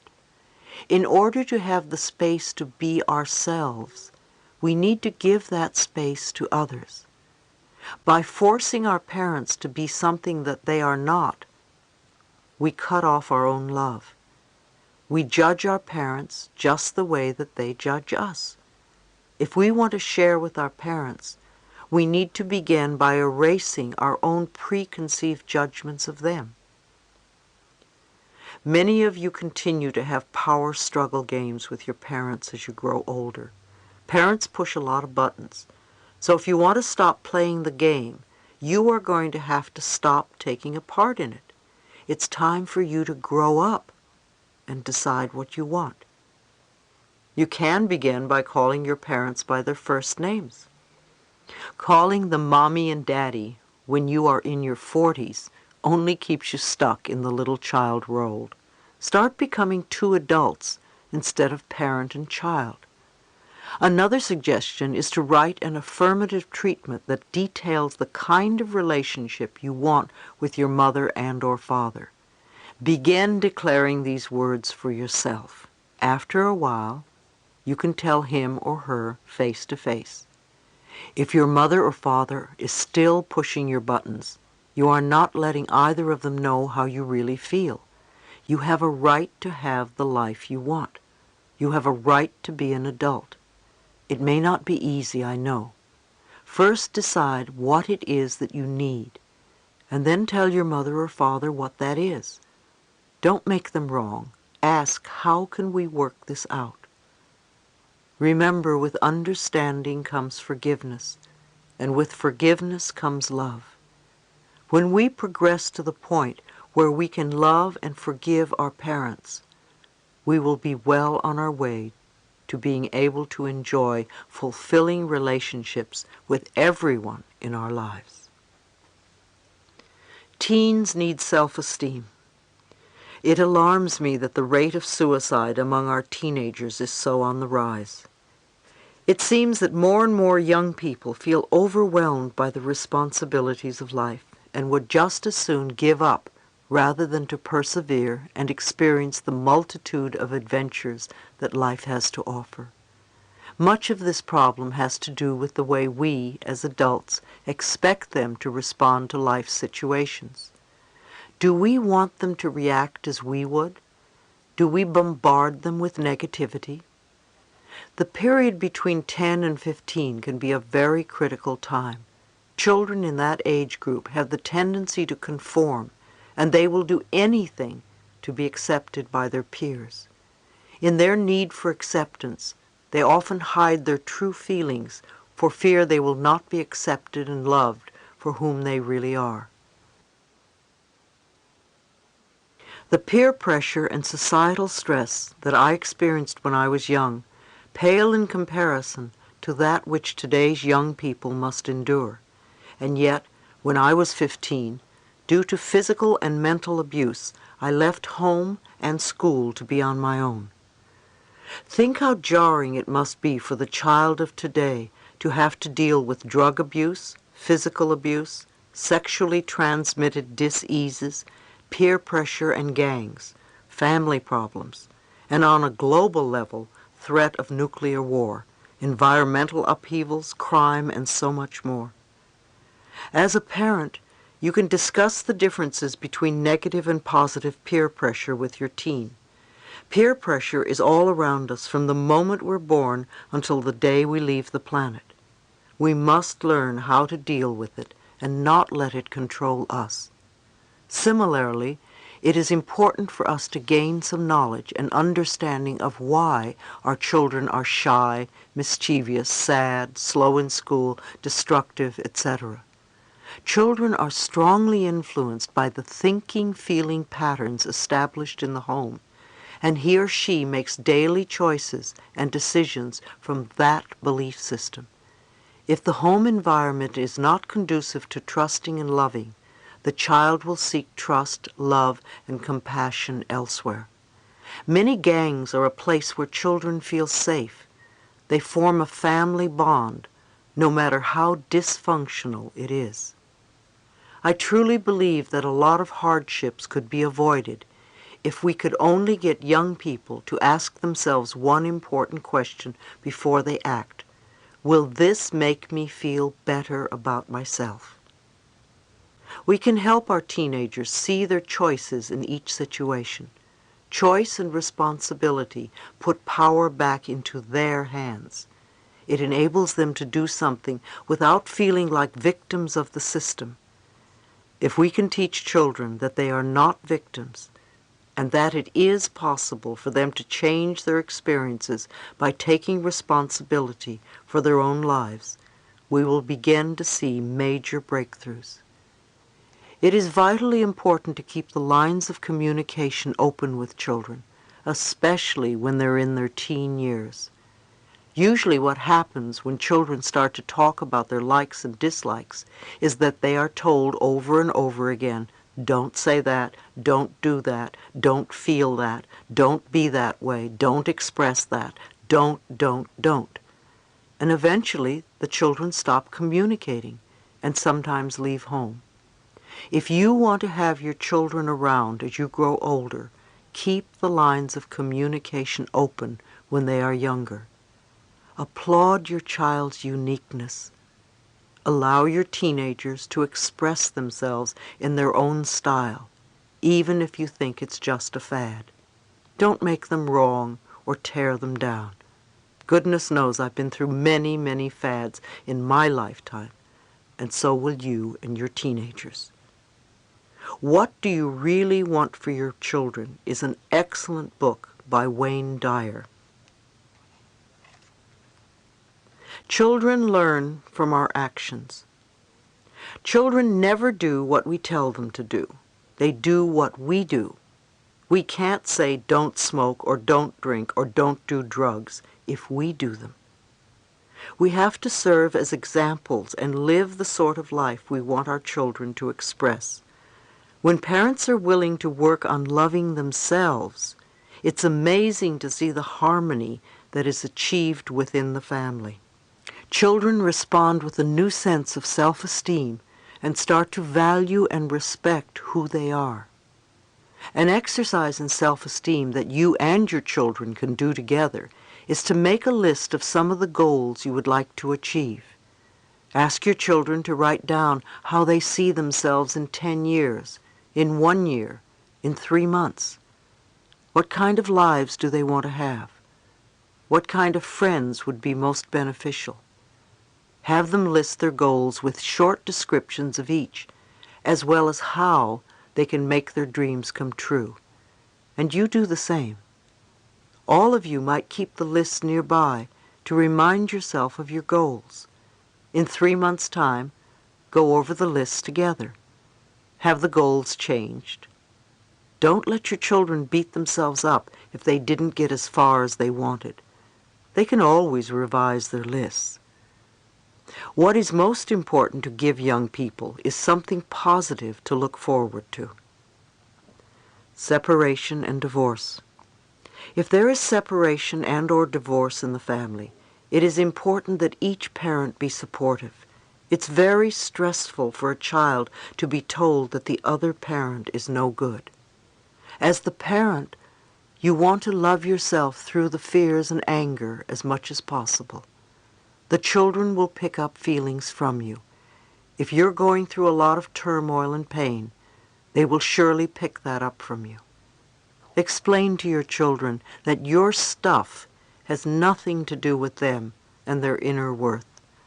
Don't let them get the idea that anything that's happened is their fault, because that's what most children think. Let them know that you love them very much and will always be there for them. I suggest you do mirror work with your children every morning. Do affirmations that will get you through the trying times easily and effortlessly so that everyone will be okay. Release your painful experiences with love and affirm happiness for all concerned.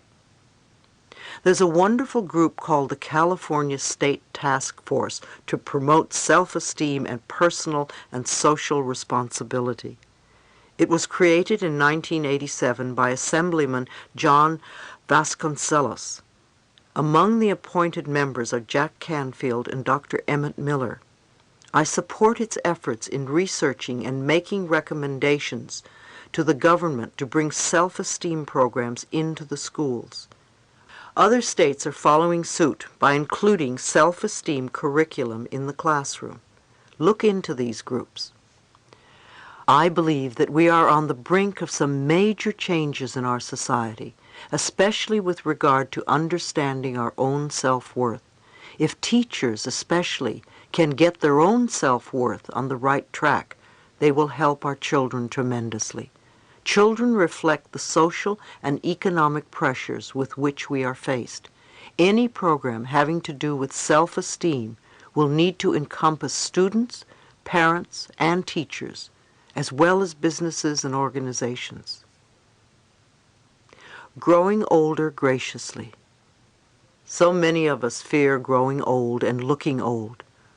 We make growing old so terrible and unattractive. Yet it is a normal and natural process of living. If we can't accept our inner child and be comfortable with who we were and who we are, how can we accept the next stage? If you don't grow old, what is the alternative? You leave the planet. As a culture, we have created what I call youth worship. It's all very well and good to love ourselves at certain ages, but why can't we love ourselves as we get older? We will eventually go through every age of life. Many women feel a lot of anxiety and fear when they think about getting old. The gay community also deals with a lot of issues having to do with youth and looks and loss of beauty. Getting old may mean getting wrinkles and gray hair and saggy skin. And yes, I want to grow old. It's all part of being here. We are on this planet to experience every part of life. I can understand that we don't want to get old and sick, so let's separate those two ideas. Let's not imagine or envision ourselves getting sick as a way to die. I do not personally believe that we have to die with illness. Instead, when it is our time to leave, when we have accomplished what we came here to do, we can take a nap or go to bed at night and leave peacefully. We don't have to become deathly ill. We don't have to be hooked to machines. We don't have to lie suffering in a nursing home in order to leave the planet. There's a tremendous amount of information available on how to stay healthy. Don't put it off. Do it now. When we get older, we want to feel wonderful so we can continue to experience new adventures. I read something a while ago that intrigued me. It was an article about a San Francisco medical school that had discovered that the way we age is not determined by genes, but by something they call the aging set point, a biological time clock that exists in our minds. This mechanism actually monitors when and how we begin to age. The set point or aging clock is regulated in great part by one important factor, our attitudes towards getting old. For instance, if you believe that 35 is middle-aged, that belief triggers biological changes in your body that cause it to accelerate the aging process when you reach 35. Isn't that fascinating? Somewhere, somehow, we decide what is middle age and what is old age. Where are you setting that aging set point within you? I have this image in my mind that I'm going to live to be 96 years and still be active, so it's very important that I keep myself healthy. Remember, too, what we give out, we get back. Be aware of how you treat older people, because when you get old, that will be the way you are treated.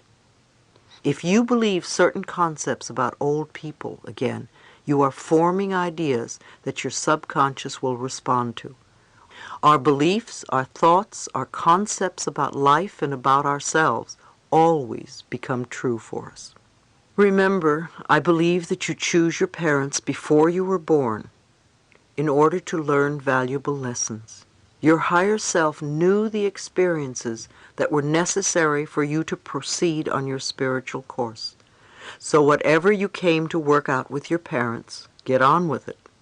No matter what they say or do or said or did, you are here ultimately to love yourself. As parents, allow your children to love themselves by giving them the space to feel safe and to express themselves in positive, harmless ways. Remember, too, just as we choose our parents, our children also chose us. There are important lessons for all of us to work out. Parents who love themselves will find it easier to teach their children about self-love. When we feel good about ourselves, we can teach our children self-worth by example. The more we work on loving ourselves, the more our children will realize that it's an okay thing to do. Part 4. Applying your inner wisdom. All the theories in the world are useless unless there is action, positive change, and finally, healing. Chapter 11. Receiving prosperity. When we get frightened, we want to control everything, and then we shut off the flow of good. Trust life. Everything we need is here for us.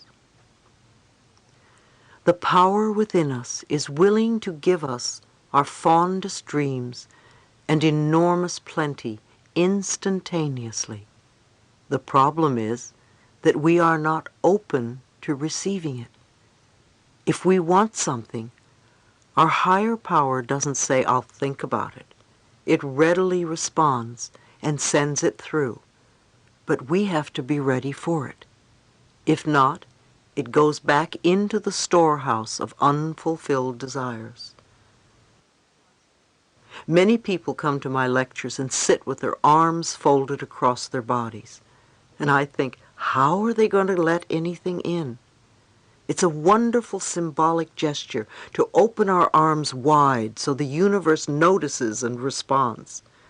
For many it's very scary, because if they open themselves up, they will think they may get terrible things. And they probably will, until they change whatever it is inside them that believes they will attract doom and gloom. When we use the term prosperity, a lot of people immediately think of money. However, there are many other concepts that come under the auspices of prosperity, such as time, love, success, comfort, beauty, knowledge, relationships, health, and of course money. If you are always feeling rushed because there isn't enough time to do everything you want, then you have a lack of time. You are poor in time. If you feel that success is beyond your reach, then you are not going to get it. If you feel life is burdensome and strenuous, then you will always feel uncomfortable. If you think you don't know very much and you're too dumb to figure things out, you will never feel connected to the wisdom of the universe. If you feel a lack of love and have poor relationships, then it will be difficult for you to attract love into your life. What about beauty? There is beauty all around us. Do you experience the beauty that is abundant on the planet?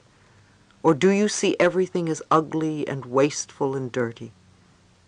How is your health? Are you sick all the time? Do you catch colds easily? Do you get many aches and pains? And then there is money. Many of you tell me there is never enough money in your lives. What do you let yourself have? Or perhaps you feel you are on a fixed income. Who fixed it? None of the above has anything to do with receiving. People always think, oh, I want to get this and that and whatever. However, abundance and prosperity is about allowing yourself to accept. When you are not getting what you want, on some level, you are not allowing yourself to accept. If we are stingy with life, then life will be stingy with us. If we steal from life, life will steal from us. being honest with ourselves. Honesty is a word we use a lot, not always understanding the true significance of what it means to be honest. It has nothing to do with morality or being a goody-goody. Being honest really has little to do with getting caught or going to jail. It is an act of love for ourselves. The main value of honesty is that whatever we give out in life, we will get back. The law of cause and effect is always operating on all levels.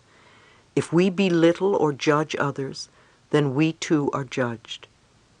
If we are always angry, then we encounter anger wherever we go. The love we have for ourselves keeps us in tune with the love life has for us. For instance, imagine that your apartment has just been burglarized. Do you immediately think that you're a victim? My apartment was just ripped off. Who did this to me? It is a devastating feeling when something like that happens. However, do you stop to think of how and why you attracted the experience? Again, taking responsibility for creating our own experiences is not an idea that many of us want to accept all the time, perhaps just some of the time. It is so much easier to blame something outside of ourselves. Yet our spiritual growth cannot occur until we recognize that there is little of value outside of us.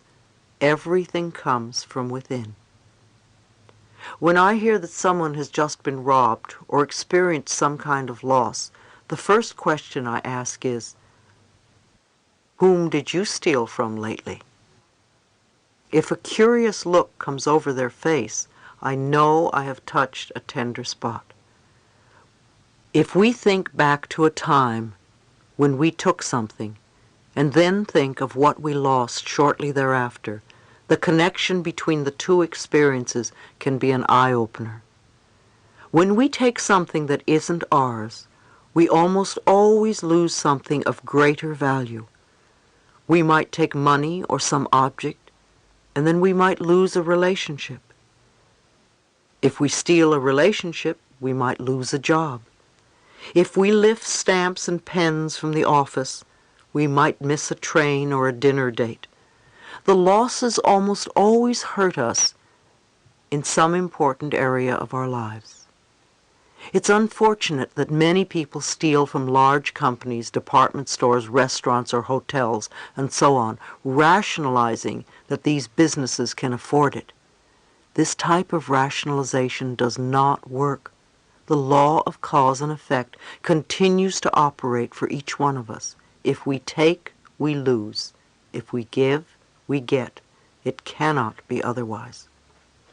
If there are many losses in your life, or many things are going wrong, you might examine the ways in which you are taking. Some people who would not dream of stealing things will self-righteously rob another person of time or self-esteem. Each time we make another person feel guilty, we are stealing self-worth from them. To be truly honest on all levels takes a great deal of self-examination and self-awareness. When we take something that does not belong to us, we are, in effect, instructing the universe that we don't feel worthy of earning. We aren't good enough, we want to be stolen from, or we believe there is not enough to go around. We believe that we must be sneaky and grab to get our good. These beliefs become effective walls around us that prevent us from experiencing abundance and joy in our lives. These negative beliefs are not the truth of our being. We are magnificent and deserve the very best. This planet is abundantly plentiful. Our good always comes to us by the right of consciousness. The work we do in consciousness is always one of refining what we say and think and do. When we clearly understand that our thoughts create our reality, then we use our reality as a feedback mechanism to let us know what we need to change next. Being absolutely honest, down to the last paperclip, is a choice we make out of love for ourselves. Honesty helps to make our lives run more smoothly and more easily. If you go to a store and they don't charge you for something you've bought and you know it, then it's your spiritual obligation to tell them so. If you are aware, you call it to their attention. If you don't know it, or only realize it when you get home or 2 days later, then that's something different. If dishonesty brings disharmony into our lives, imagine what love and honesty can create. The good in our lives, the wonderful surprises we have, these too we have created. As we look within ourselves with honesty and unconditional love, we will discover so much about our power. What we can learn to create with our own consciousness has far greater value than any amount of money we could possibly steal. Your home is your sanctuary. Everything is a reflection of what you believe you deserve. Look at your home. Is it a place that you really love to live in? Is it comfortable and joyous, or cramped, dirty, and always messy? The same with your car. Do you like it? How does it reflect the love you have for yourself? Are your clothes a bother and a nuisance and something you have to deal with? Your clothes are also a reflection of how you feel about yourself. Again, the thoughts we have about ourselves can always be changed. If you want to find a new home, begin by opening yourself up to finding the right place and affirm that it is waiting for you. When I was looking for a new home in Los Angeles, I couldn't believe that I would only find appalling places. I kept thinking that this is Los Angeles and it's filled with wonderful apartments, so where are they? It took me 6 months to find the one I wanted, and it was magnificent. During the time I was looking, the building was being constructed, and when it was finished, I found it waiting for me. If you look for something, but you're not finding it, there is probably a good reason. If you want to move from where you are because you don't like it, thank your present home for being there. Appreciate it for sheltering you from the weather. If it's difficult to like it, start with one part of the house that you like. It may be a corner of your bedroom. Don't say, I hate this old place, because if you do, you're not going to find something that you love. Love where you are, so you can be open to receiving a wonderful new home. If your home is messy and cluttered, then start cleaning it up. Your home is a reflection of your mind. Loving relationships. I'm a great admirer of Dr. Bernie Siegel, the Connecticut surgeon, who has written Love, Medicine, and Miracles. Dr. Siegel has learned much from his cancer patients, and I would like to share what he says about unconditional love. Many people, especially cancer patients, grow up believing that there is some terrible flaw at the center of their being, a defect they must hide if they are to have any chance for love. Feeling unloved and unlovable and condemned to loneliness if their true selves became known. Such individuals set up defenses against sharing their innermost feelings with anyone.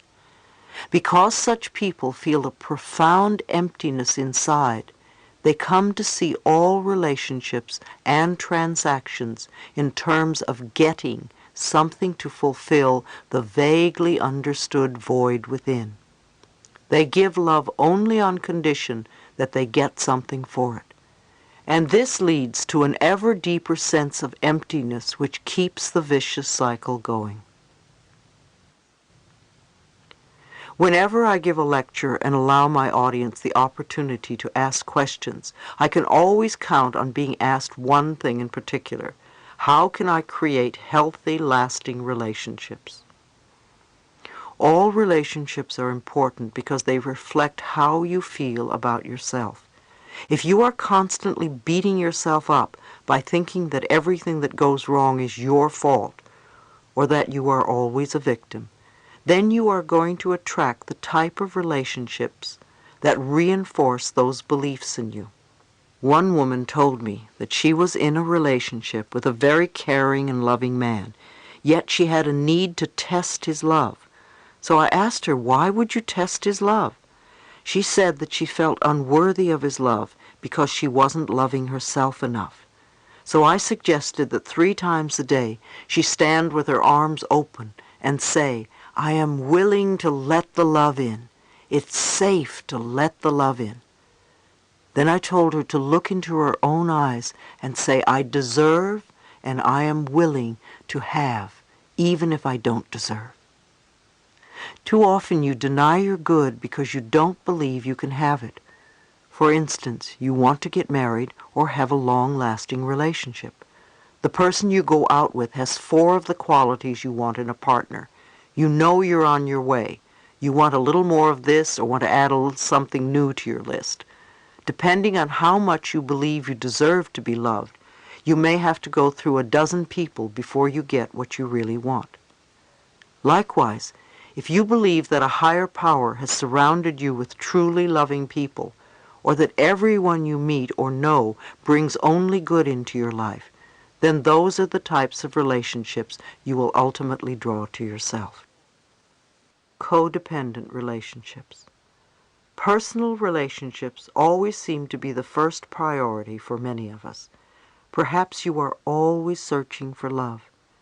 Hunting for love doesn't bring the right partner because the reasons for wanting love are unclear. We think, oh, if I only had someone who loved me, my life would be all better. That's not the way it works.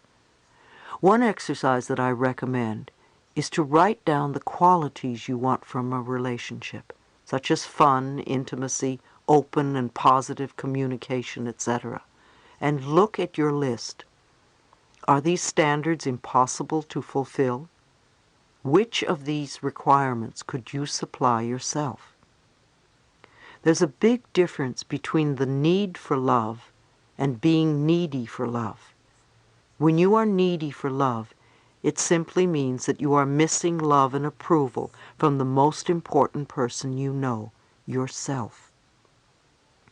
You become involved in relationships that are codependent and ineffectual for both partners. When we need someone else to fulfill us, we are codependent. When we rely on another to take care of us so that we don't have to do it ourselves, we become codependent.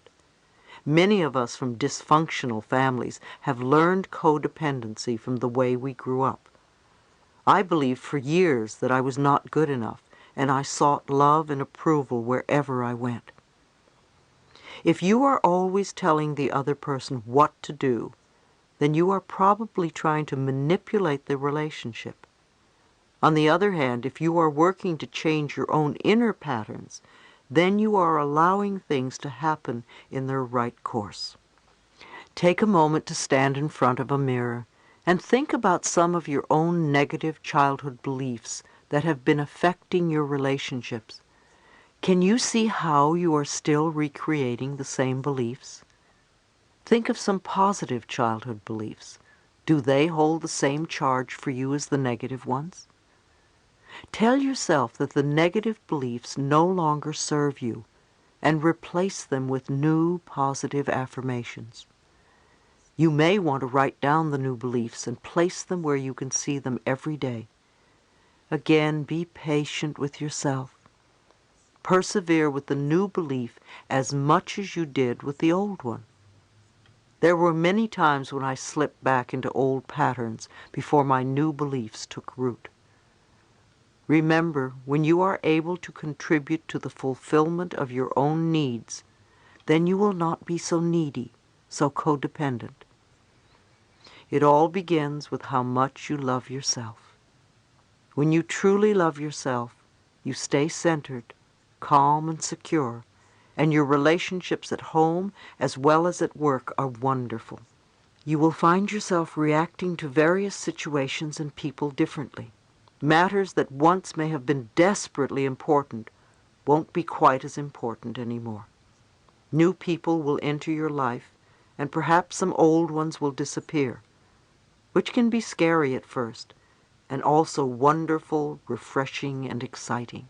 Once you know what you want in a relationship, you must go out and be with people. No one is going to suddenly appear at your doorstep. A good way to meet people is in a support group. It enables you to connect with people who are like-minded or who are involved in the same interests. It's amazing how quickly you can meet new friends. There are many groups and classes available in cities all around the world.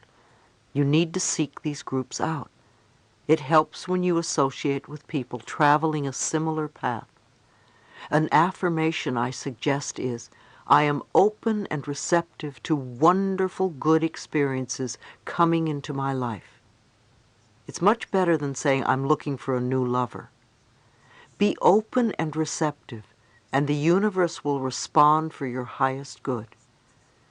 You will find that as your self-love grows, so will your self-respect, and any changes that you find yourself needing to make will be easier to accomplish when you know that they are the right ones for you. Love is never outside yourself. It is always within you. As you are more loving, you will be more lovable.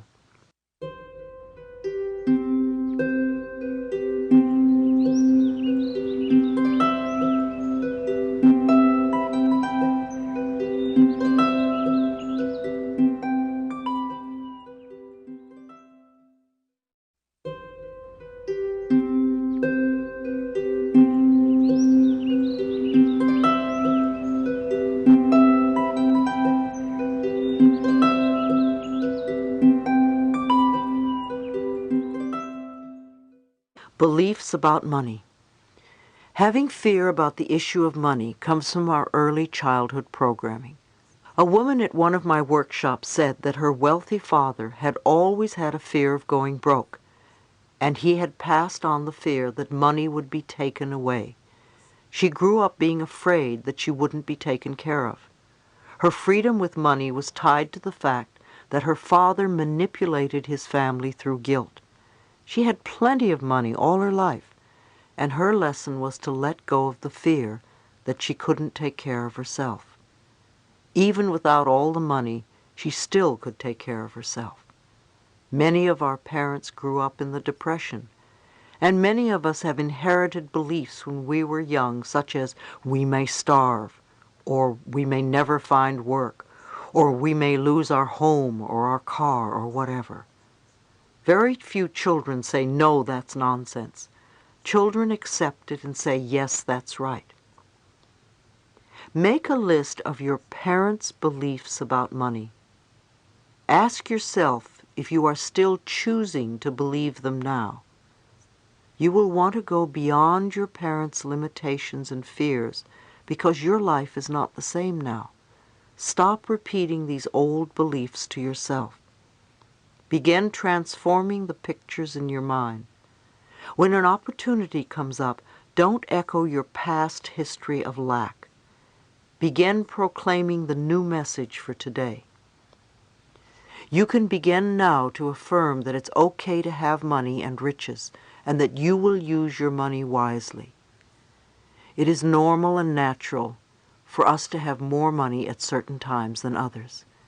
If we can trust the power within us to always take care of us no matter what, we can easily flow through the lean times, knowing that we will have more in the future. Money isn't the answer, although many of us think that if we have a lot of money, everything will be fine. We won't have any more problems or worries. But money is truly not the answer.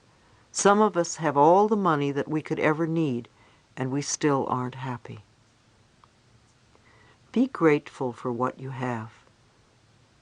A gentleman I knew told me that he felt guilty because he couldn't pay back his friends for the kindness and gifts they gave him when he was not doing so well.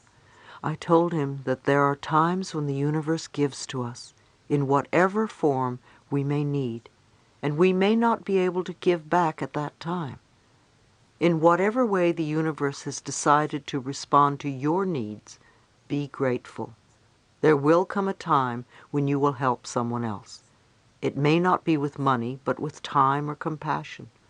Sometimes we don't realize that these things can be more valuable than money. I can think of many people during the early days of my life who helped me enormously at a time when there was no way for me to pay them back. Years later, I've taken the opportunity to help others. Too often we feel we must exchange prosperity. We must reciprocate. If someone takes us to lunch, we immediately have to take them out to lunch. Or somebody gives us a gift, and we immediately have to buy one for them. We could learn to receive with thanks, learn to accept, because the universe perceives our openness to receive as not just exchanging prosperity. Much of our problem stems from our inability to receive. We can give, but it's so difficult to receive. When someone gives you a gift, smile and say thank you.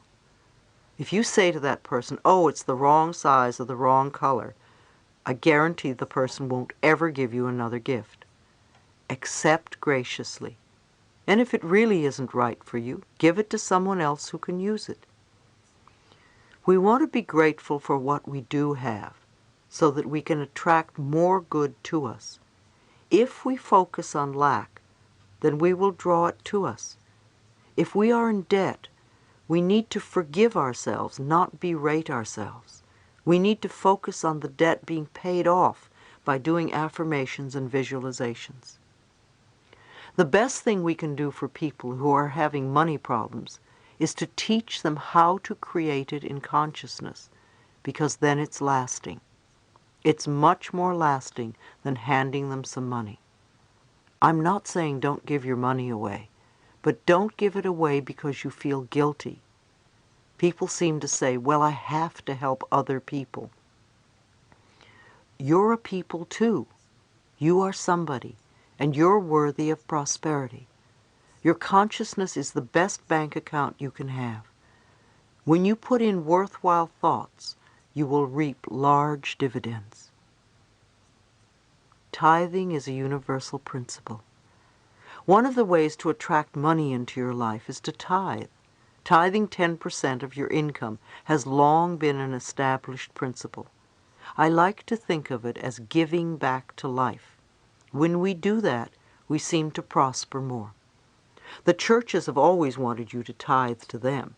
It's one of their principal ways of gathering income. In current years, that has expanded to tithing to where you get your spiritual food. Who or what has nourished you on your quest for improving the quality of your life? That could be the perfect place for you to tithe. If tithing to a church or a person doesn't appeal to you, there are many wonderful non-profit organizations that could benefit others by your contributions. Investigate and find the one that is right for you. People often say, "I will tithe when I have more money." Of course, then they never do. If you are going to tithe, start now and watch the blessings flow. However, if you only tithe to get more, then you have missed the point. It must be freely given or it won't work. I feel that life has been very good to me, and I gladly give to life in various ways. There is so much abundance in this world just waiting for you to experience it. If you would know that there is more money than you could ever spend, or more people than you could ever meet, and more joy that you could possibly imagine, you would have everything you need and desire. If you ask for your highest good, then trust the power within to provide it for you. Be honest with yourself and others. Don't cheat, not even a little. It will only come back to you. The infinite intelligence that permeates all says yes to you. When something comes into your life, don't push it away. Say yes to it. Open yourself to receiving good. Say yes to your world. Opportunity and prosperity will increase 100-fold. Chapter 12. expressing your creativity. When our inner vision opens, our horizons expand. Our work is a divine expression. When people ask me about my purpose in life, I tell them that my work is my purpose. It is very sad to know that most people hate their jobs, and even worse, that they don't know what they want to do. Finding your life's purpose, finding work that you love to do, is loving who you are. Your work serves as your expression of creativity. You need to go beyond your feelings of not being good enough or not knowing enough. Allow the creative energy of the universe to flow through you in ways that are deeply satisfying to you. It doesn't matter what you do, as long as it is satisfying to your being and it fulfills you.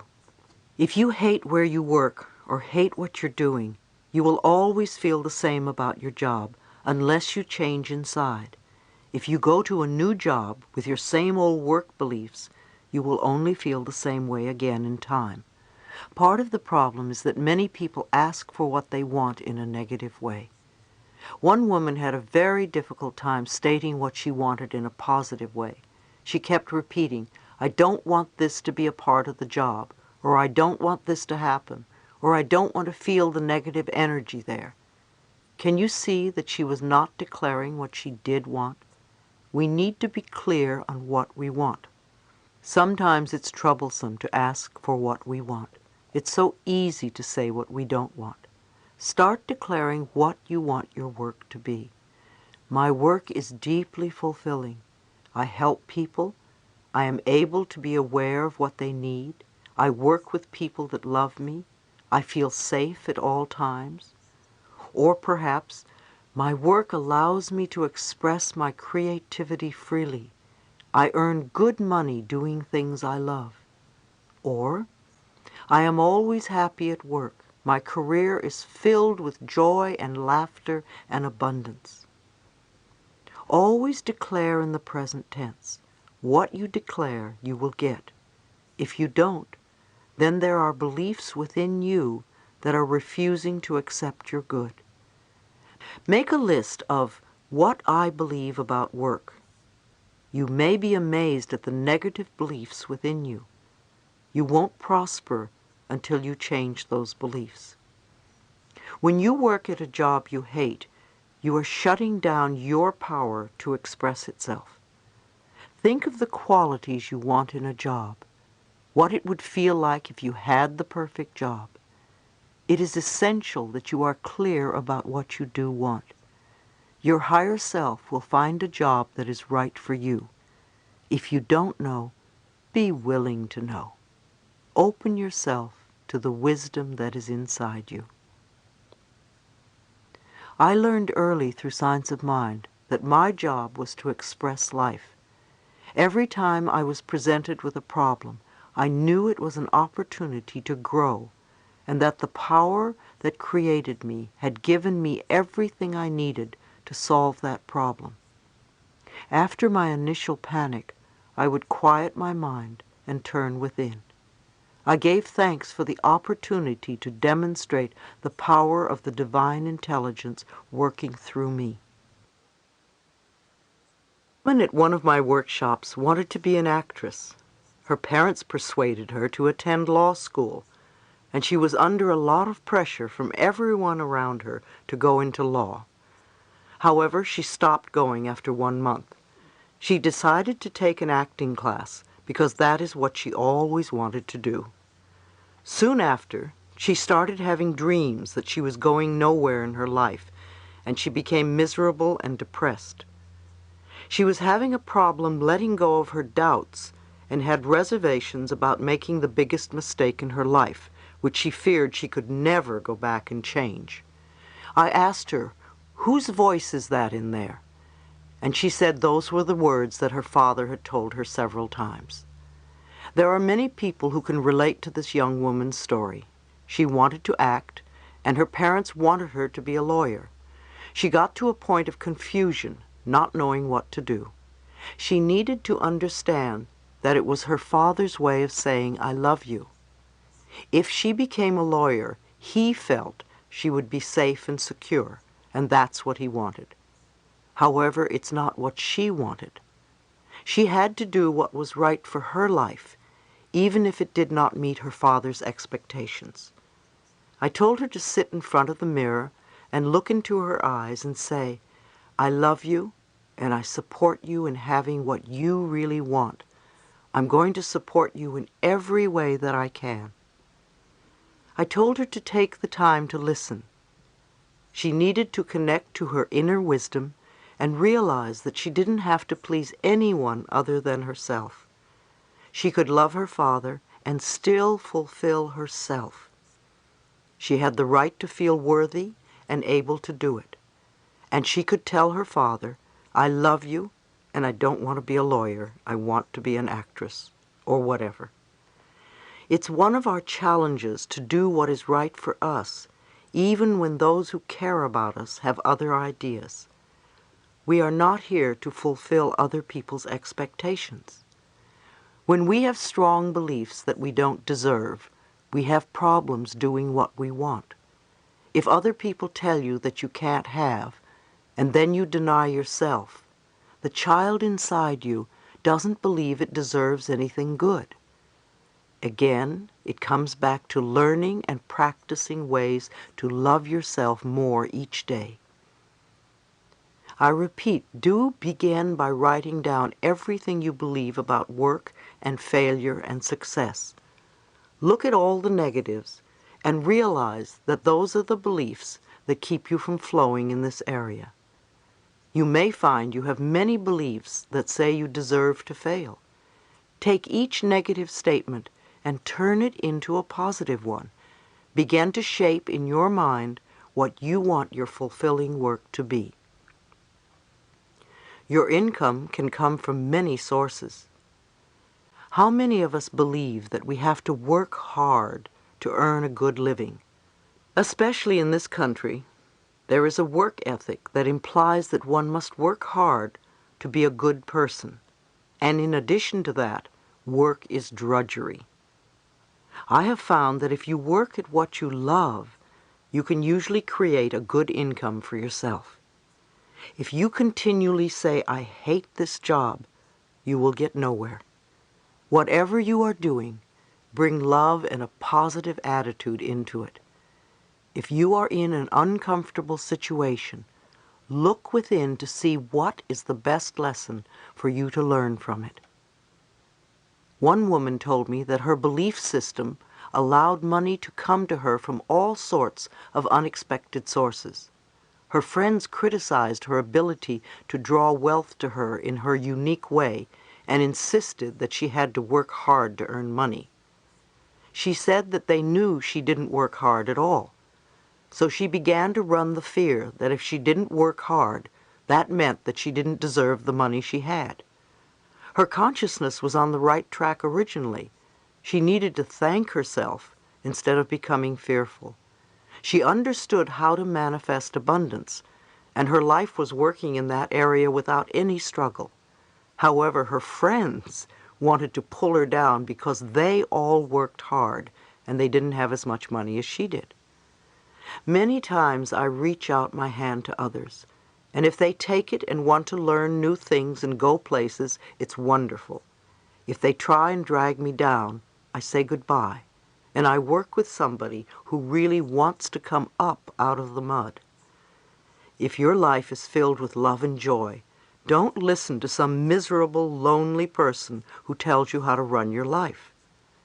If your life is rich and abundant, don't listen to someone who is poor and in debt tell you how to run it. Very often our parents are the ones telling us how to do things.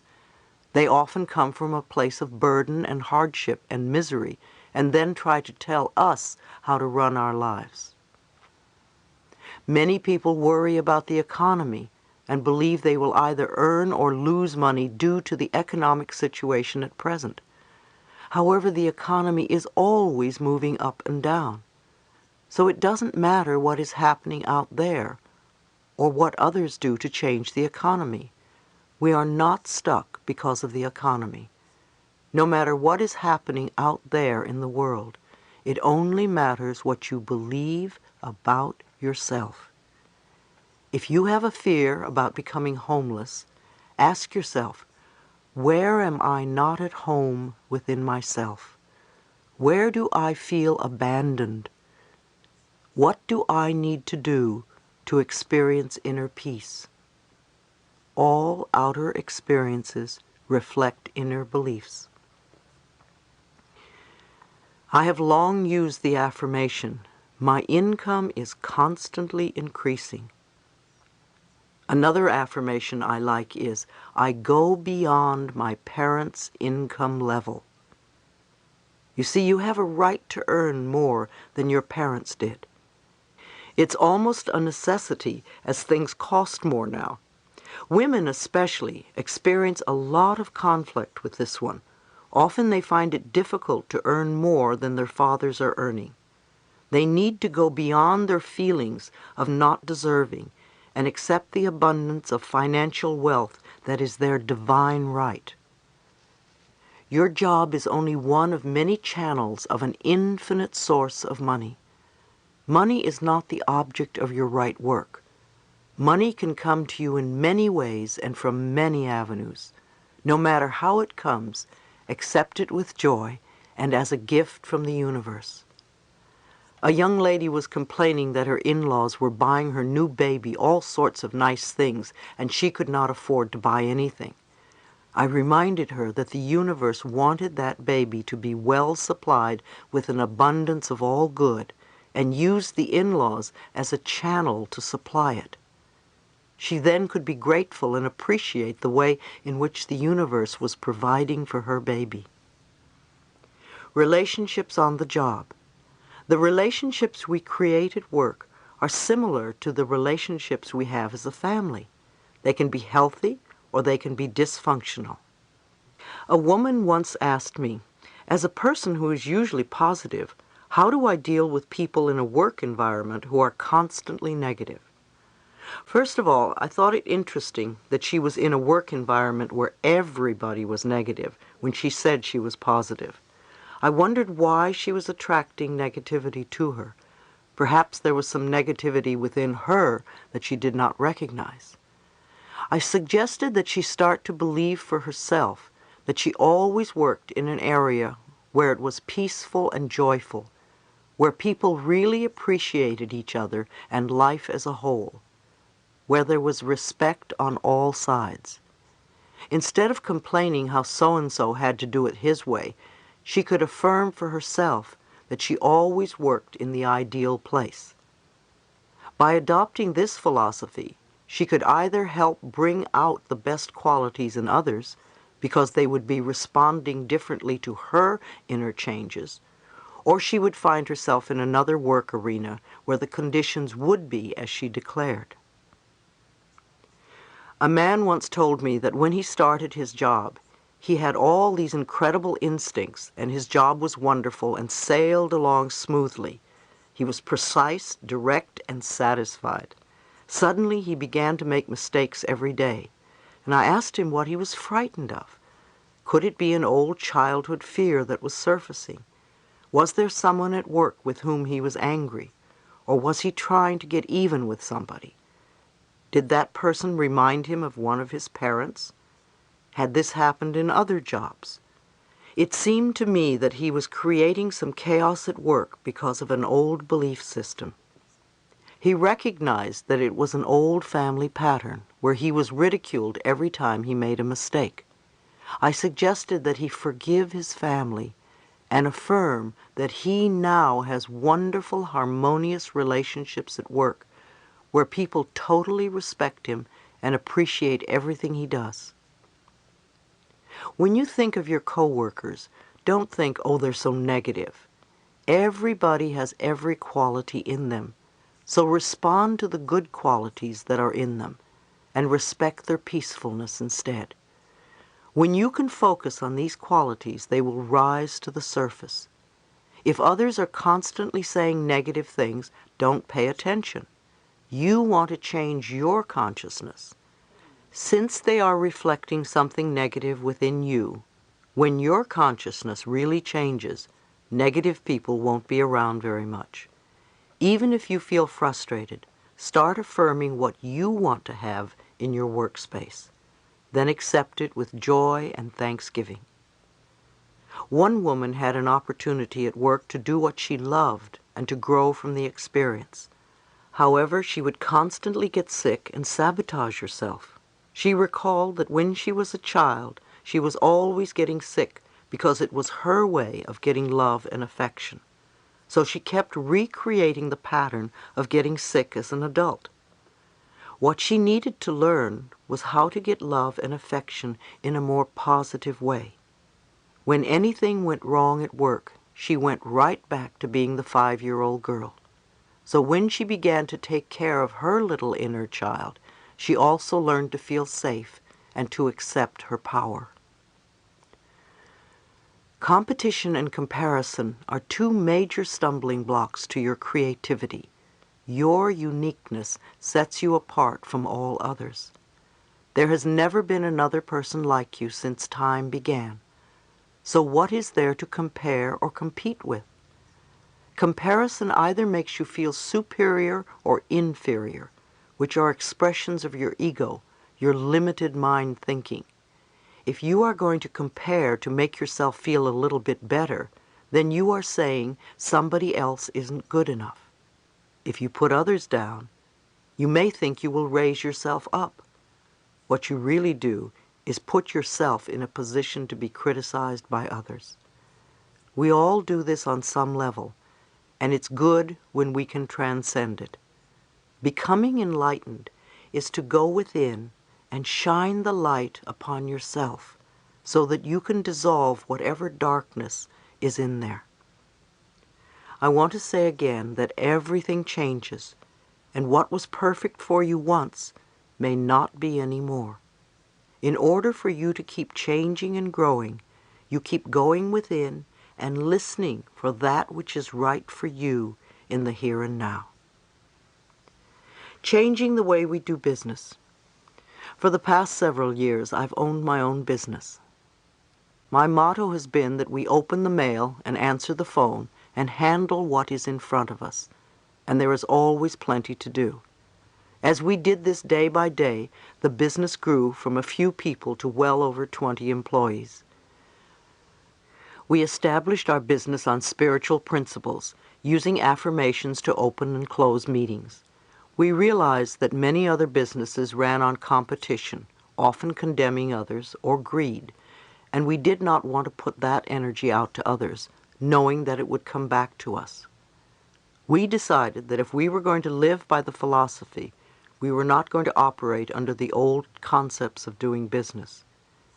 If problems arose, we would spend time affirming what we wanted to change. We also had a soundproof screaming room where employees could let off steam without being heard or judged. It was also a place where they could meditate or relax, and we supplied it with plenty of tapes for people to listen to. It became a safe haven in times of difficulty. I remember a time when we were having many problems with our computer system, and every day something would break down. Because I believe machines reflect our consciousness, I realized that many of us were sending negative energy to the computers, and we were expecting them to constantly break down. I had an affirmation programmed into the computer. Good morning. How are you today? I work well when I am loved, and I love you. In the morning, when everyone turned on their computers, that message would appear. It's amazing how we had no more problems with our computers. Sometimes we think of things that happen, especially at work, as disasters. But we must look at them for what they are, simply life experiences that always teach us something. I know that I have never had a disaster that did not end up a good learning experience in the end, often moving me to a much better level in life. For instance, recently my company, Hay House, was not doing so well. Like the economy, our sales would go up and down, and it appeared that sales were down and staying that way, at least for the moment. However, we did not adjust to that, and month after month we were spending more than we took in. Anyone who has owned a business knows that that is not the way to do it. Eventually it looked as if I would lose my business if I didn't take some drastic measures. Those drastic measures included letting go of over half my staff. You can imagine how difficult it was for me to do that. I remember walking into the conference room where all my staff had gathered to deliver the news. I was in tears, but I knew it had to be done. As difficult as it was for all of us, I also trusted that my much-loved employees would soon find new and better jobs, and almost all of them have. Some of them have even started their own businesses and are very successful. At the darkest time, I kept knowing and affirming that this experience would turn out to be for the highest good of all concerned. Of course, everyone else assumed the worst. Rumors were flying that Hay House was belly up, not just within the people I knew, but all over the country. Our sales staff were surprised that so many business people even knew about our company, let alone its financial condition. I have to admit that we took great joy in proving these forecasts wrong. By tightening our belts tremendously, we didn't go belly up. With our smaller staff, and each of us determined to make it work, we've come through it very well. But most importantly, we have learned a lot. In the meantime, Hay House is now doing better than ever. My staff is enjoying their work, and I am enjoying my staff. Even though we are all working harder, the interesting thing is that no one feels that they have too much work to do. We are even getting more books out than we ever had, and are attracting much more prosperity in all areas of our lives. I believe that everything does work out for the best in the end, but sometimes it is hard to see that while you are going through the experience. Think of a negative experience that may have happened to you in your work or in your past in general. Perhaps you were fired, or maybe your spouse left you. Now go beyond it and take a look at the big picture. Didn't many good things happen as a result of that experience? I've heard so many times, yes, that was a horrible thing that happened to me, but if it hadn't, I would never have met so-and-so, or start my own business, or admit that I had an addiction, or learn to love myself. By trusting the divine intelligence to let us experience life in the way that is best for us, we empower ourselves to actually enjoy everything that life has to offer, the good as well as the so-called bad. Try applying this to your work experiences and notice the changes that happen to you. Those who own or operate businesses can begin to function as an expression of divine intelligence. It is important to keep the lines of communication open with employees and allow them to express their feelings about their work in a safe way. Make sure the offices are a neat and clean place to work. Here again, clutter in an office reflects the consciousness of the people working there. With all the physical clutter, how can the mental or intellectual tasks be done well and on time? You could adopt a statement of purpose that reflects the desired philosophy of your business. At Hay House, we feel our purpose is creating a world where it is safe for us to love each other. When you allow divine intelligence to operate in all aspects of business, then everything flows on purpose and according to a divine plan. The most wonderful opportunities will fall in your lap. I see many businesses beginning to change. There will come a time when business will not be able to survive using the old ways of competition and conflict.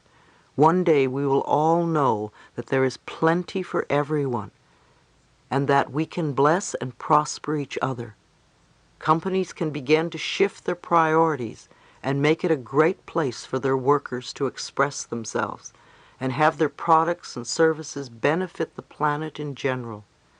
People want to get more out of their work than just a paycheck. They want to contribute to the world and feel fulfilled. In the future, the ability to do good on a global level will overshadow the need for materialism.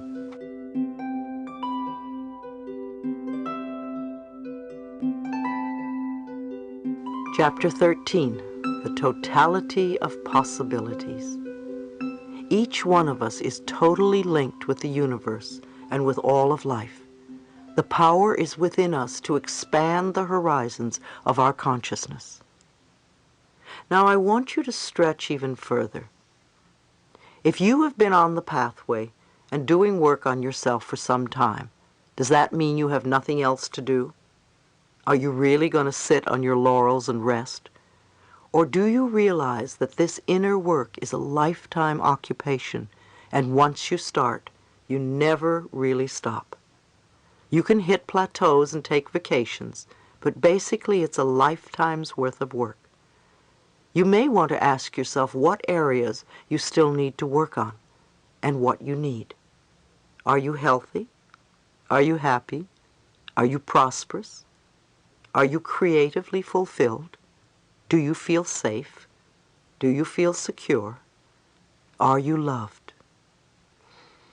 Limitations learned from the past. There is an expression I love, the totality of possibilities. I learned it from one of my early teachers in New York, Eric Pace. It always gave me such a taking off place for letting my mind go beyond what I thought possible, far beyond the limited beliefs I grew up with when I was young. Being a child, I didn't understand that the passing criticisms of grown-ups and friends were just the result of a bad day or a small disappointment, and really weren't true. I accepted these thoughts and beliefs about myself willingly, and they became part of my limitations. I may not have looked awkward or dumb or silly, but I sure felt it. Most of us create the ideas we believe about life by the time we are 5 years old. We add a little bit more when we are teenagers, and maybe a tiny bit more when we're older, but very little. If I were to ask most people why they believe such and such on any subject, and they trace it back, they would discover that they made a certain decision about the subject by the time they were this young age. So we often live in the limitations of our 5-year-old consciousness. It was something we accepted from our parents, and we still live under the limitations of our parents' consciousness. Even the most wonderful parents in the world didn't know everything and had their own limitations. We say what they said and do what they did. You can't do that or that won't work. However, we don't need limitations, as important as they may seem. Some of our beliefs may be positive and nourishing. These thoughts serve us very well all of our lives, such as look both ways before you cross the street, or fresh fruits and vegetables are good for your body. Other thoughts may be useful at a young age, but as we grow older, they are no longer appropriate. Don't trust strangers, for instance, may be good advice for a small child. As adults, to perpetuate this belief only creates isolation and loneliness. The good news in all of this is that we can always make adjustments all the time. The moment we say, I can't, or it won't work, or there's not enough money, or what would the neighbors think, we are limited. This last expression is a significant obstacle for us. What will the neighbors or my friends or co-workers or whoever think? It's a good excuse. Now we don't have to do it, because they wouldn't do it, and they wouldn't approve. As society changes, what the neighbors think changes also. So to hold on to this assumption doesn't make sense. If someone says to you, nobody has ever done it this way before, you can say, so what? There are hundreds of ways of doing something, so do it the way that's right for you. We tell ourselves other absurd messages, such as, I'm not strong enough, or I'm not young enough, or I'm not old enough, or I'm not tall enough, or I'm not the right sex. How often have you used the last one? Because I'm a woman, I can't do this, or because I'm a man, I can't do that. Your soul has no sexuality. I believe you agreed upon your sexuality before you were born, to learn a spiritual lesson. To feel inferior because of sexuality is not only a poor excuse, but also another way to relinquish your power. Our limitations often stop us from expressing and experiencing the totality of possibilities. I don't have the right education. How many of us have let that one stop us? We want to realize that education is something set up by groups of people who say you can't do such and such unless you do it our way. We can accept that as a limitation, or we can go beyond it. I accepted it for many, many years because I was a high school dropout. I used to say, oh, I don't have any education. I can't think. I can't get a good job. I can't do anything well. And then one day I realized that the limitation was all in my mind and had nothing to do with reality. When I dropped my own limiting beliefs and I allowed myself to move into the totality of possibilities, I discovered that I could think. I discovered that I was very bright and I could communicate. I discovered all sorts of possibilities, which when viewed from the limitations of the past seemed impossible. Limiting the potential within us. Then there are some of you who think you know it all.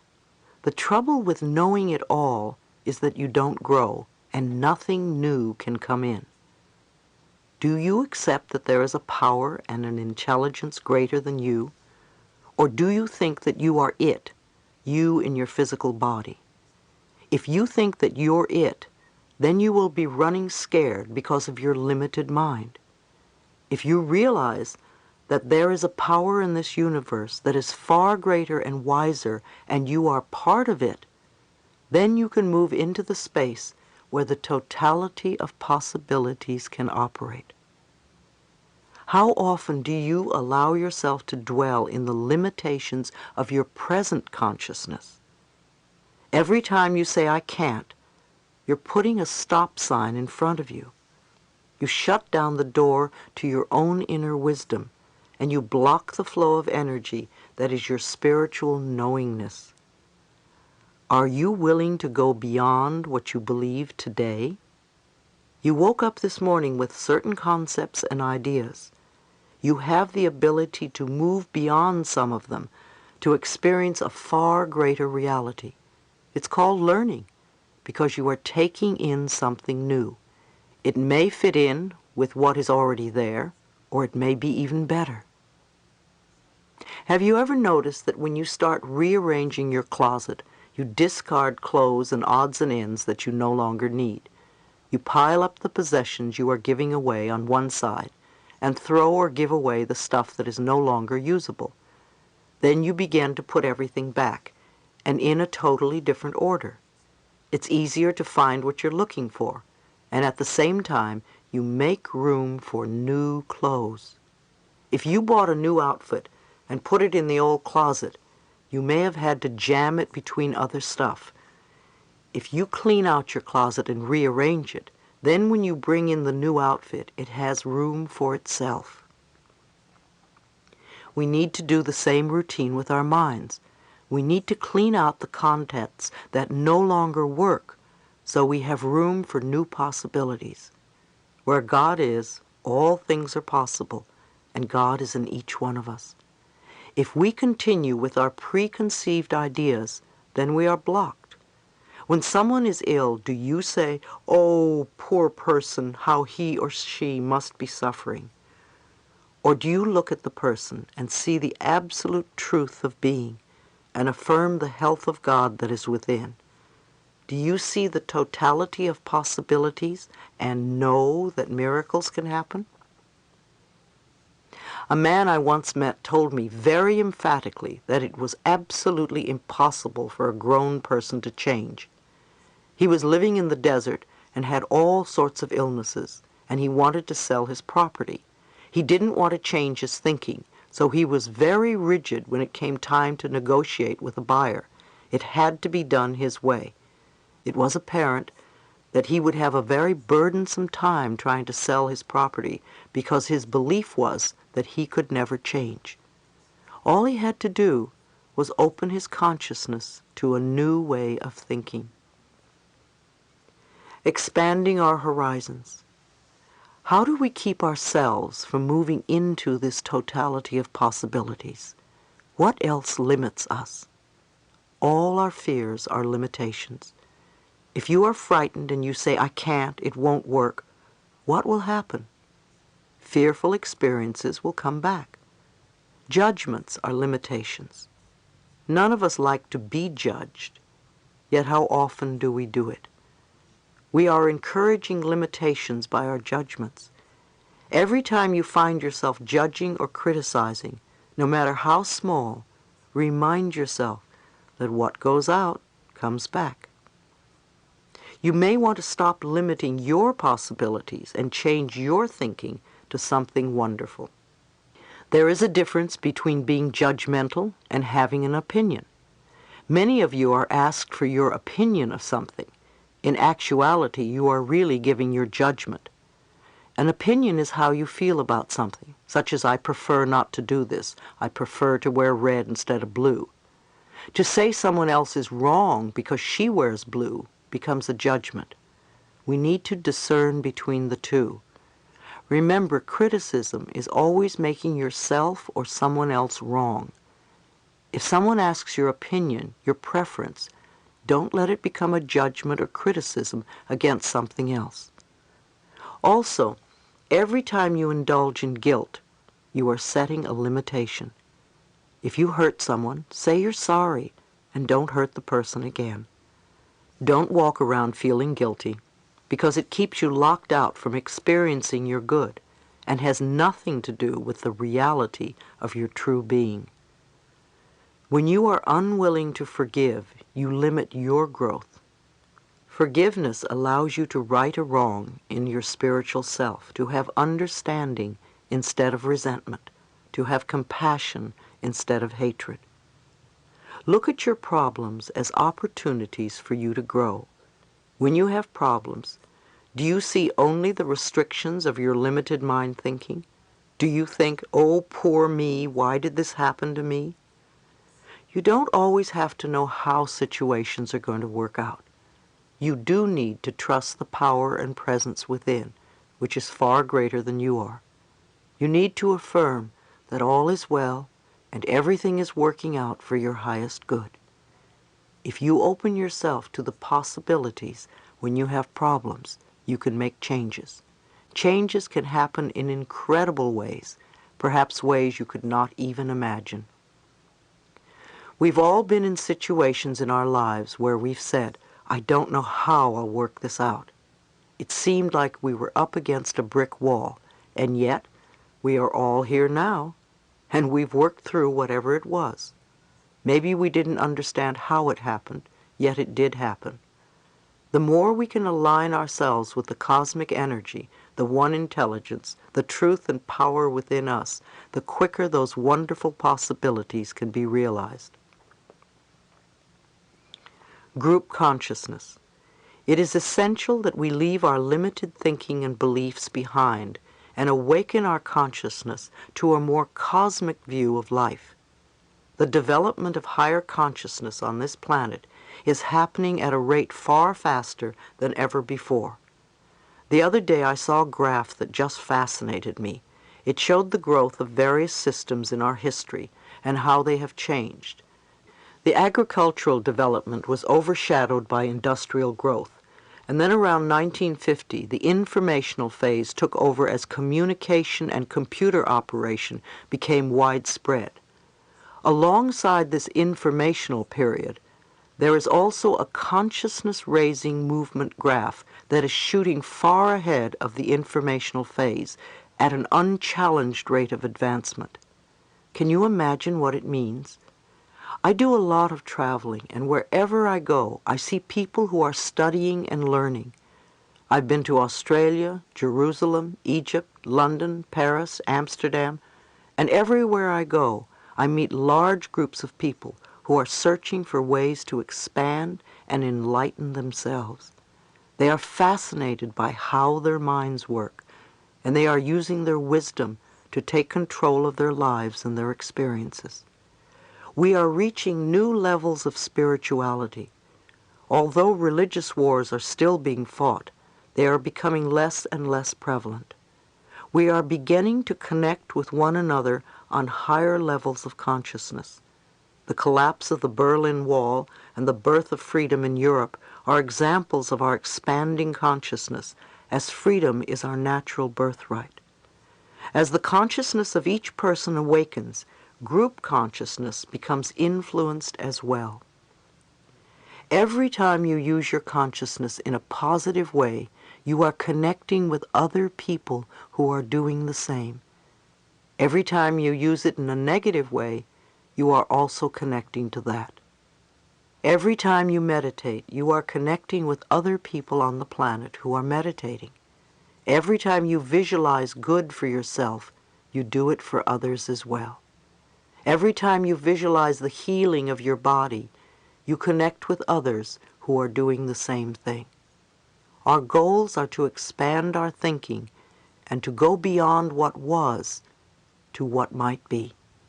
Our consciousness can create miracles in the world. The totality of possibilities connects everything, including our universe and beyond. What are you connecting with? Prejudice is a form of fear. If you're prejudiced, you are connecting with other prejudiced people. If you open your consciousness and do the best you can to work on a level of unconditional love, then you connect with the curve on the graph that is climbing upwards. Do you want to be left behind, or do you want to go up with the curve? Often there is a crisis in the world. How many people send positive energy to the troubled area and do affirmations that everything works out as quickly as possible and there is a solution for the highest good of all concerned?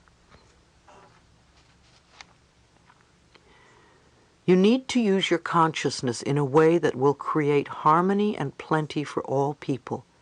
What sort of energy are you sending?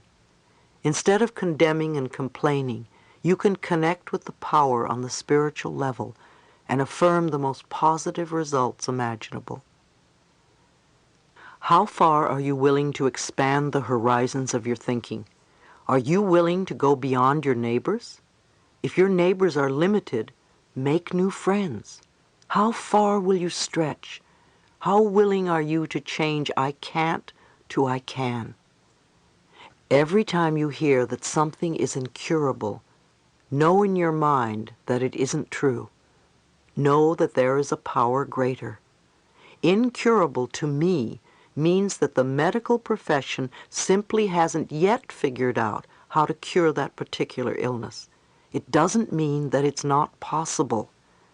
It means that we go within and find a cure.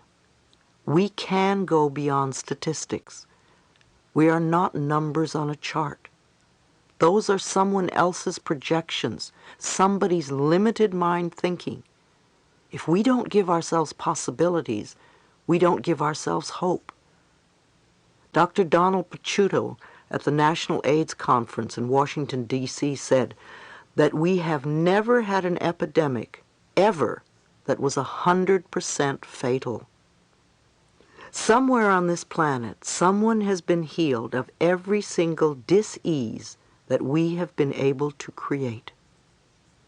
If we just accept doom and gloom, we are stuck. We need to take a positive approach so we can find some answers. We need to begin to use the power within us to heal ourselves. We have other powers. It is said that we only use 10% of our brain, only 10%. What is the purpose of the other 90%? I think having psychic ability, telepathy, clairvoyance, or clairaudience are all normal and natural. It's just that we don't allow ourselves to experience these phenomena. We have all sorts of reasons why we don't, or why we don't believe we can. Little children are often very psychic. Unfortunately, parents immediately say, "Don't say that," or "That's your imagination," or "Don't believe in that foolish nonsense." The child inevitably turns off these abilities. I think the mind is capable of remarkable things, and I know for certain that I could go from New York to Los Angeles without a plane if I only knew how to dematerialize and rematerialize there. I don't know how yet, but I know it is possible. I think that we are capable of accomplishing incredible achievements, but we haven't the knowledge yet because we won't use it for our good. We will probably hurt others with the knowledge. When we can get to the point where we really live in unconditional love, then we can begin using the other 90% of our brains. Firewalking. How many of you heard about firewalking? Whenever I ask this question at seminars, several hands always go up. And yet we all know that it is totally impossible to walk on hot coals, right? Nobody can do it without burning their feet.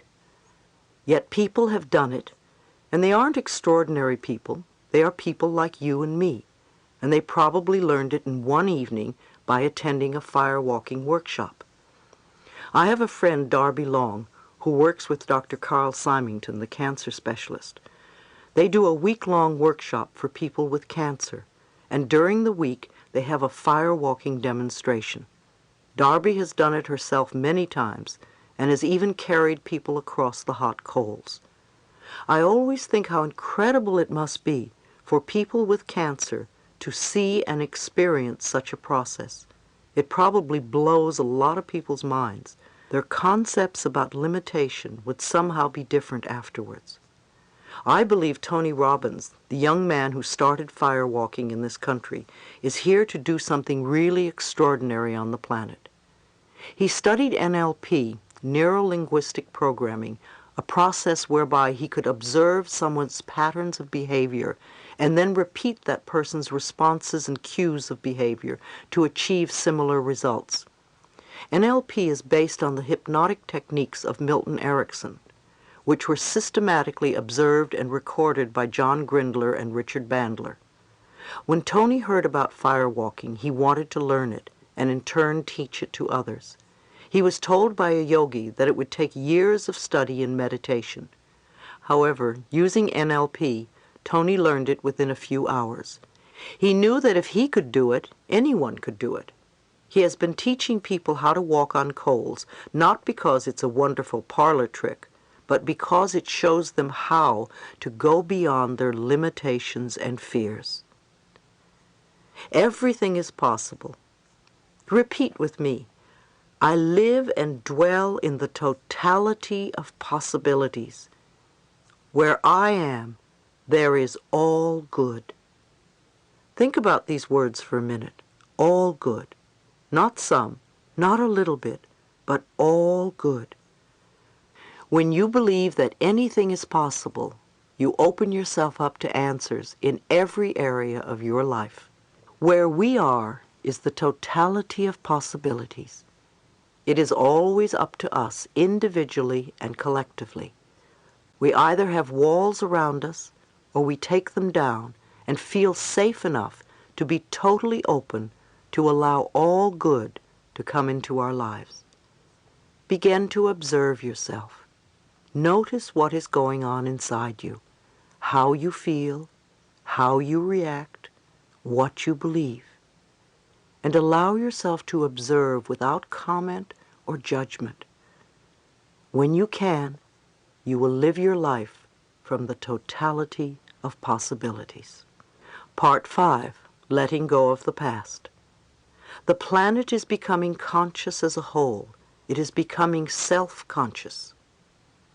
Chapter 14, Change and Transition. Some people would rather leave the planet than change. Change is usually what we want the other person to do, isn't it? When I speak about the other person, I want to include the government, big business, the boss or co-worker, the Internal Revenue Service, foreigners, the school, husband, wife, mother, father, children, etc. Anyone other than ourselves. We don't want to change, but we want everyone else to change so our lives will be different. And yet, of course, any changes that we are going to make at all have to come from within ourselves. Change means that we free ourselves from feelings of isolation, separation, loneliness, anger, fear, and pain.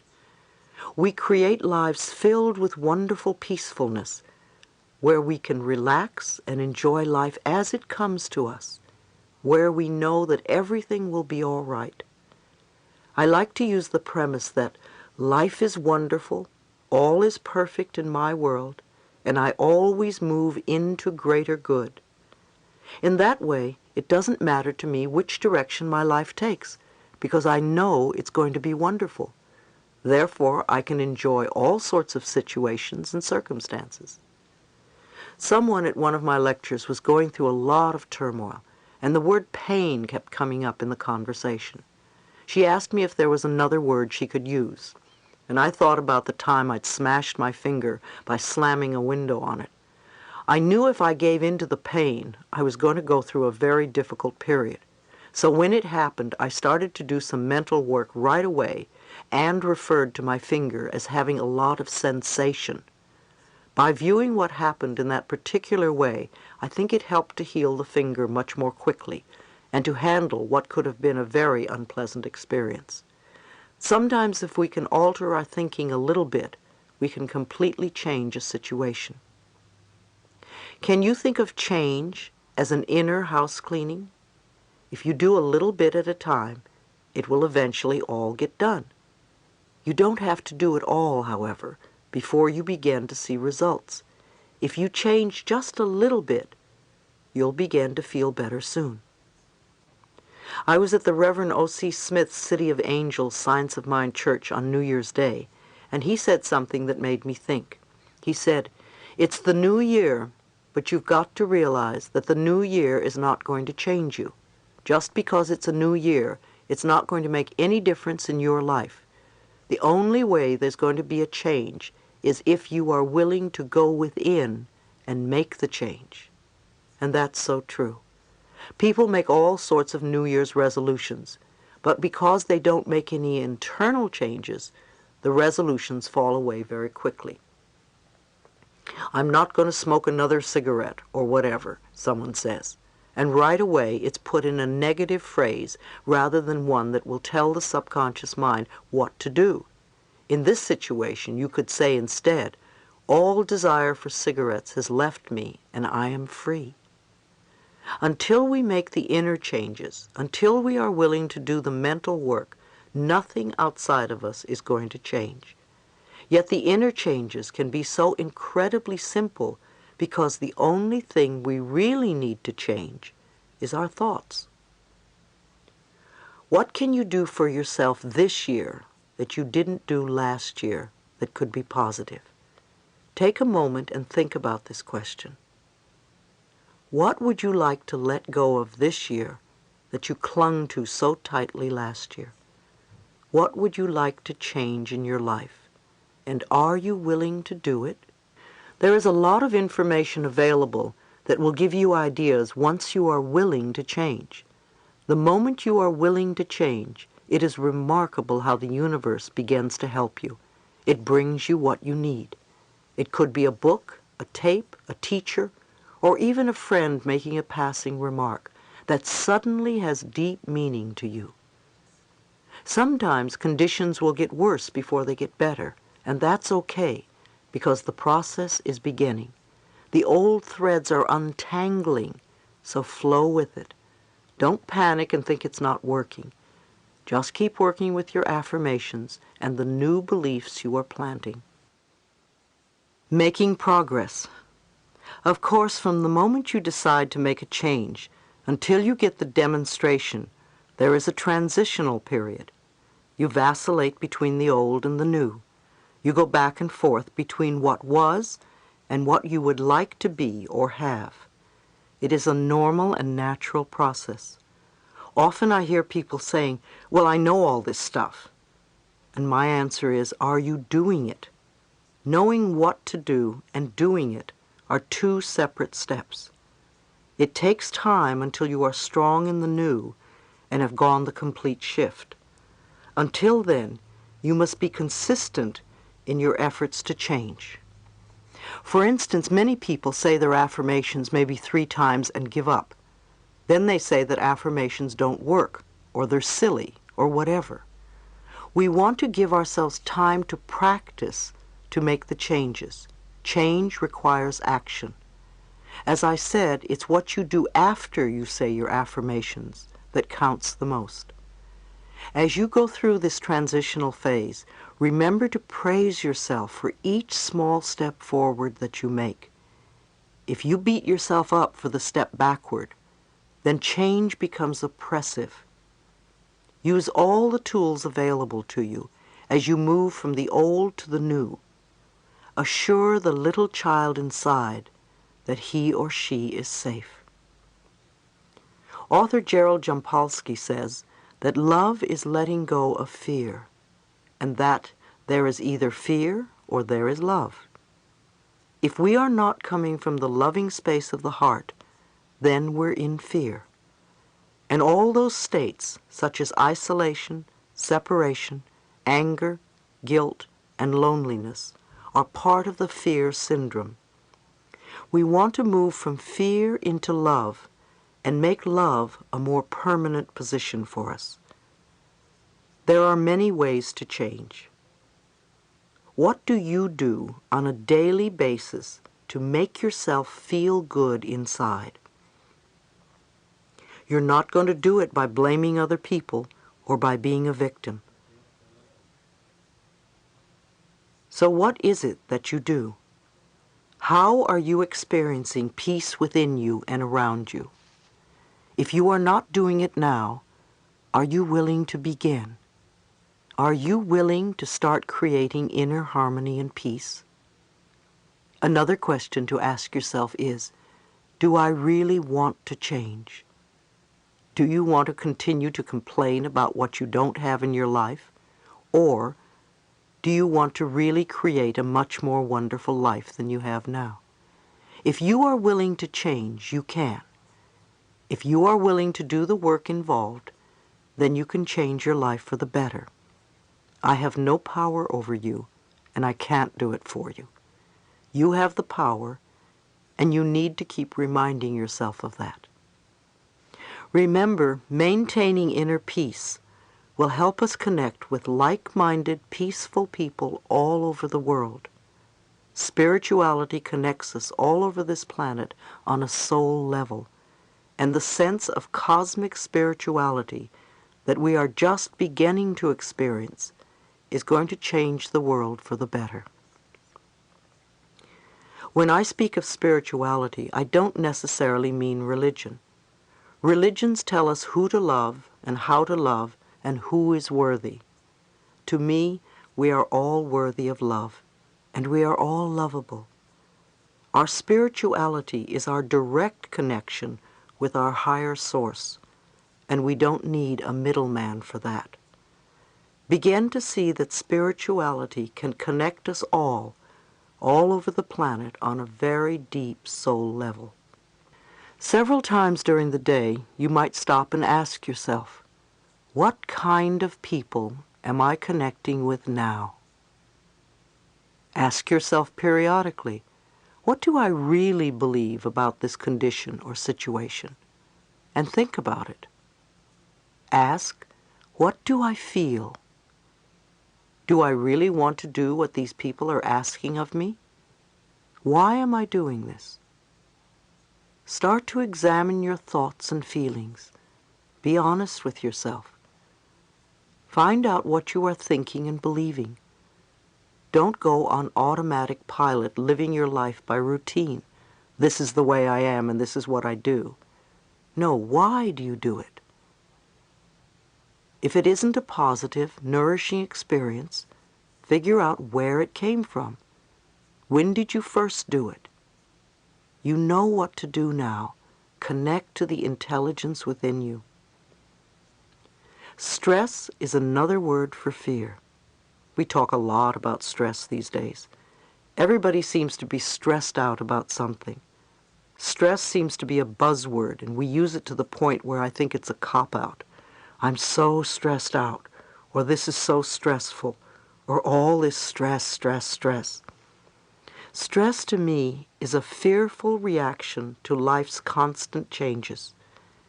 It is an excuse we use for not taking responsibility for our feelings.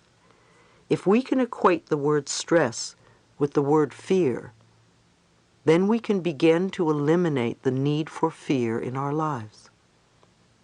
The next time you think about how stressed you are, ask yourself what is scaring you. Ask, how am I overloading or burdening myself? Why am I giving my power away? Find out what you are doing to yourself that is creating this fear within you that keeps you from achieving inner harmony and peace. Stress is not inner harmony. Inner harmony is being at peace within yourself.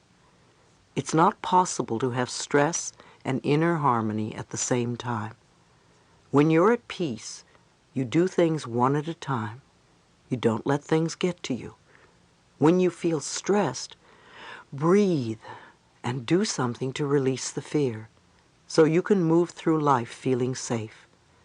Don't use the word stress as a cop-out. Don't give a little word like stress a lot of power.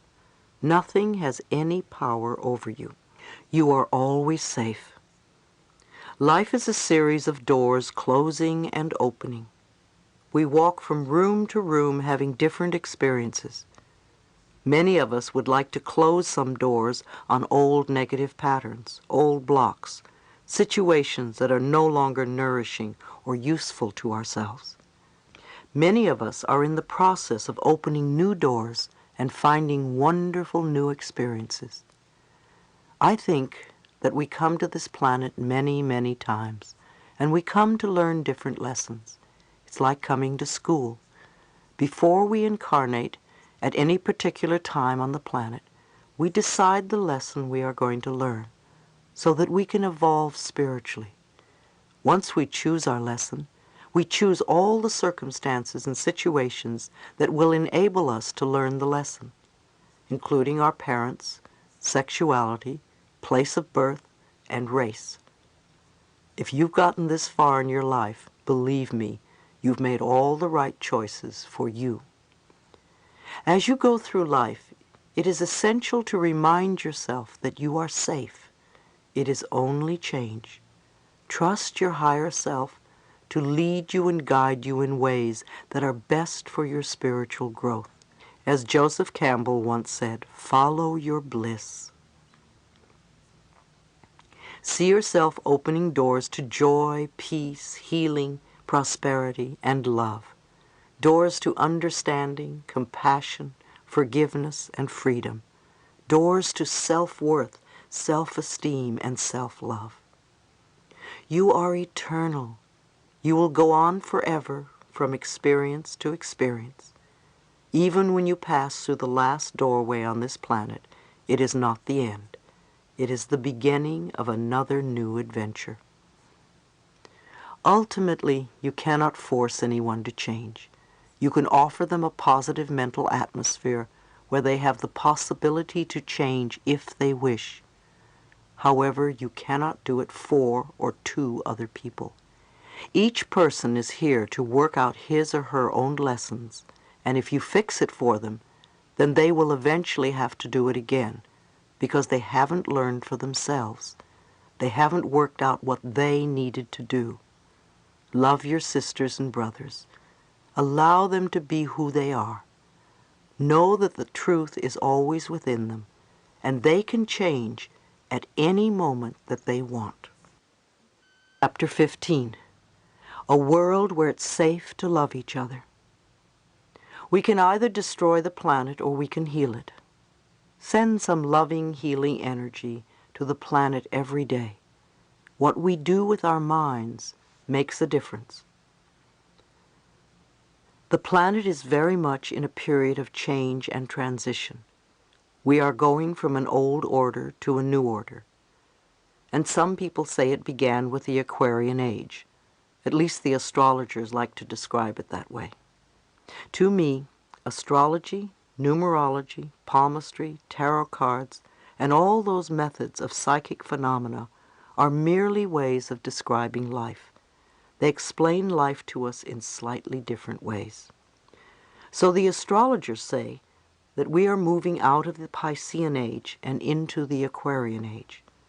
During the Piscean age, we looked to other people to save us.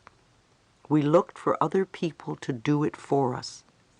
In the Aquarian age, which we are now entering, people are beginning to go within, acknowledging that they have the ability to save themselves. Isn't it wonderfully liberating to be able to change what we don't like? Actually, I'm not so sure that the planet is changing as much as we are becoming more conscious and aware. Conditions that were brewing for a long time are coming to the surface, such as family dysfunction, child abuse, and our endangered planet. As with everything else, first we must become aware in order to make changes. In the same way that we do our mental house cleaning so that we can change, we are doing the same thing with Mother Earth. We are beginning to see our Earth as a whole, living, breathing organism, an entity, a being unto itself. It breathes, it has a heartbeat, it takes care of its children, it provides everything here that we could possibly need. It's totally balanced. If you spend a day in the forest or somewhere in nature, you can see how all the systems on the planet work perfectly. It's set up to live out its existence in absolute perfect equilibrium and harmony. So here we are, great mankind who knows so much, and we are doing our very best to destroy the planet by disrupting this balance and harmony. Our greed gets in the way to an enormous extent.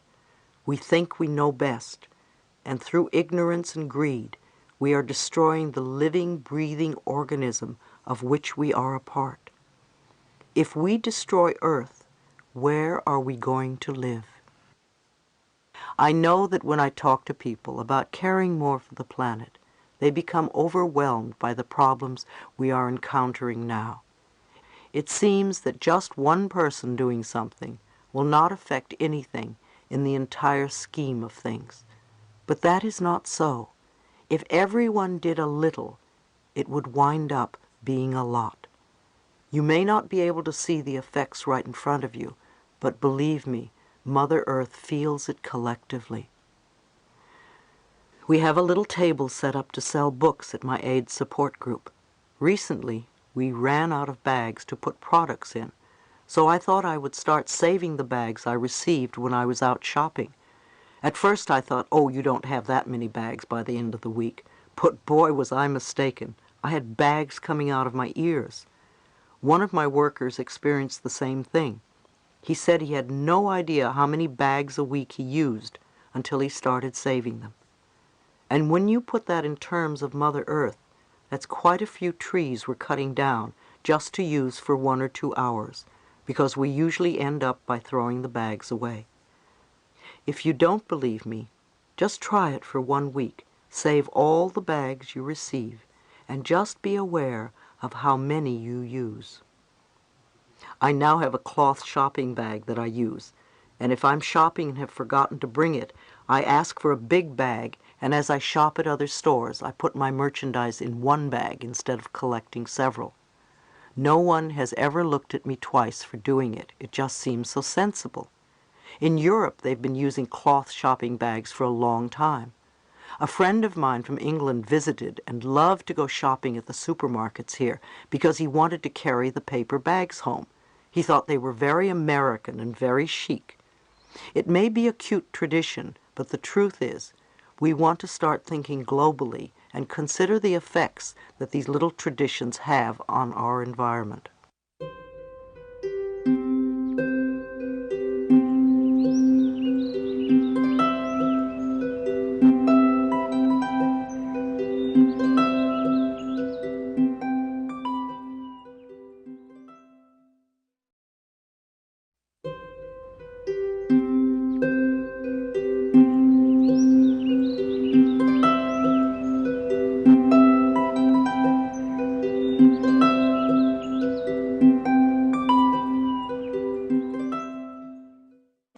Americans particularly have a thing about the packaging of products. When I was in Mexico a few years ago, I visited a traditional marketplace and was fascinated by the unvarnished fruits and vegetables that were laid out. They certainly weren't as pretty as the ones we have in the States, but they looked natural and healthy to me. However, some of the people I was with thought they looked terrible and unappealing. In another part of the market there were open bins with powdered spices in it. Again it fascinated me because all the bins next to each other looked so bright and colorful.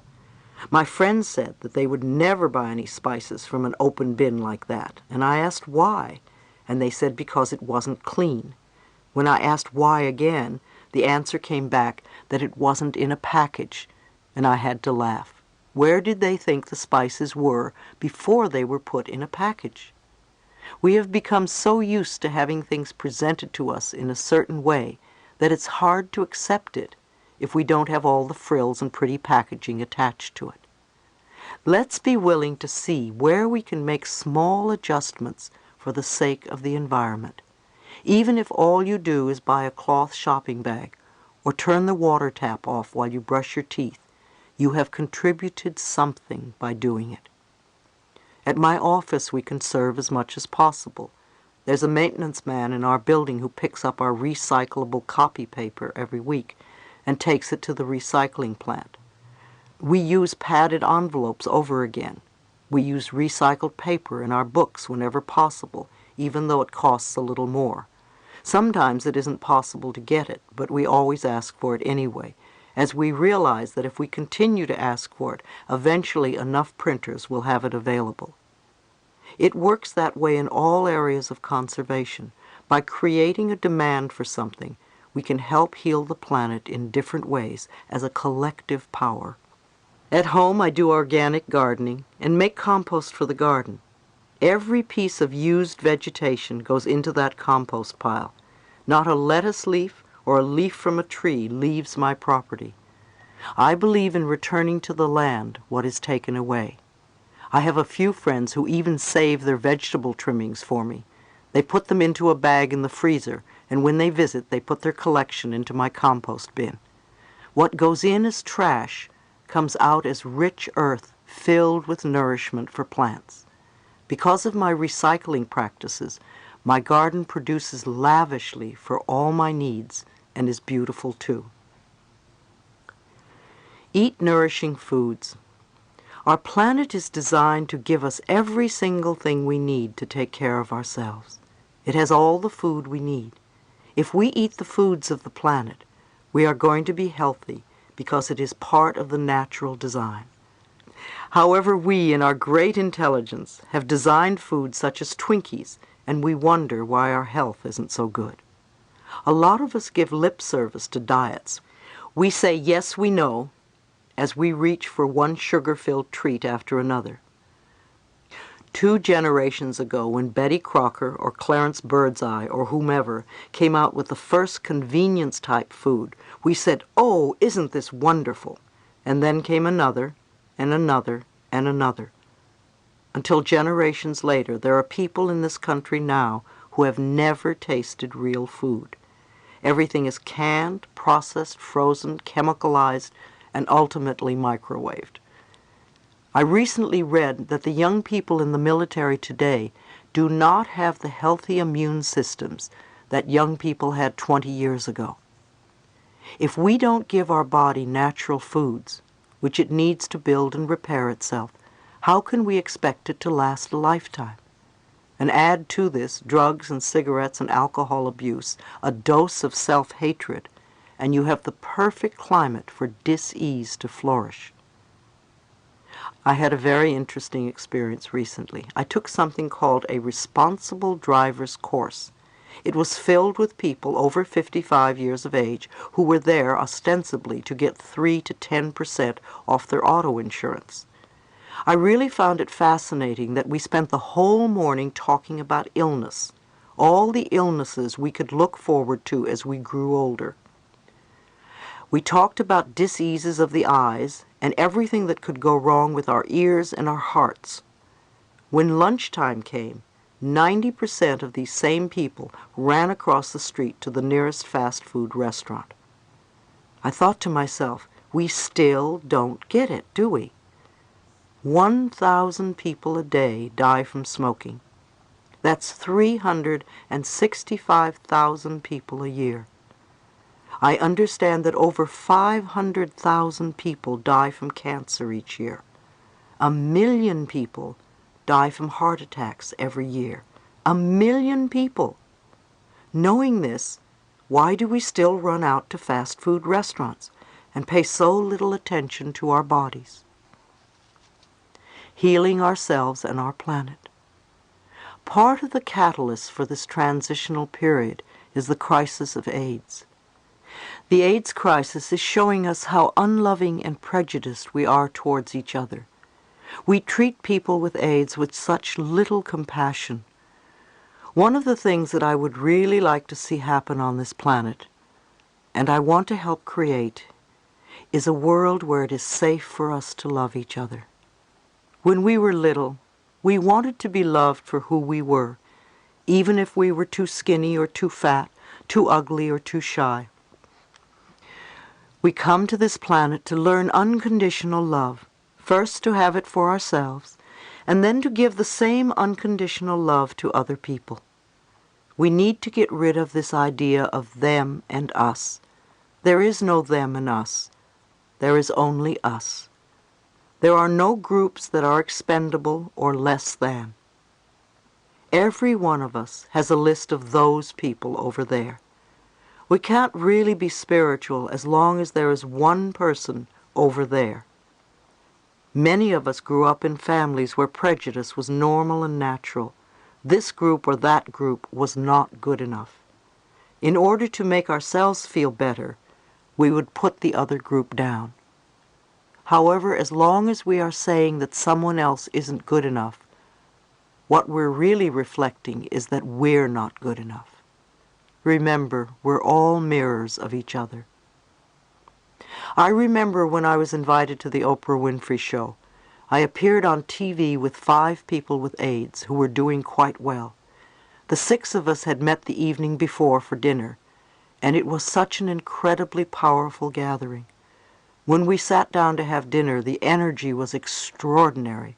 I started to cry because this was something I had been striving for several years, to get a positive message out to the American public that there is hope.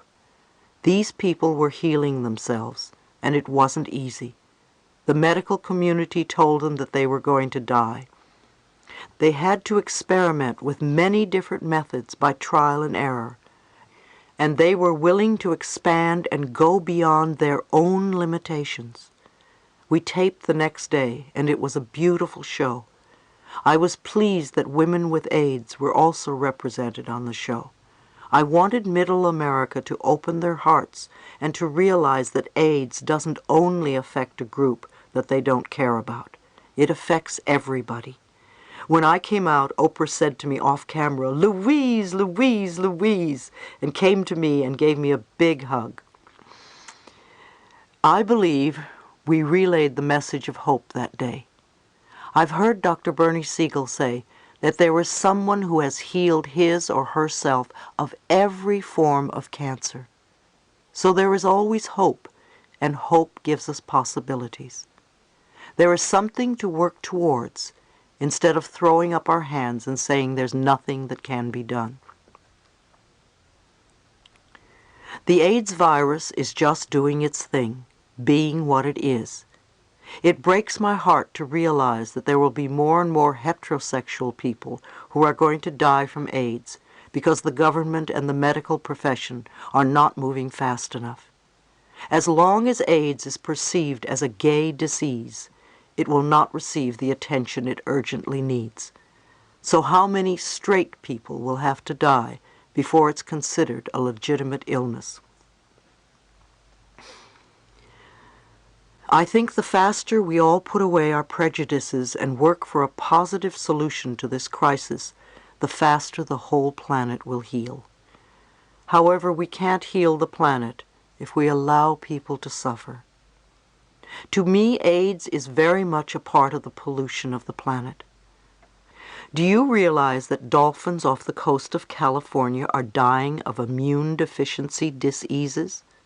And I don't believe it's because of their sexual practices. We've been polluting our land so that a lot of the vegetation is unfit to eat. We are killing the fish in our waters. We are polluting our air. So now there is acid rain and a hole in the ozone layer. And we continue polluting our bodies. AIDS is a terrible, terrible dis-ease. Yet the numbers of people who are dying from AIDS are far fewer than those who are dying from cancer, smoking, and heart disease. We search for ever more potent poisons to kill the diseases we create, yet we can't change our lifestyles and diets. We either want some drug to suppress our illness, or we want to surgically remove it, rather than to heal it. The more we suppress, the more that problems manifest in other ways.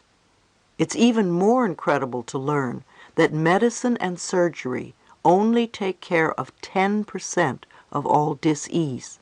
That's right. Even with all the money we spend on chemicals, radiation, and surgery, they only help 10% of our diseases.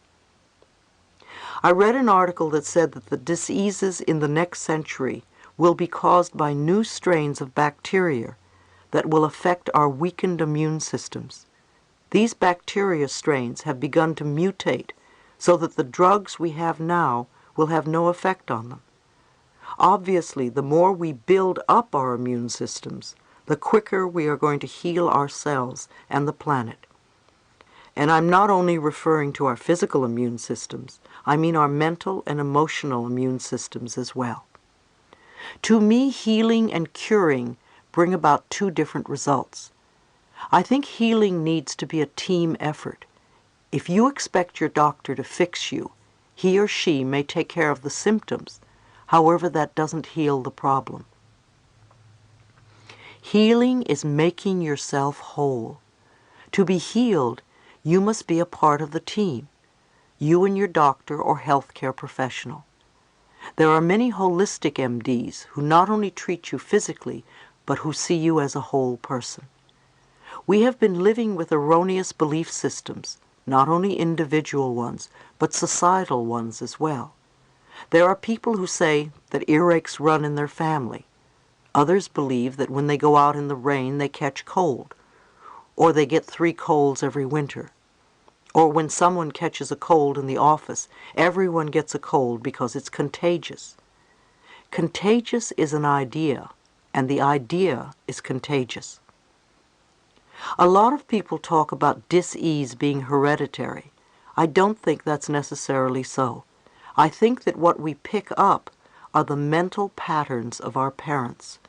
Children are very aware. They begin to imitate their parents, even their illnesses. If a father tightens his colon every time he feels angry, the child picks up on that. It's no wonder that when the father gets colitis years later, the child gets colitis too. Everyone knows that cancer is not contagious. Yet why does it run in families? Because the patterns of resentment run in families. Resentment builds and builds until finally there is cancer. We must allow ourselves to be aware of everything so that we can make conscious, intelligent choices. Some things may horrify us, which is part of the awakening process, but then we can do something about them. Everything in the universe, from child abuse and AIDS to the homeless situation and starvation, needs our love. A tiny child who is loved and appreciated will become a strong, self-assured adult. The planet, which has everything here for us and all of life, if we allow it to be itself, will take care of us always. Let's not think about our past limitations. Let's open ourselves to the potential of this incredible decade. We can make these final 10 years of the century a time of healing. We have the power within us to clean up, clean our bodies, our emotions, and all the various messes we have made. We can look around and see what needs care. The way each of us chooses to live will have a tremendous impact on our future and on our world. For the highest good of all, you can take this time to apply your personal growth methods to the entire planet. If you just do things for the planet and not for yourself, then you're not in balance. If you only work for yourself and stop there, then that's not balanced either. So let's see how we can begin to balance ourselves and the environment. We know that our thoughts shape and create our lives. We don't always live the philosophy totally. Nonetheless, we've accepted the basic premise. If we want to change our immediate world, we must change our thinking. If we want to change the greater world around us, we need to change our thinking about it, not viewing it as them and us. If all the effort you put out in complaining about what's wrong with the world is applied to positive affirmations and visualizations of the world, you could really help to turn things around. Remember, every time you use your mind, you are connecting to like-minded people. If you inflict judgment, criticism, and prejudice on others, you are connecting to all the other people who are doing the same. However, if you are meditating, visualizing peace, loving yourself, and loving the planet, you are connecting with these kinds of people. You could be at home bedridden and still help to heal the planet by the way you use your mind, by practicing inner peace. I heard Robert Schuller of the United Nations once say, "The human species needs to know that we deserve to have peace." How true these words are. If we can make our young people aware of what is happening in the world and give them options as to what they can do about it, then we can really begin to see a shift in consciousness. Teaching our children early about conservation efforts is one way to reassure them that important work is being done. Even though some adults still won't take responsibility for what is going on in the world around them, we can assure our children that more and more people throughout the world are becoming aware of the long-term effects of global pollution and are striving to change the situation. Becoming involved as a family in an ecological foundation such as Greenpeace or EarthSave is wonderful, as it is never too soon to impress upon children that we all have to accept responsibility for the good of our planet. I recommend that you read John Robbins' book, Diet for a New America. I find it so interesting that John Robbins, heir to the Baskin-Robbins ice cream business, is doing his best to help create a holistic and peaceful planet. It's wonderful to know that some of the children of people who exploit the health of the nation turn around and do things to help the planet. Volunteer groups are also helping to take over where the government is falling short. If the government won't help heal our environment, we can't sit around and wait. We have to get together on a grassroots level and take care of it. We can all do our part. Start to find out where you can help. Volunteer where you can. Give 1 hour a month if you can't do anything else. We are definitely on the cutting edge of the forces that are going to help heal this planet. We are at a point right now where we can all go down the tubes, or we can heal the planet. It isn't up to them. It's up to us, individually and collectively. I see more and more opportunities for a blending of the scientific technologies of the past and the future with the spiritual truths of yesterday, today, and tomorrow. It is time these elements come together. By understanding that acts of violence come from a person who is a traumatized child, we could combine our knowledge and technologies to help them heal and change. We only perpetrate violence by starting wars or throwing people in prisons and forgetting them. Instead, we want to encourage self-awareness, self-esteem, and self-love. The tools for transformation are available. We just have to use them. Lazarus has a wonderful exercise that I would like to share with you. Pick a spot on the planet.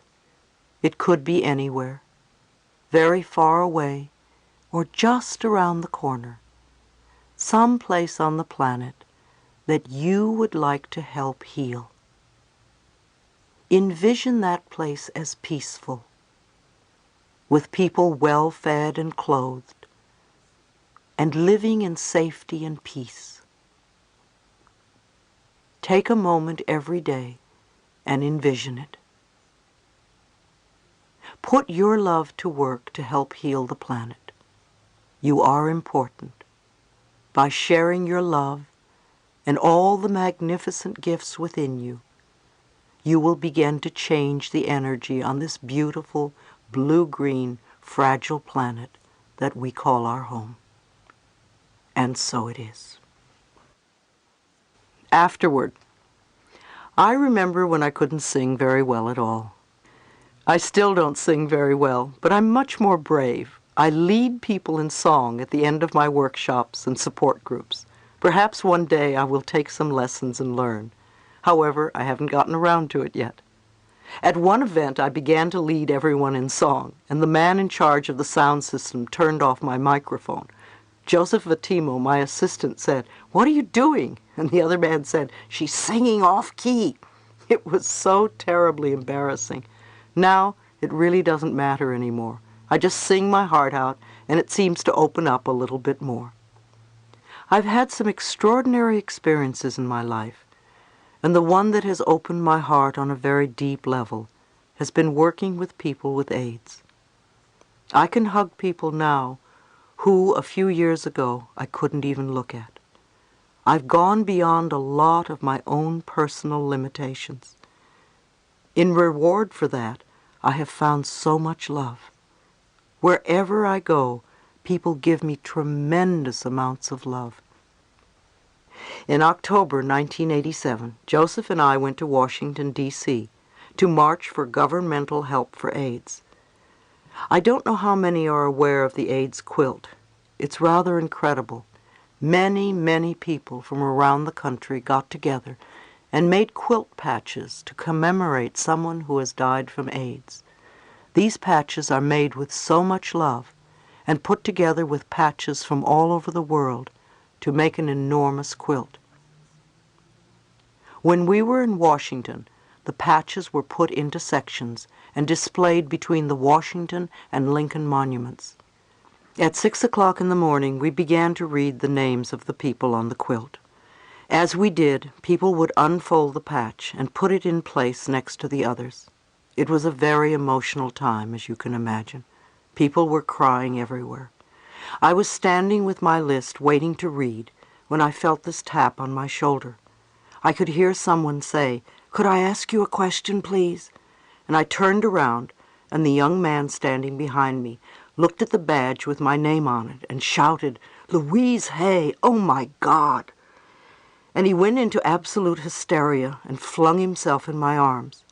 We held each other, and he just sobbed and sobbed.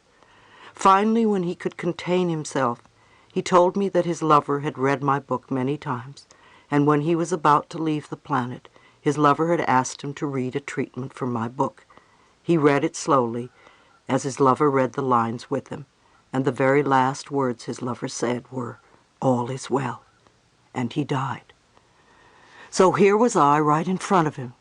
He was extremely touched. When he could compose himself enough, I said, "But what did you want to ask me?" It seems that he had not been able to complete his lover's patch on time, and he wanted me to add his lover's name to my list. He just happened to pick me. I remember this moment very well, because it showed me that life is really very simple, and the things that are important are also simple, and everything falls into place. I want to share a quote with you from Emmett Fox. If you don't know Emmett Fox, he was a very popular teacher in the 40s and 50s and early 60s, and one of the clearest teachers I know. He has written some beautiful books, and these are some of my favorite words of his. "There is no difficulty that enough love will not conquer. There is no dis-ease that enough love will not heal, no door that enough love will not open, no gulf that enough love will not bridge, no wall that enough love will not throw down, and no sin that enough love will not redeem. It makes no difference how deeply seated may be the trouble, how hopeless the outlook, how muddled the tangle, how great the mistake. A sufficient realization of love will dissolve it all. And if you could love enough, you would be the happiest and most powerful person in the world. It's true, you know. It sounds wonderful, and it is true. What do you need to do to get to that space where you could be the happiest and most powerful person in the world? I think inner space travel is just beginning. We are just beginning to learn about the power that we have inside us. We are not going to find it if we contract. The more we can open to ourselves, the more we are going to find the universal energies available to assist us. There are incredible accomplishments that we are capable of. Take a few deep breaths. Open your chest and give your heart room to expand. Keep practicing, and sooner or later, the barriers will begin to drop. Today is your beginning point. And so it is. Appendix A. Meditations for personal and planetary healing. Acknowledge yourself for being centered when there is incredible chaos around you. Acknowledge yourself for being courageous and for doing so much more than you thought you could. The healing work we do at the end of our workshops and support groups is very powerful. We usually break into groups of 3 and do a form of laying on of hands for each other. It is a wonderful way to accept energy and also share energy with many people who are reluctant in one way or another to ask for help. Often, profound experiences occur. I would like to share some of the meditations we do at our healing circles. It would be wonderful if we did them on an ongoing basis, either by ourselves or in groups. See your inner child in any way that you can, and notice how it looks and feels. Comfort your child. Apologize to it.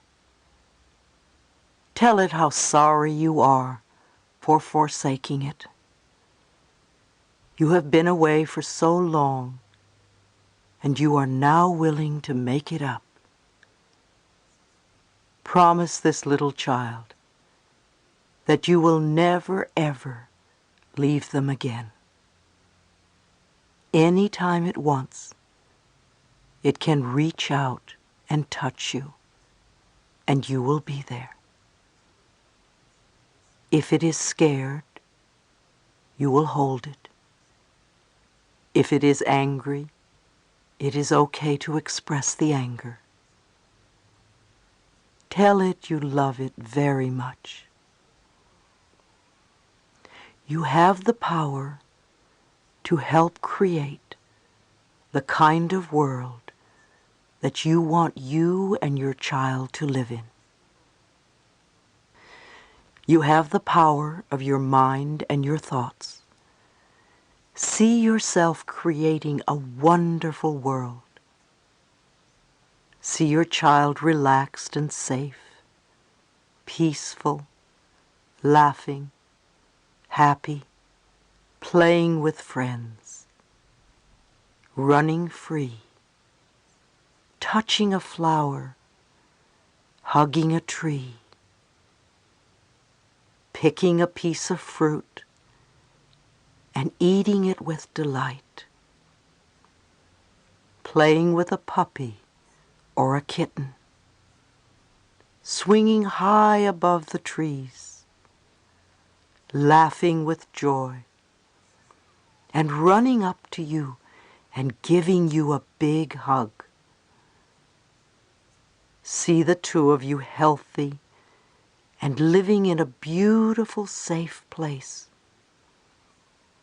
having wonderful relationships with your parents, friends, and co-workers, being greeted with joy wherever you go, having a special kind of love. See where you want to live and what you want to work at. And see yourselves as healthy, very healthy, joyous and free. And so it is.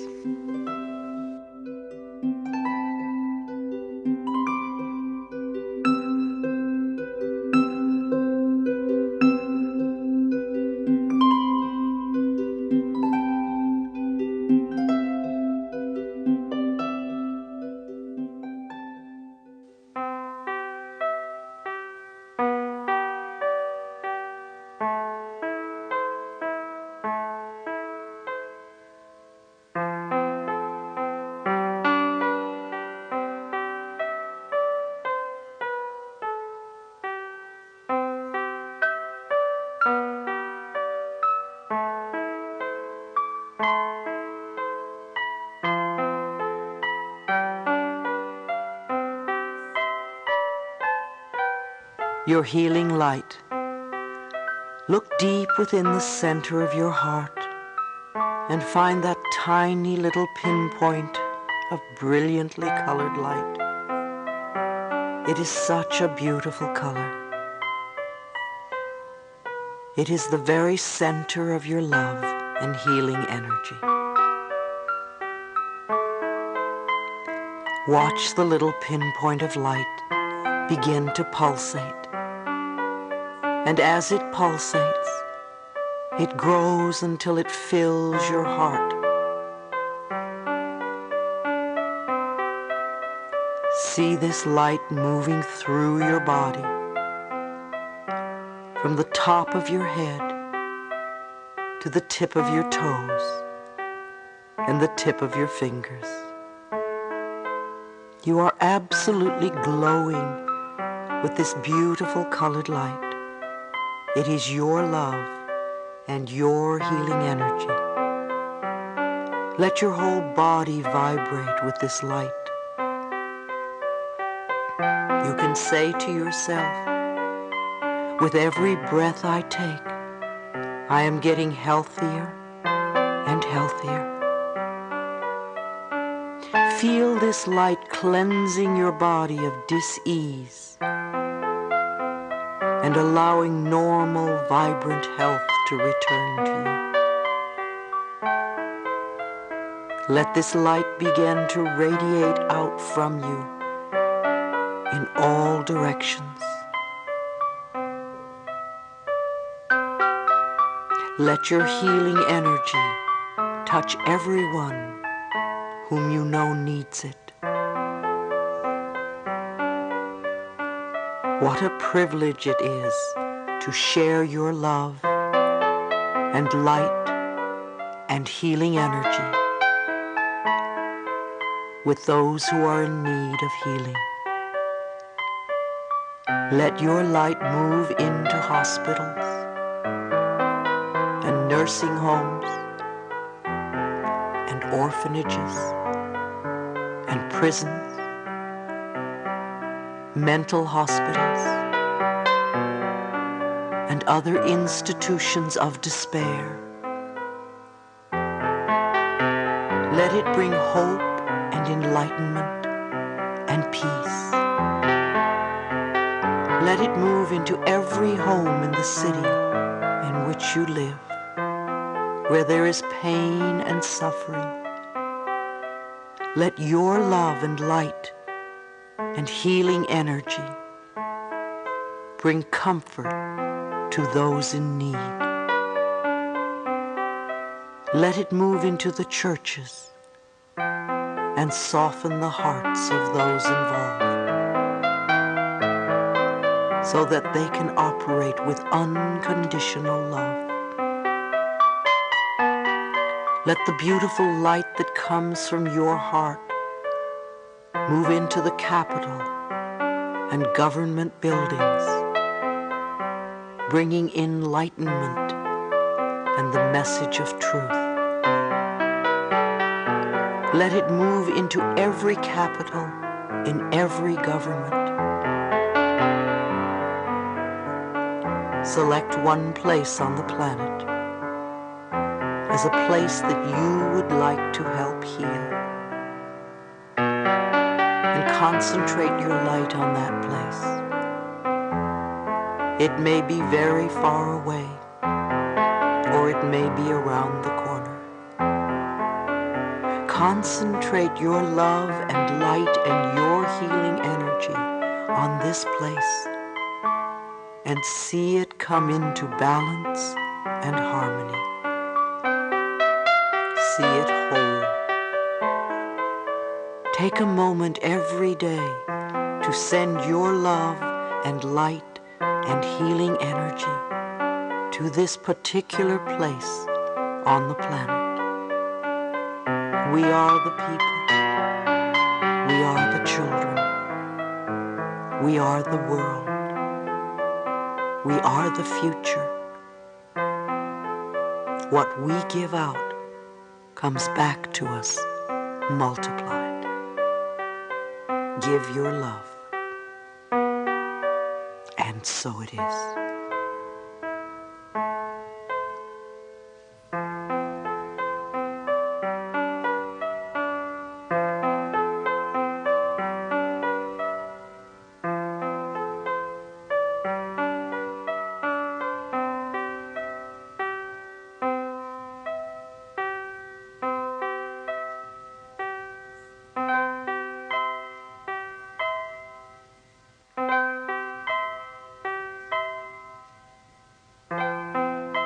Receiving prosperity. Let's realize some positive qualities for ourselves.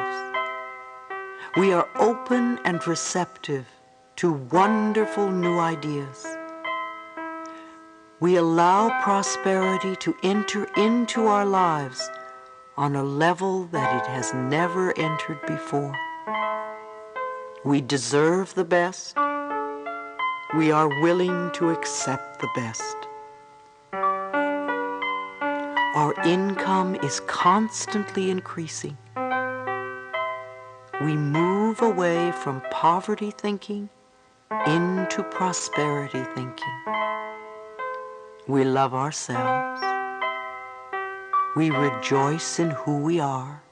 And we know that life is here for us and will supply us with everything that we need.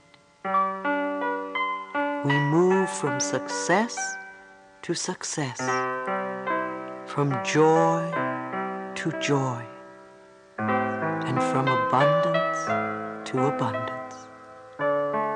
We are one with the power that created us. We express for ourselves the greatness that we are. We are divine, magnificent expressions of life, and we are open and receptive to all good. And so it is.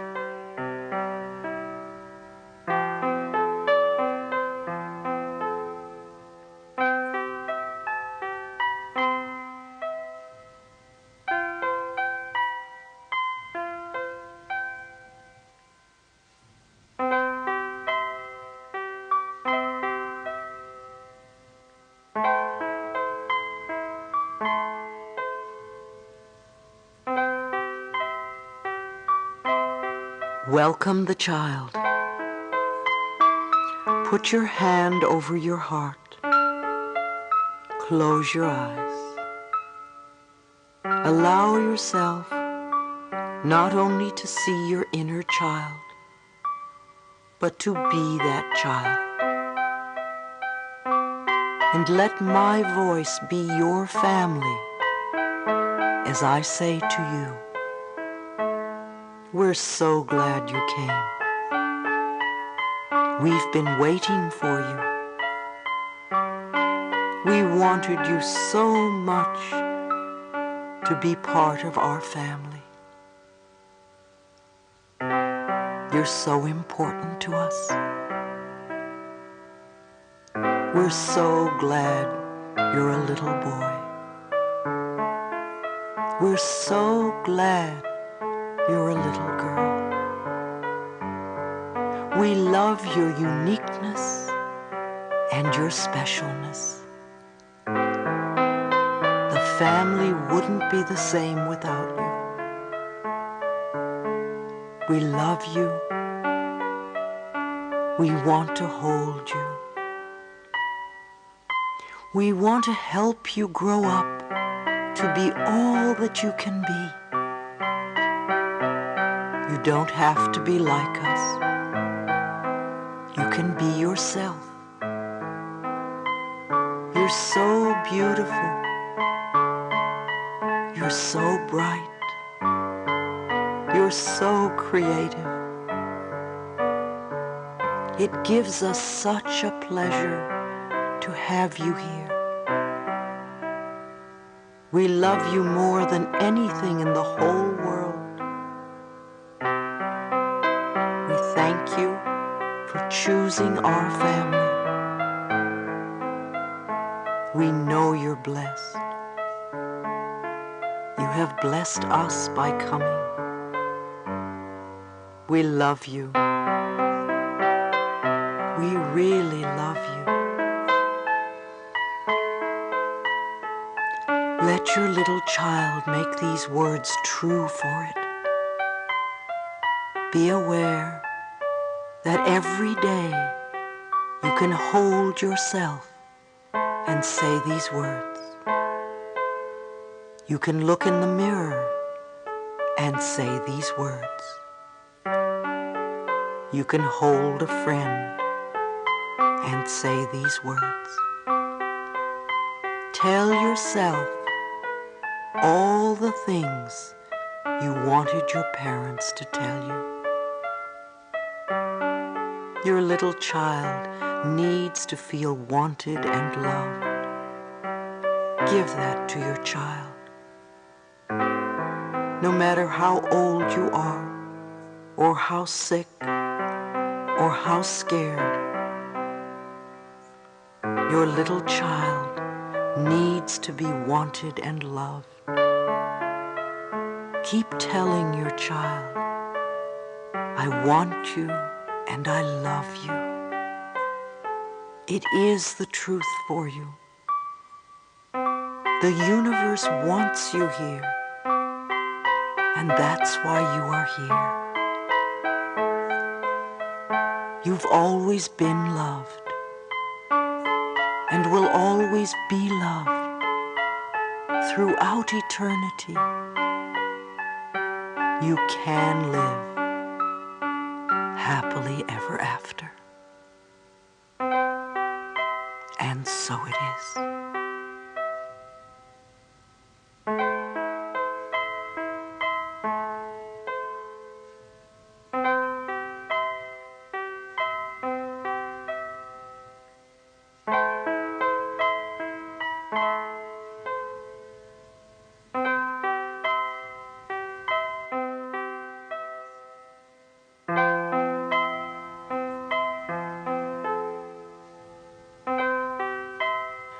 Love is healing.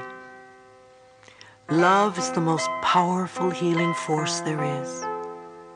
I open myself to love. I am willing to love and to be loved. I see myself prosper. I see myself healthy. I see myself creatively fulfilled. And I live in peace and safety. Send everyone you know thoughts of comfort and acceptance and support and love. Be aware as you send these thoughts out, you also receive them back. Envelop your family in a circle of love, whether they are living or not. Include your friends, the people at work, and everyone from your past, and all the people you would like to forgive, but don't know how. Send love to everyone with AIDS and cancer, and to the friends and lovers, hospice workers, doctors, nurses, alternative therapists, and caretakers. Let's see an end to AIDS and cancer and other terminal illnesses. In your mind's eye, see a headline that reads, "Cure for cancer found. Cure for AIDS found." Put yourself in this circle of love. Forgive yourself.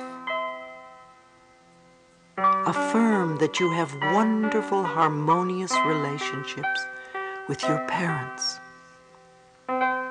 where there is mutual respect and caring on both sides. Let the circle of love envelop the entire planet, and let your heart open so you can find that space within you where there is unconditional love. See everyone living with dignity and in peace and joy. You are worth loving. You are beautiful. You are powerful. You open yourself to all good. And so it is.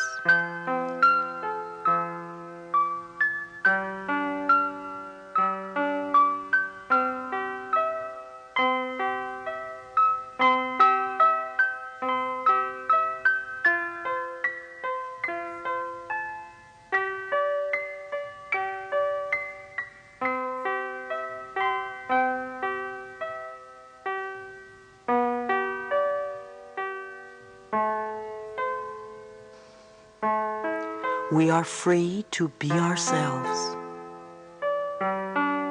In order to be whole, we must accept all of ourselves.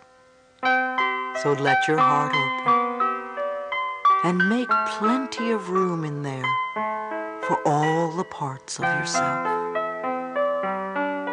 The parts that you are proud of and the parts that embarrass you. The parts you reject and the parts you love. They are all of you. You are beautiful. We all are. When your heart is full of love for yourself, then you have so much to share with others. Let this love now fill your room and permeate out to all the people that you know.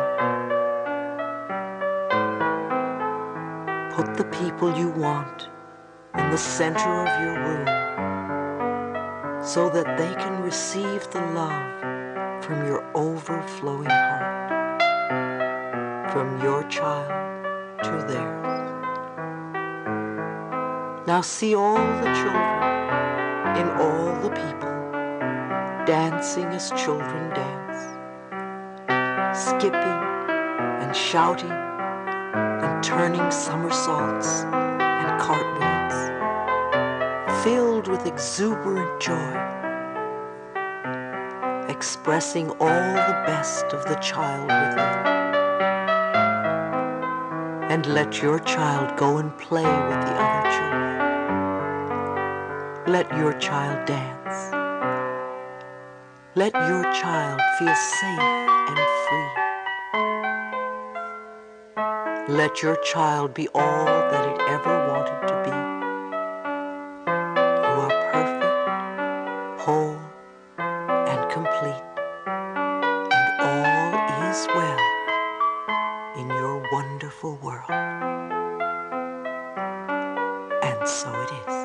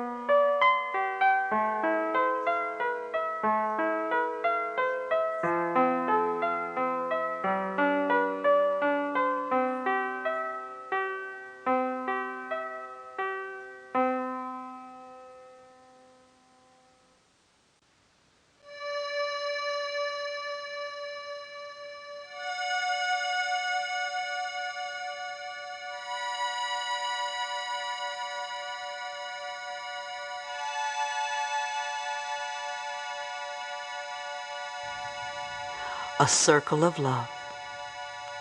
See yourself standing in a very safe space. Release your burdens and pains and fears, old negative addictions and patterns. See them falling away from you.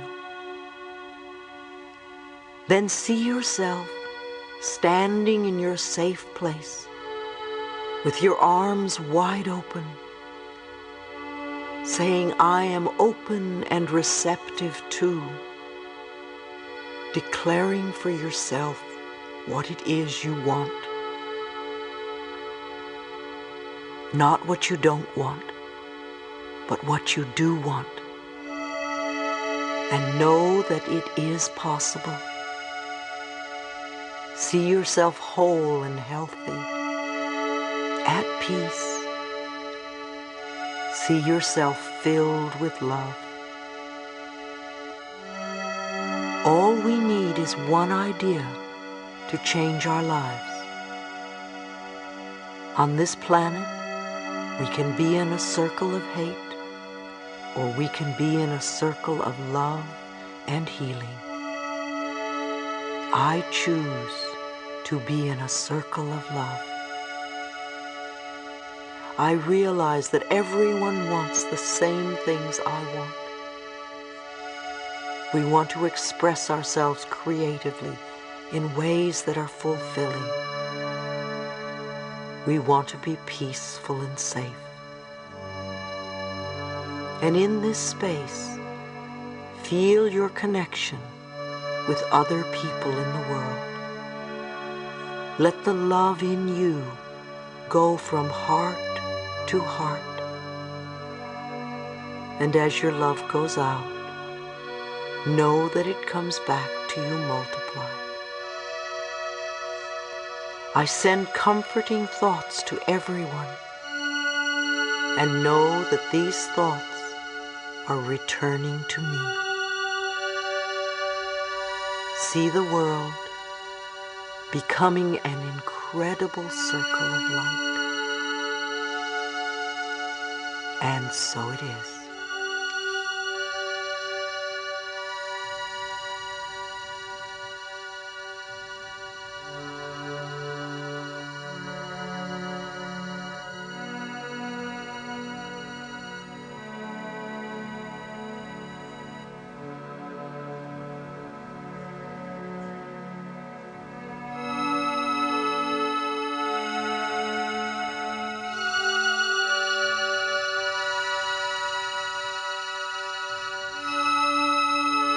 You deserve love.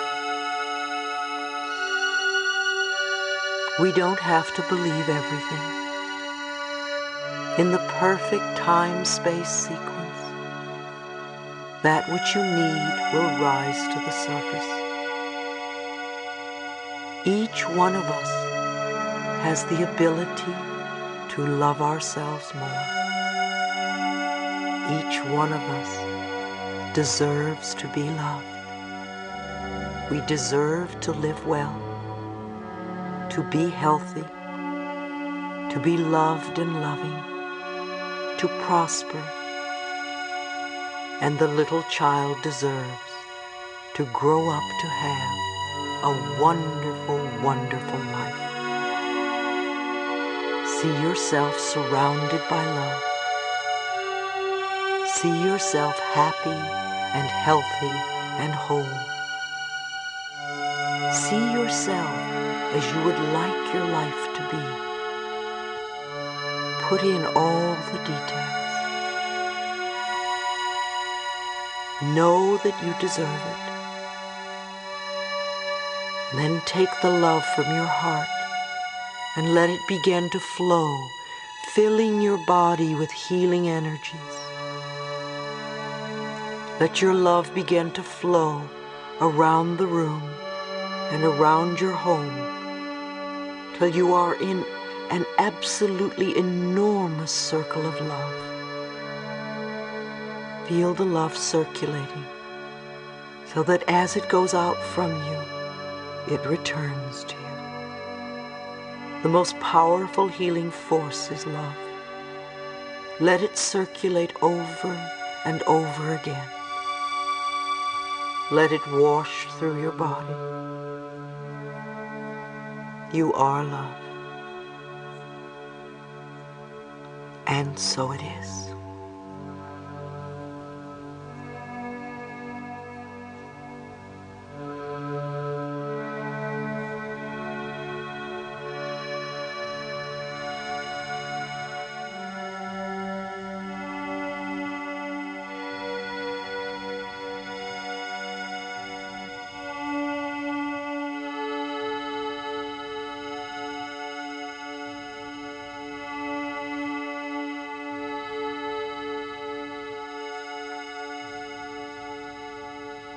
A new decade. See a new door opening to a decade of great healing. Healing that we have not understood in the past.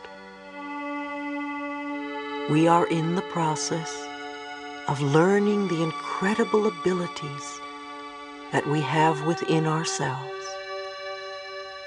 And we are learning to get in touch with those parts of ourselves that have the answers and are there to lead us and guide us in ways that are for our highest good. So let's see this new door opening wide and ourselves stepping through it to find healing in many, many different forms. For healing means different things to different people. Many of us have bodies that need healing. Some of us have hearts that need healing, or minds that need healing. So we are open and receptive to the healing that we each need individually. We open the door wide for personal growth, and we move through this doorway knowing we are safe. It is only change. And so it is.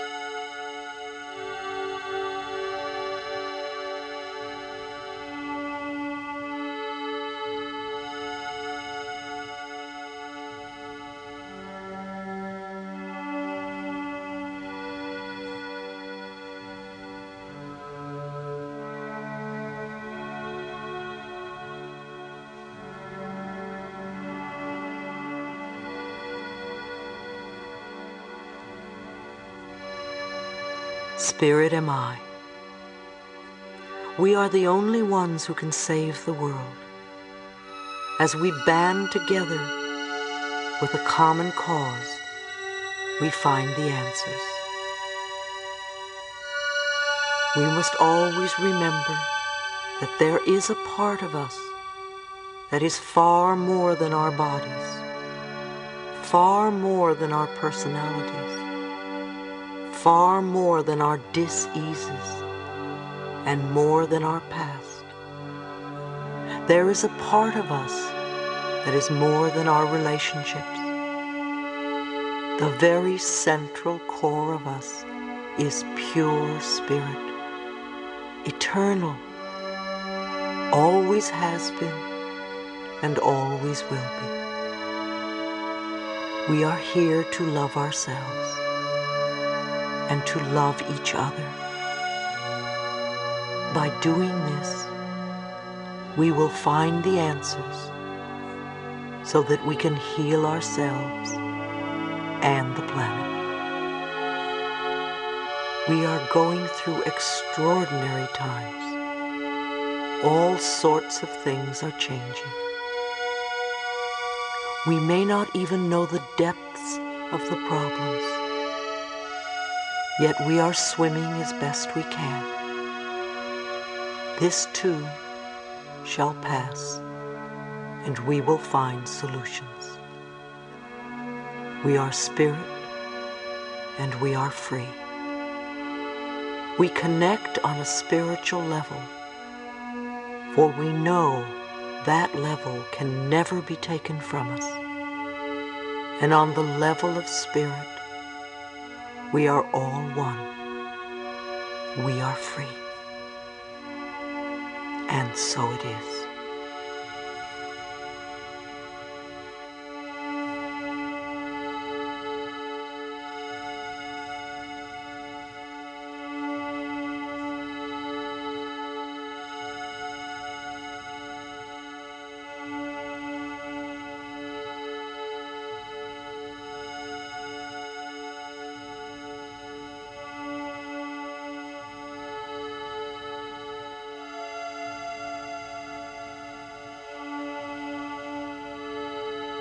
A world that is safe.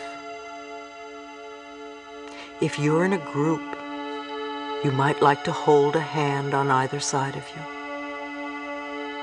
We've touched on many things, and each of us has something we can relate to. We've talked about negative things and positive things. We've talked about fears and frustrations, and how scary it is to go up to somebody and just say hello. Many of us still do not trust ourselves to take care of ourselves, and we feel lost and lonely. Yet we have been working on ourselves for some time and have noticed that our lives are changing. Lots of problems in the past aren't problems anymore. It doesn't change overnight, but if we are persistent and consistent, positive things do happen. So let's share the energy we have and the love we have with other people. Know that as we give from our hearts, we are also receiving from other hearts. Let's open our hearts so that we can take in everyone with love, support, and caring. Let's move that love to people in the street who have no homes and no place to go. Let's share our love with those who are angry, frightened, or in pain. Every person, and all those in denial. Those who are in the process of leaving the planet, and those who have already left. Let's share our love with everybody, whether they accept it or not. There is no way we can be hurt if our love is rejected. Let's hold the entire planet in our hearts. The animals, fish, the birds, the vegetation, and all the people we are angry at or frustrated with, those who are not doing it our way, and those who are expressing so-called evil. Let's take them into our hearts too, so that out of the feeling of safety, they can begin to recognize who they really are. See peace breaking out all over the planet. Know that you are contributing to that peace right now. Rejoice that you have the ability to do something. You are a beautiful person. Acknowledge yourself for how wonderful you are. Know that it is the truth for you. And so it is.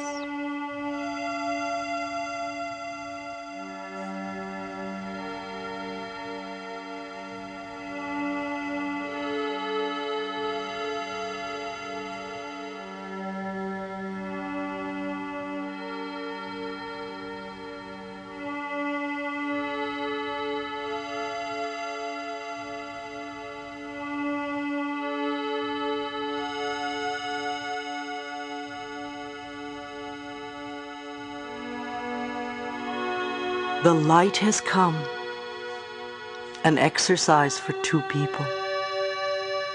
Sit opposite your partner and hold your partner's hands.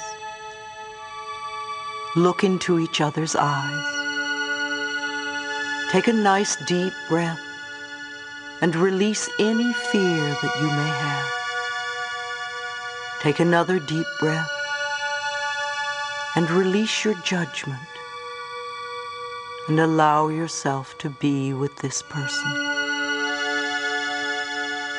What you see in them is a reflection of you, a reflection of what is in you. It's all right. We are all one. We breathe the same air. We drink the same water. We eat the foods of the earth. We have the same desires and needs. We all want to be healthy. We all want to love and be loved. We all want to live comfortably and peacefully. And we want to prosper. We all want to live our lives with fulfillment. Allow yourself to look at this person with love and be willing to receive the love back. Know that you are safe. As you look at your partner, affirm for them perfect health. Affirm for them loving relationships, so that they are surrounded by loving people wherever they may be. Affirm for them prosperity, so that they live comfortably. Affirm for them comfort and safety. And know that what you give out returns to you multiplied. So affirm for them the very best of everything, and know that they deserve it, and see them willing to accept it. And so it is.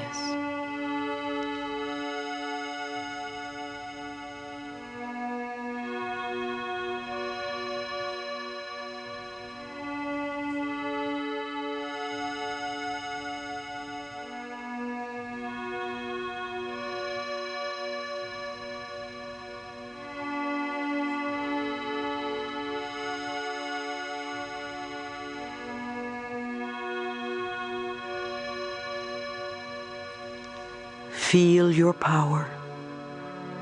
Feel your power. Feel the power of your breath. Feel the power of your sound. Feel the power of your love. Feel the power of your forgiveness. Feel the power of your willingness to change. Feel your power. You are beautiful. You are a divine, magnificent being.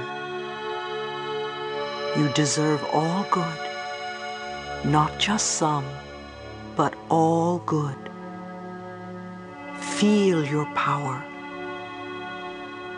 Be at peace with it, for you are safe. Welcome this new day with open arms and with love. Feel your power. And so it is.